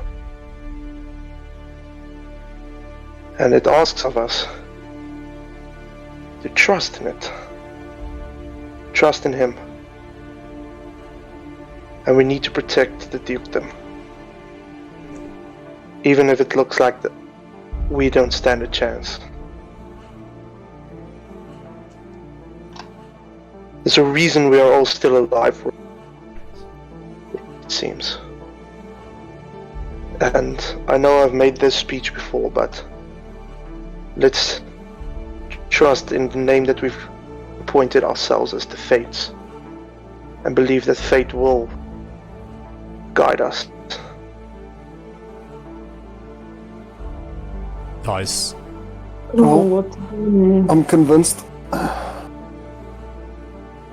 long as I can get my hands on more of these bad boys. Dice, you notice that the void card that you had picked up throughout this whole endeavor of Eli channeling some sort of divine magic was violently crackling with black lightning within its cores.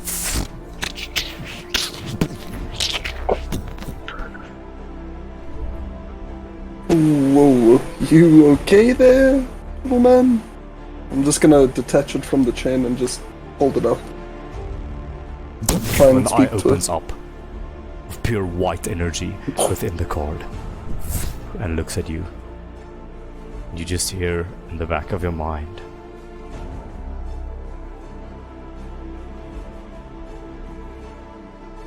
so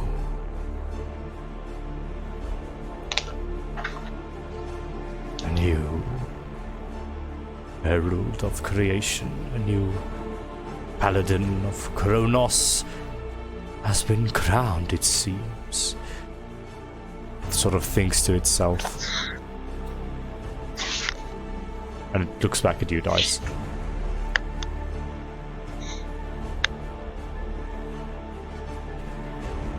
And it's just like...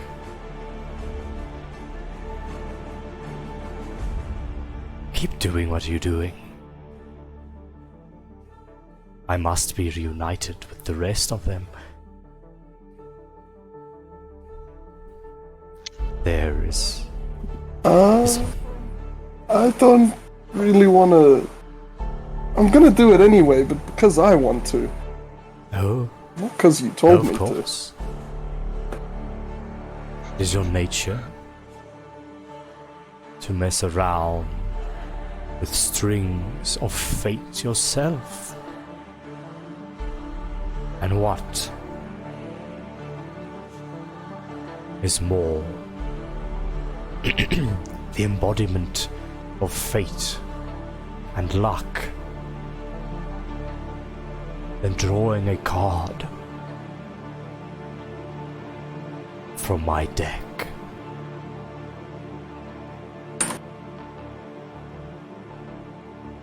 You sound a bit more ominous than the others. Yeah. You know, I'm scared of you. Your eye closes and the lightning recedes. Yeah. Hello? That was it? No, I have to get my head checked. Okay, so the fates, as you gather yourselves in this space, speak to Eladan, speak to each other. What would you like to do? What's your plans for the rest? Did any... usually I can only hear the cards. Did everyone else hear that? The void card speaking, or just me? Only you heard the word card speaking. Wow, Eli, everybody having a Eli, finish right you now. also heard the void card speaking. Okay, dan kom ons rewind net gou 'n bietjie. Guys, terwyl jy praat met die kaart, Eli het gewoonlik 'n dingetjie te sê vir jou wanneer jy met jou kop te praat. En dit is ek het op pad om te English, sê, please, nee. someone please keep an eye on dice. Usually Eli has something to say when Dice is speaking to one of his cards. And I actually wanted to say, like, could someone please just keep an eye on dice? But apparently I heard it, so... you can mark off for divine Dice, sense. wind, wind. Eli will say this is divine sense going. Oh, that's interesting. Dice, when you... Lion, ice. You just look like you got rabies. When you look back at Eli Dice, he's just... I mean, his face is already, like, shook and, like, in shock, but it's even more in shock looking at you, but he doesn't say anything. What, did you hear? Did you hear that just now? Anyway... And he directs his eyes away from you. Okay. I think we need to establish what our next move is.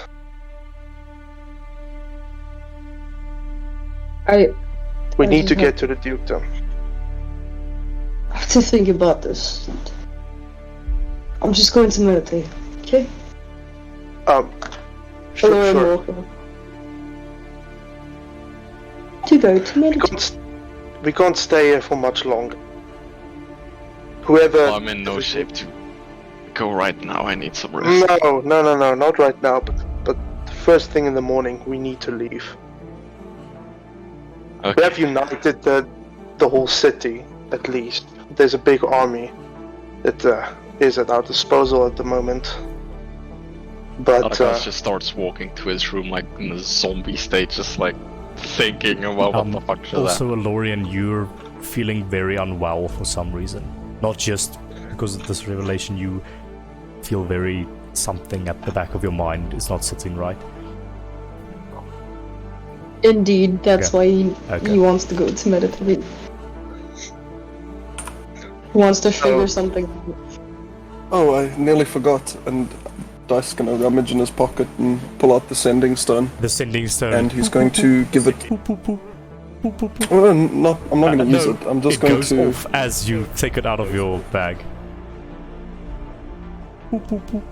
Poop, poop, poop. Just gonna like tap it, get it to activate. Let's see something, yeah.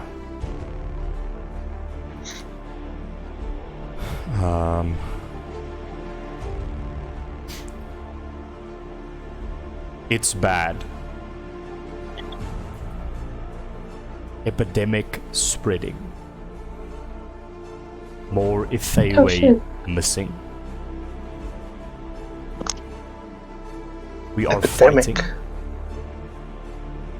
We are losing.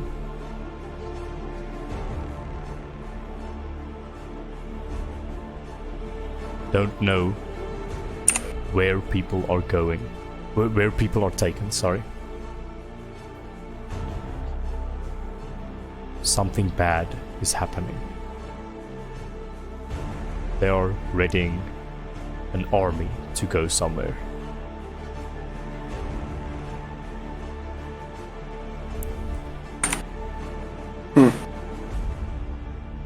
Well, I think it's safe to say Nutari has fallen. yeah, it seems like things are taking a turn for the worst. I'm going to relay a message over the sending stone.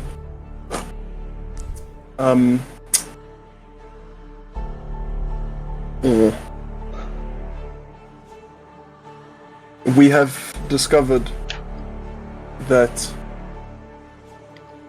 Jezebel Rottenell is the vision caused the day of cadence. Get out if you can. Good luck. And that is all. Woo-wee! Lorian, you sit and meditate. Reach out. I'm breaking out in a cold Yeah, sweat. Reach out to the spirits of Aloha. But something doesn't feel right this time. It feels different.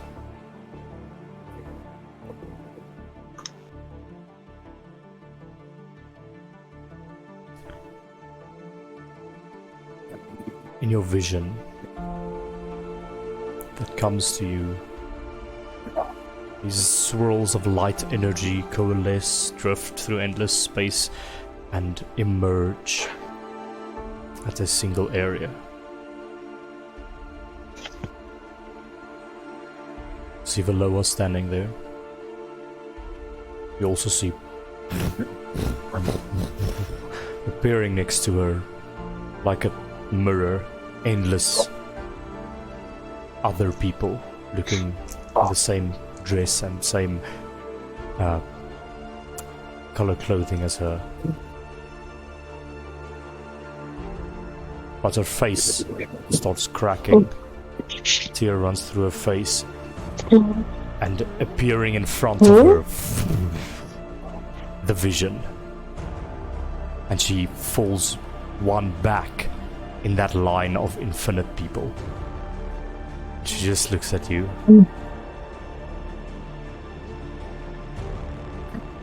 Hello, my champion.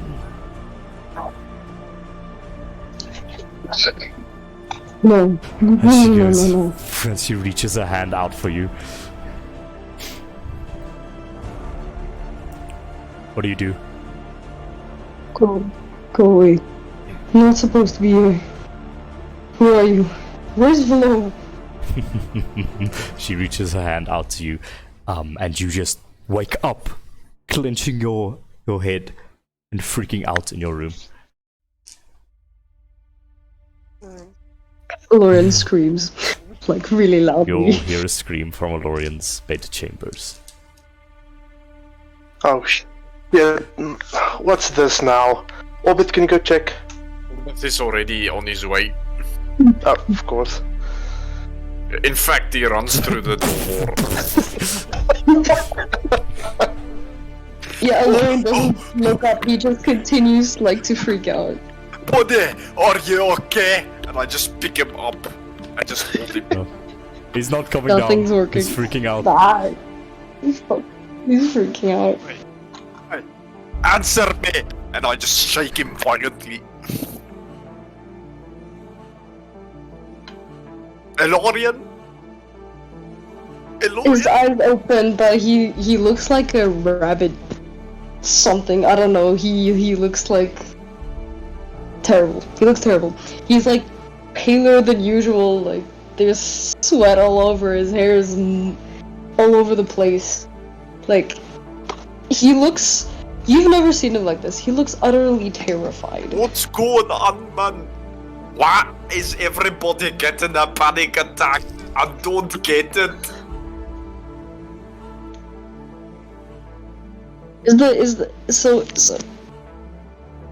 Keegan is like, is he awake? Yo, Like you're it's awake. done The vision of the vision and the vision itself is gone. You are freaking out and you're awake. Orbith, you can see Orbith holding you.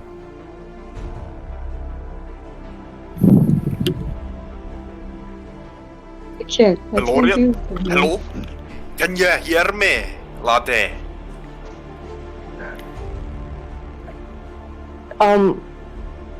Lauren's breath slowly calms down, but like he still looks way too freaked out. It's really not normal. Is Elorian looking at Orbith at the moment, or is he just like dazed? Yeah, he's looking at you like intensely, but with so much fear. Like he's actually holding on to you. Orbith just is like this awkward silence between them, and then after about 10 seconds, Orbith is just like, alright, I'll give you 10 minutes. Just call me, okay? Oh, And oh, I just tiptoe back wait, out of the room. don't leave. Yes? Okay. But I just hug Elorian and like kind of cradle him with my short dwarven arms. Well, I he just collapsed pat his back. to the floor, so yeah. Laura's just sitting there, kind of still freaking out. There. Calm down. It's alright. Can I bring you a pint? Or maybe 7?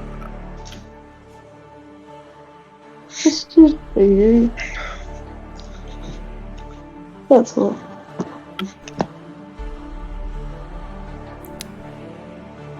Yeah, that's all for that scene.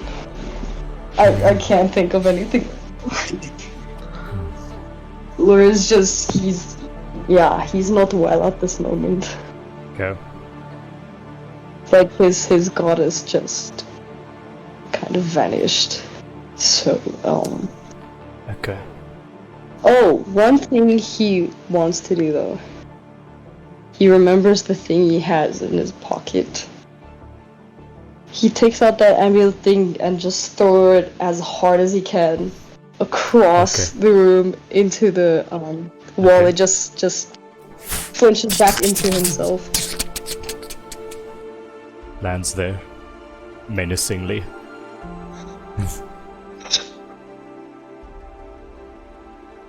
What's going on, Elorian? You need to talk to me. Don't just look at me like that. It's not gonna help anybody. Flo was gone. Sorry, ex-Noviega. Sorry.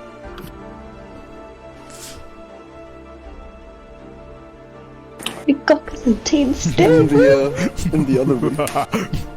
Dice is going to Yeah. Dice is going to walk up to Eli. I assume that Eli didn't leave the room, right? No, Eli's just still, because he just saw. Yeah, Eli was just busy explaining that we need to get to the dukedom as soon as possible. Sorry, that was like the worst timing ever. Okay, let's my bad. continue that scene. Never Could you, mind. Eli and Dice, think of what you're gonna say. Go for it, Orbit. Yeah. Yeah. Is Go it for my turn now? Or okay. Flo's gone. What do you mean Veloa's gone? I don't understand, Elorian. I don't understand either. The vision came to me instead of her. She's gone. That old hag is messing with your brain. I'm sure Veloa's fine. No. Wait. No, she's not. Doesn't feel right. Maybe, Something's happening to me and I don't like it. well, maybe it's that Remember her thing. calling you- No, she was calling me a champion. What is that supposed to mean? I don't know. I'm just a stupid dwarf. I don't know what to do. You know What do what? I believe in? You know what? I think we all need to get some good shut-eye. I think we've been indoors for a bit too long, and especially too long in the presence of Rottenells. So let's just all take a good shut-eye, and then tomorrow, if there's anything still bugging you, then we'll get a therapist or something. I don't know.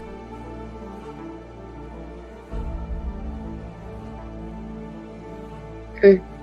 But I don't understand. So, did Veloa die or what? Her face cracked open and cried, and the vision just appeared instead of her. But the presence was different. It wasn't as it was as usual. It's not. Something's not right. I should have never looked at that amulet. I shouldn't have put it on. That it needs to be destroyed. And I can't do it. The witch is using her foul magic to manipulate you. I'm sure about it. That thing needs to be destroyed, Orbith. Don't need to tell me twice, and I'm going to attempt to smash it with my hammer. Okay, make an attack roll. Goodness. You know what, I'm even gonna rage, because seeing a Lorian like that makes Orbith very angry, so Orbith, he's just I'm going gonna to ask you a question. represent Orbith, an amulet. Kreye, do you get any funky abilities when you level up to your next level? Let me just see here. Well, if I upgrade the Barbarian class, I get Feral Instinct, which gives me advantage on initiative rolls. Okay. So, Yeah. Orwith, make an attack roll against this little amulet thing.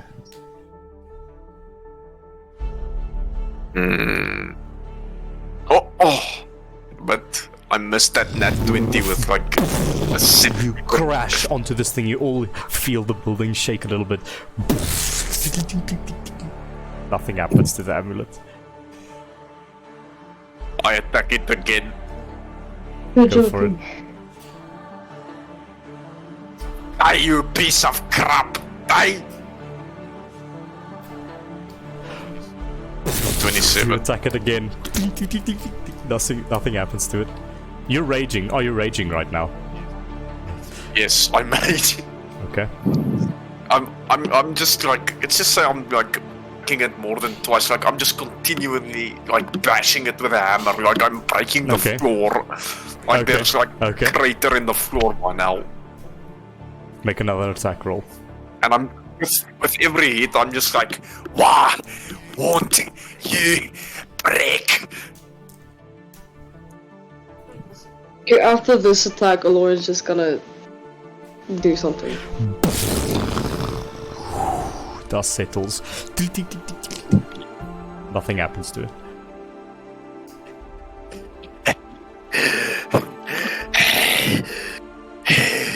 Oh. It's not gonna work. You better leave my friend alone, you thing. I don't even know what you are, but bugger off, alright? And I'm just gonna hit it Go one for it. last time, out of spite. Robert, stop Go it! for it, It's not Robert. gonna work. In fact, I hit it so hard that the vibration from the smash, like, makes the hammer, like, fall out of my hand. If that makes sense. You massive crater in the floor. Nothing happens to it.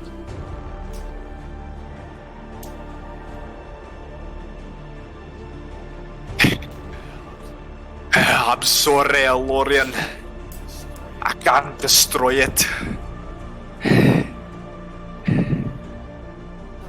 Guess it's my will against it, then.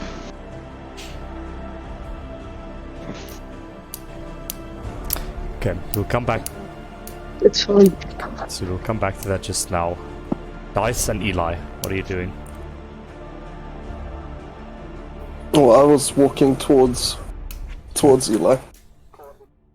Card in hand, and a bit befuzzled.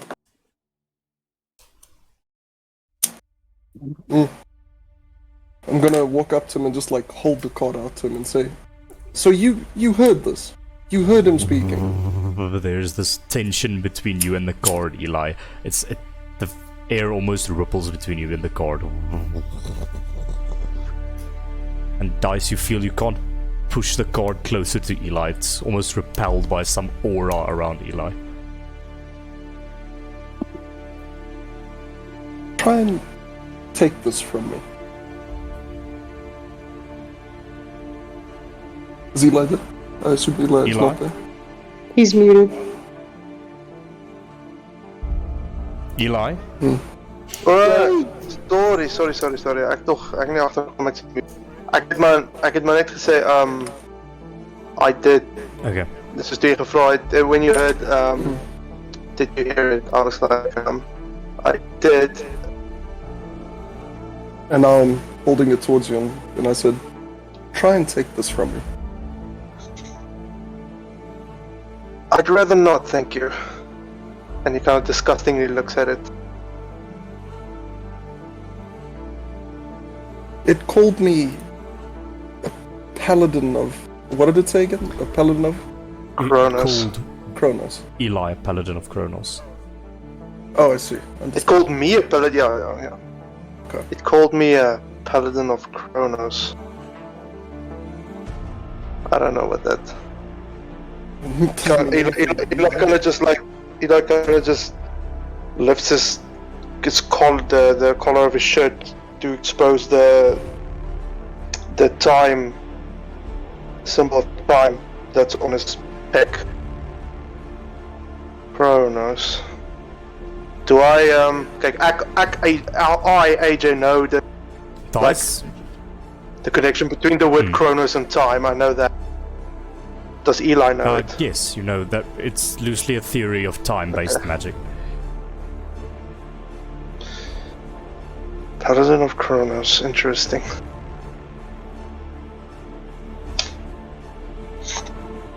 I'm starting to question the intent of these cards a bit, but I'll keep. But they an eye all on speak it to for you. now. They do, but this was different. This one wasn't speaking to me, it was commanding me. Besides that, no one else has ever heard this before. Maybe keep that one just a teensy bit further.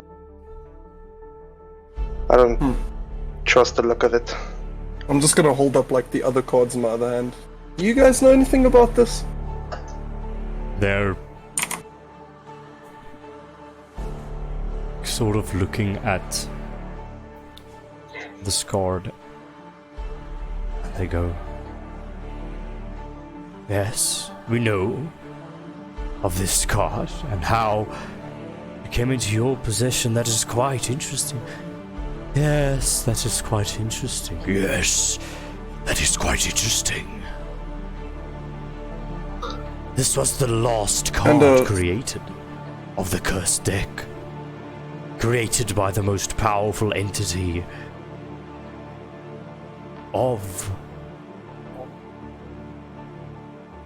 the host of demons and creatures that stood against the rest of the world.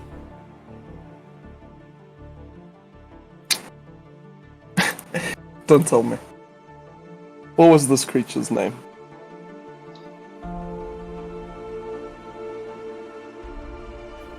This creature's name is Colago. Oh, yeah. Half expected you to say the vision, but I'm glad you didn't. Well, anyway, I'll keep it under wraps, and I'll let you know if it starts speaking again. And with that, I'm just gonna turn around and walk to a room. Okay. Who else is in the room? Who has gone to sleep? Arcus is in his room. So he's not there. Ek sal ook sê moeilik en het dadelik het na kamer toe geëet. So no one is left.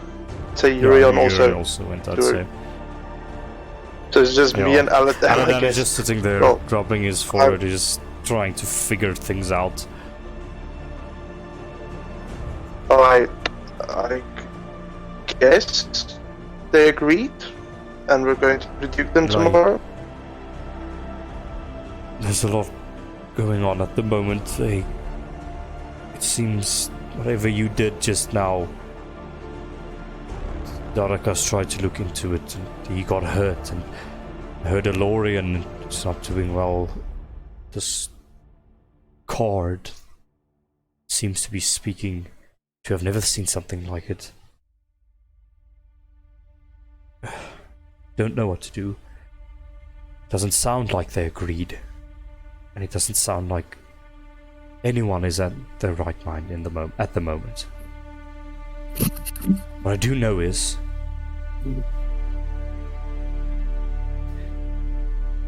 I want to do something about this. You all freed me from essentially one of these people that seemed to be in line with the vision. Person that tormented me for my whole life, turned me into a fucking spider. And then after that, you even helped me defeat this person. When I saw that, when I saw the people looking at this revelation, this victory that you had won, I think that's all the proof that I need that you all can do it. But you all don't seem to think you can do it. You're speaking almost down to them, commanding them that they should go to the dukedom, but you're not on the same page with them. I don't know what to say to you, but I don't know what's going on. But I think you all may be the only people that can do something against whatever the fuck is going on. I mean, you already defeated one of their members. This Calicus virtuous person. It's your call, but just know, as you've discussed with the people, I'm behind you. The rest of fucking Asmar City is behind you. You and these fates, this group of people that you've created, that you all have come together to create. You must get behind yourselves. A lot of importance has been placed upon you, and I know it's not fair, and some of you may not like it, but I really, really hope you at least take it to heart. And he gets up and walks out of the room. No, he lies alone. Eli sits at the table. He ponders and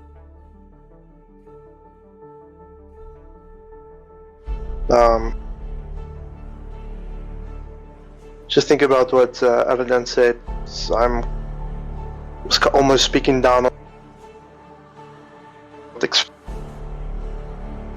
thinking that I'm going to have to explain to about the dream I had with where the skeleton guy introduced me to Meir and me becoming a paladin. Meir and a Praat een beetje harder. Ik kan. Die break we up. Sorry. Sorry? Yeah, Hello? yeah. Can you hear me? Just breaking Hello? up. Please continue. Sorry. Now I'm just thinking that I have to explain to the team soon about what's going on. The first dream I had where I became a paladin, once again speaking to Meir, I am to understand is the creator of everything, of everything, and who says that, you know, we are supposed, he asks of us to fulfill some kind of mission, and I need to explain that somehow. That's a concept that I don't fully understand at the moment, but I have to explain it to my team at some point. So that's kind of like for them to truly, I need to make them truly understand that this is bigger than any of us. Okay, whatever way you will use to do that, ponder that for a little while longer. All of you find pretty uneasy rest, I think.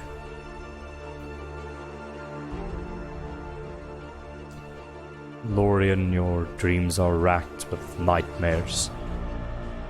The vision is everywhere. You almost cannot sleep. You don't know what this means, but Veloa's presence, that soft, loving, caring presence is gone, and for some reason, even if you're trying to cast spells on your own, they feel tainted. They feel not so nice, basically. They aren't the embodiment of light that Veloa intended the elements of light to be. It's something else. Darakas. Oh, by the way, so Lorien,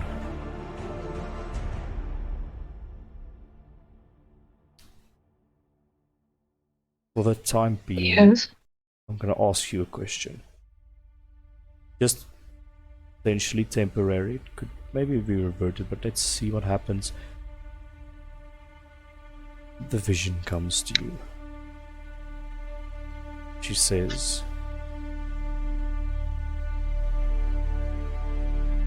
"You're a paladin of light. You still accept the power that I give you as your new deity."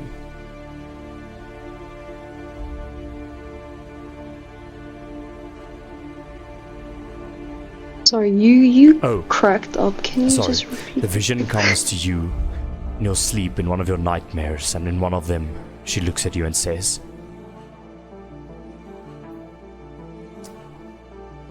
"This power almost flows into you, but not entering you yet." And she asks, "You're a paladin of light. Will you still accept my power?"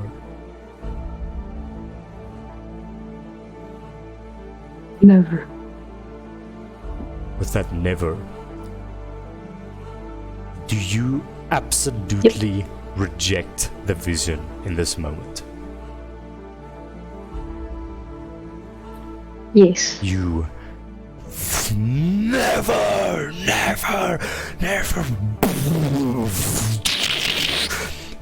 This infinite labyrinth of glass that was reflecting light within your dream shatters. In each one of these mirrors was the vision's face. They shatter. You sit there alone. You look at your hands, and that light that runs soft and loving from below also turns bitter, but it is not coming from the vision. It's coming from somewhere else. It is your power. You level up. Please change your paladin oath to Oathbreaker Paladin. That's fucking awesome. Oh. Damn, bro. Breaker Paladin. Ja, dat is een beetje weird. Dat is een beetje weird Wait, shit wat ons what? aangaan. Jij gaat nog meer emo worden nou. Anyways. Anyways.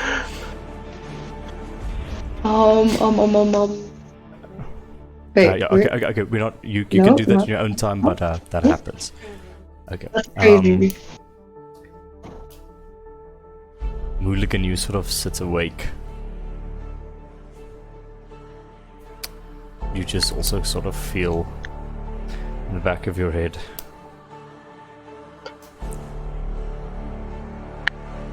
It seems an old acquaintance of mine has resurfaced once again.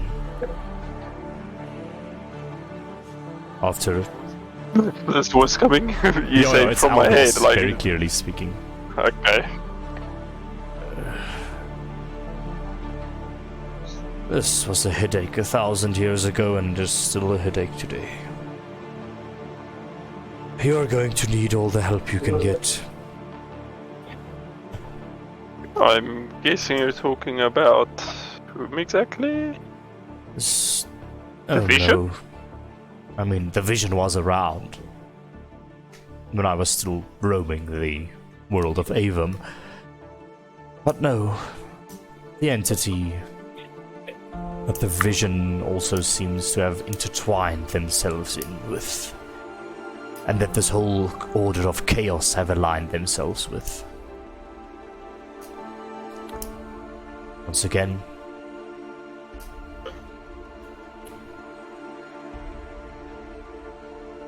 I think I would like to ask you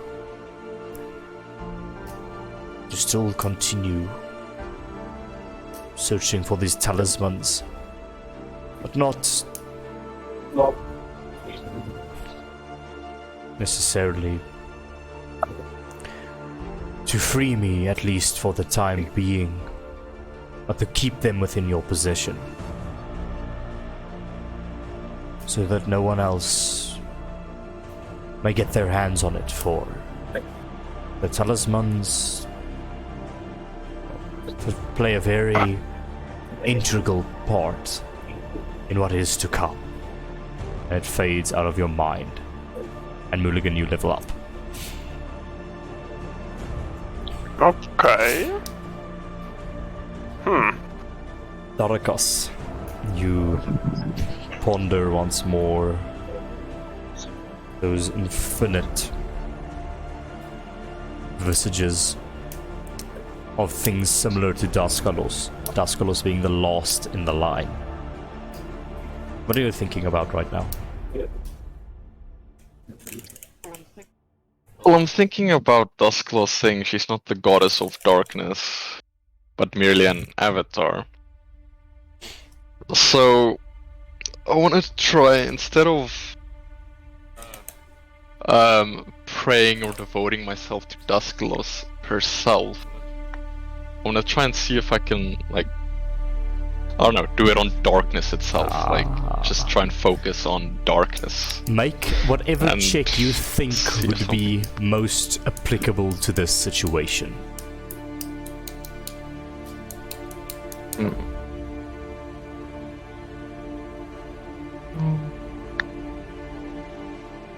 Oh. Okay, let's just go for a religion check. It's shittier than Arcana, but I think it makes more sense. Okay, 13. Can do this with advantage, I'd say. Okay. Oh, still 13. I rolled You cheat. sit there pondering for a moment, attempting to draw, to connect to darkness itself. So, you doing a religion check has more to do with... Yeah, I think at You first. try Yeah, with I religion check tried. at first, but that has more to do with the god pantheon that you know. Daskalos, Veloa, the rest of the gods that are part of the god pantheon. It's weird because Meir is never mentioned in these god pantheons. This entity that Eli is talking about. What do you think your next check would be? Religion doesn't seem the way to darkness. Arcana check. I want to try a more, I don't know, logical or magical approach, and not religious. Oh, that was almost a natural Advantage. 20. Yeah. Do I get advantage again? Okay. 23. You sit there in your room and you focus on the essence of darkness, not the entity that embodies darkness.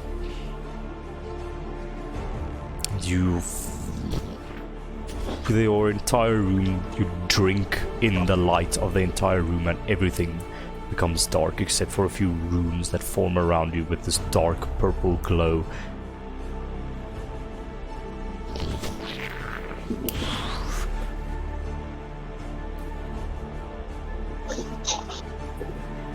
You see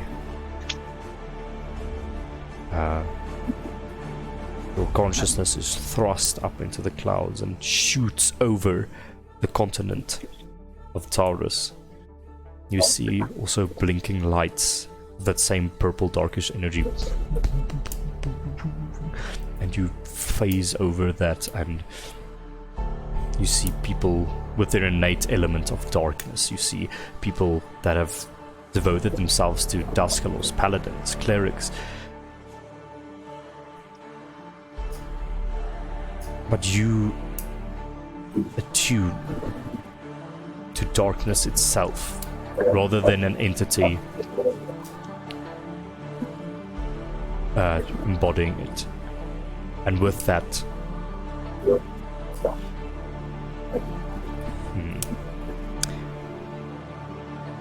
in that long line of infinite people that look like Daskalos, Daskalos steps back and you walk up to her. Or I'd rather say, no, she steps back and everyone in that line steps back at the same time. And there is an opening in this line. What do you do? I go stand. I walk forward and Okay. I stand Now, in the opening. you look at the front of yourself the and you are ethereal, almost see-through in this moment. The rest are very clear, very lifelike. You are seemingly but a fragment of what their power is, at least, but you take the initiative and you stand at the forefront of this line. Not really sure what it means, but you do level up from this as you attune to darkness itself. And yeah. Eli, Nice. I would say through that whole revelation that you had with Meir, once again, just in your dreams, you sort of float amongst the stars. And the symbol of time appears far above you and two eyes. What is your answer?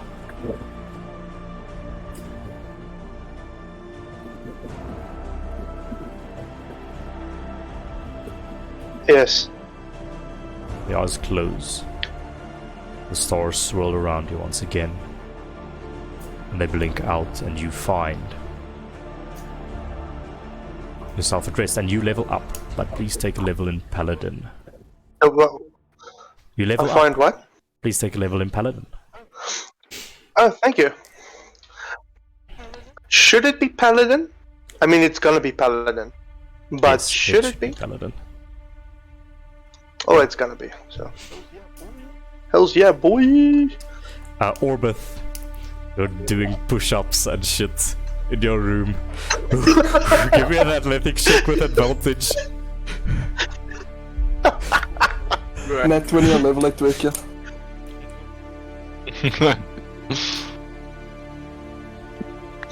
Net 20. No way. Bullshit. Net 20. Bullshit. That's 2 levels. There's 2 levels. 2 successes. The double level Okay. up and then over. What is going on with this mind at the moment?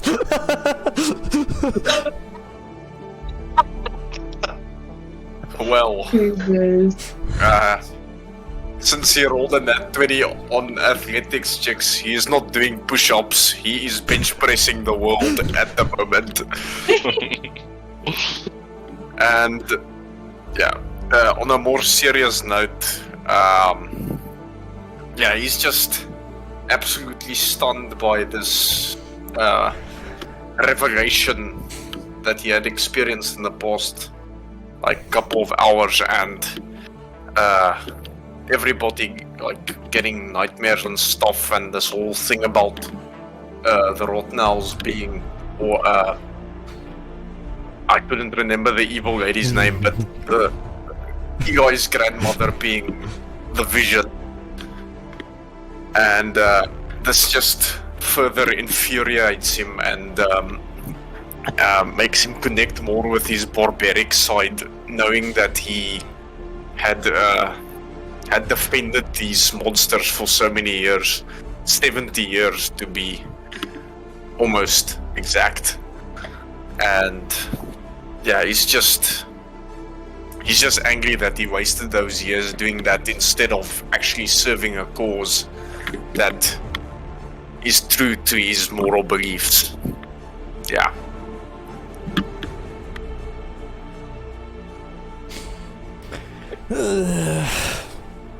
Okay.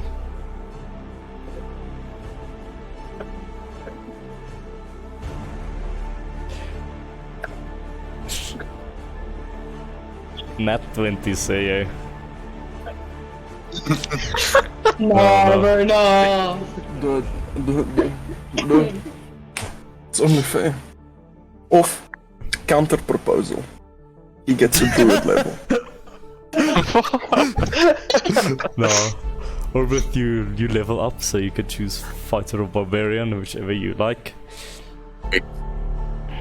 Well, I mean, a double level up if he levels up in each class. It's not that OP. No, this is just gonna be a single You know? level up. Have you seen the Have you seen the Yes. fighter class? My brother in Christ. Okay, so okay, Murion, I'll have his existential crisis another time. Dice, what are you doing as you go to rest this evening? I think Dice is probably sitting on a bed or maybe against the wall somewhere with his cards just splayed out in front of him. Just wondering what their actual motive is. Because this card he's picked up now seems darker on purpose. More dark than the others, anyway.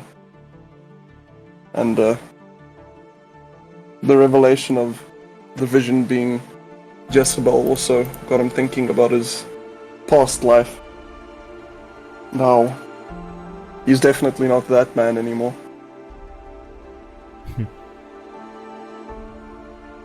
But I'd say he'll probably try and talk to the cards, I'd imagine. Okay. It's a chord 8, you know, I can't even remember. Where's the list? Where's the list? I have. Shall I read them to you? Un momento. I have the Fool, the Fates, the Throne, the Flames, the Uriel, and the Void. Okay. I'd say actually he'd probably keep the Void card one side for now, maybe Okay. in his pocket or somewhere else, not So around this- his neck. Fool, Fate, Flame, Uriel. And Throne.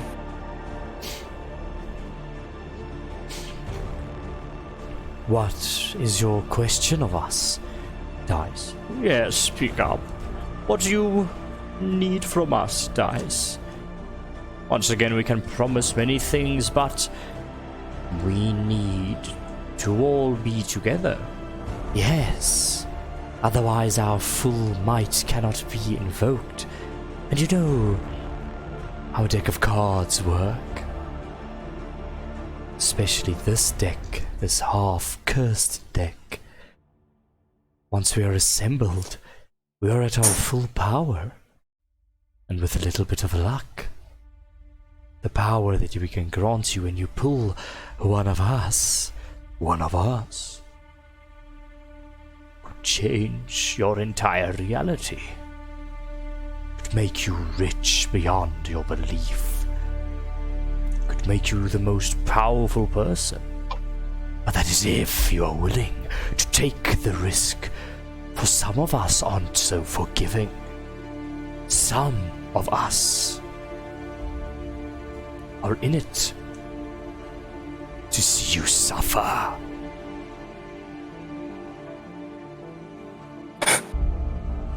Suffer. Alright. I'll bite. What happens after I play? After I've gathered you all? And after I pick a card and you change my fate? What do you do then? What we've always done through the eons since we were created by our demon overlords so many millennia ago. We scatter to the seven winds. We place ourselves in convenient places among the world, and we continue with this little gambling game. Some fool comes around, or some lucky person comes around, assembles our power, draws from our power in the hopes of achieving their destiny, of getting something that they've desired oh so badly.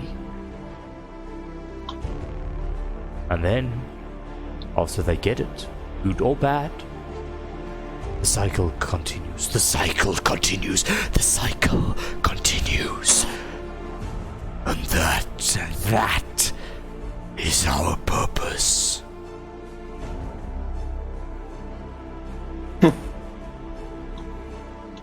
Alright. Well, I'll collect you guys soon enough. Just have to have some patience, unlike your friend over there. And I gesture with my head to the card in my pocket. And once I do collect all of you, best believe you're gonna give me what I want. Isn't that right? And then I'm gonna pick up one of, or the void card rather, and just like hold my dagger to it. You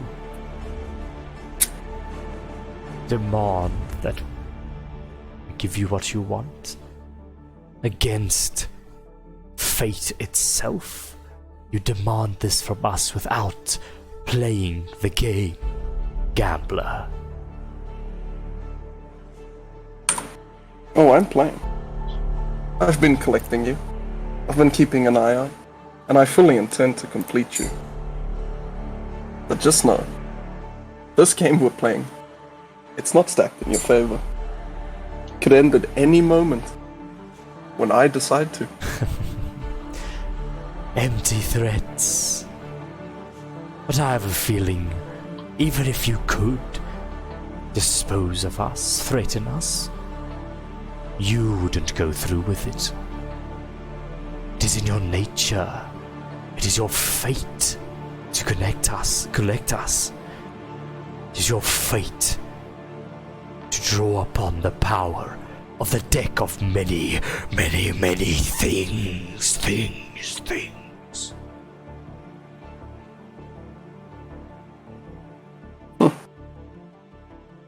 Arrogant for a bunch of playing cards. Then again, I'm arrogant for a gambler. Want to ask you, Dice. You level up. But what are you going to take as your level up, do you think? I don't know. I'd imagine I'd just take another rogue level. Would you prefer I pick something That else? is your choice. Cards have been speaking to you, but it's your choice. Me weigh my You don't have to tell me options. now, but you do level up. And with that, the camera Understandable. fades.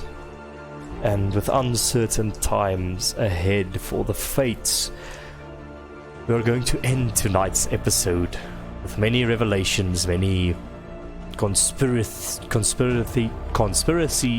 unearthed, but also new ones re-established. You all find a very uneasy rest.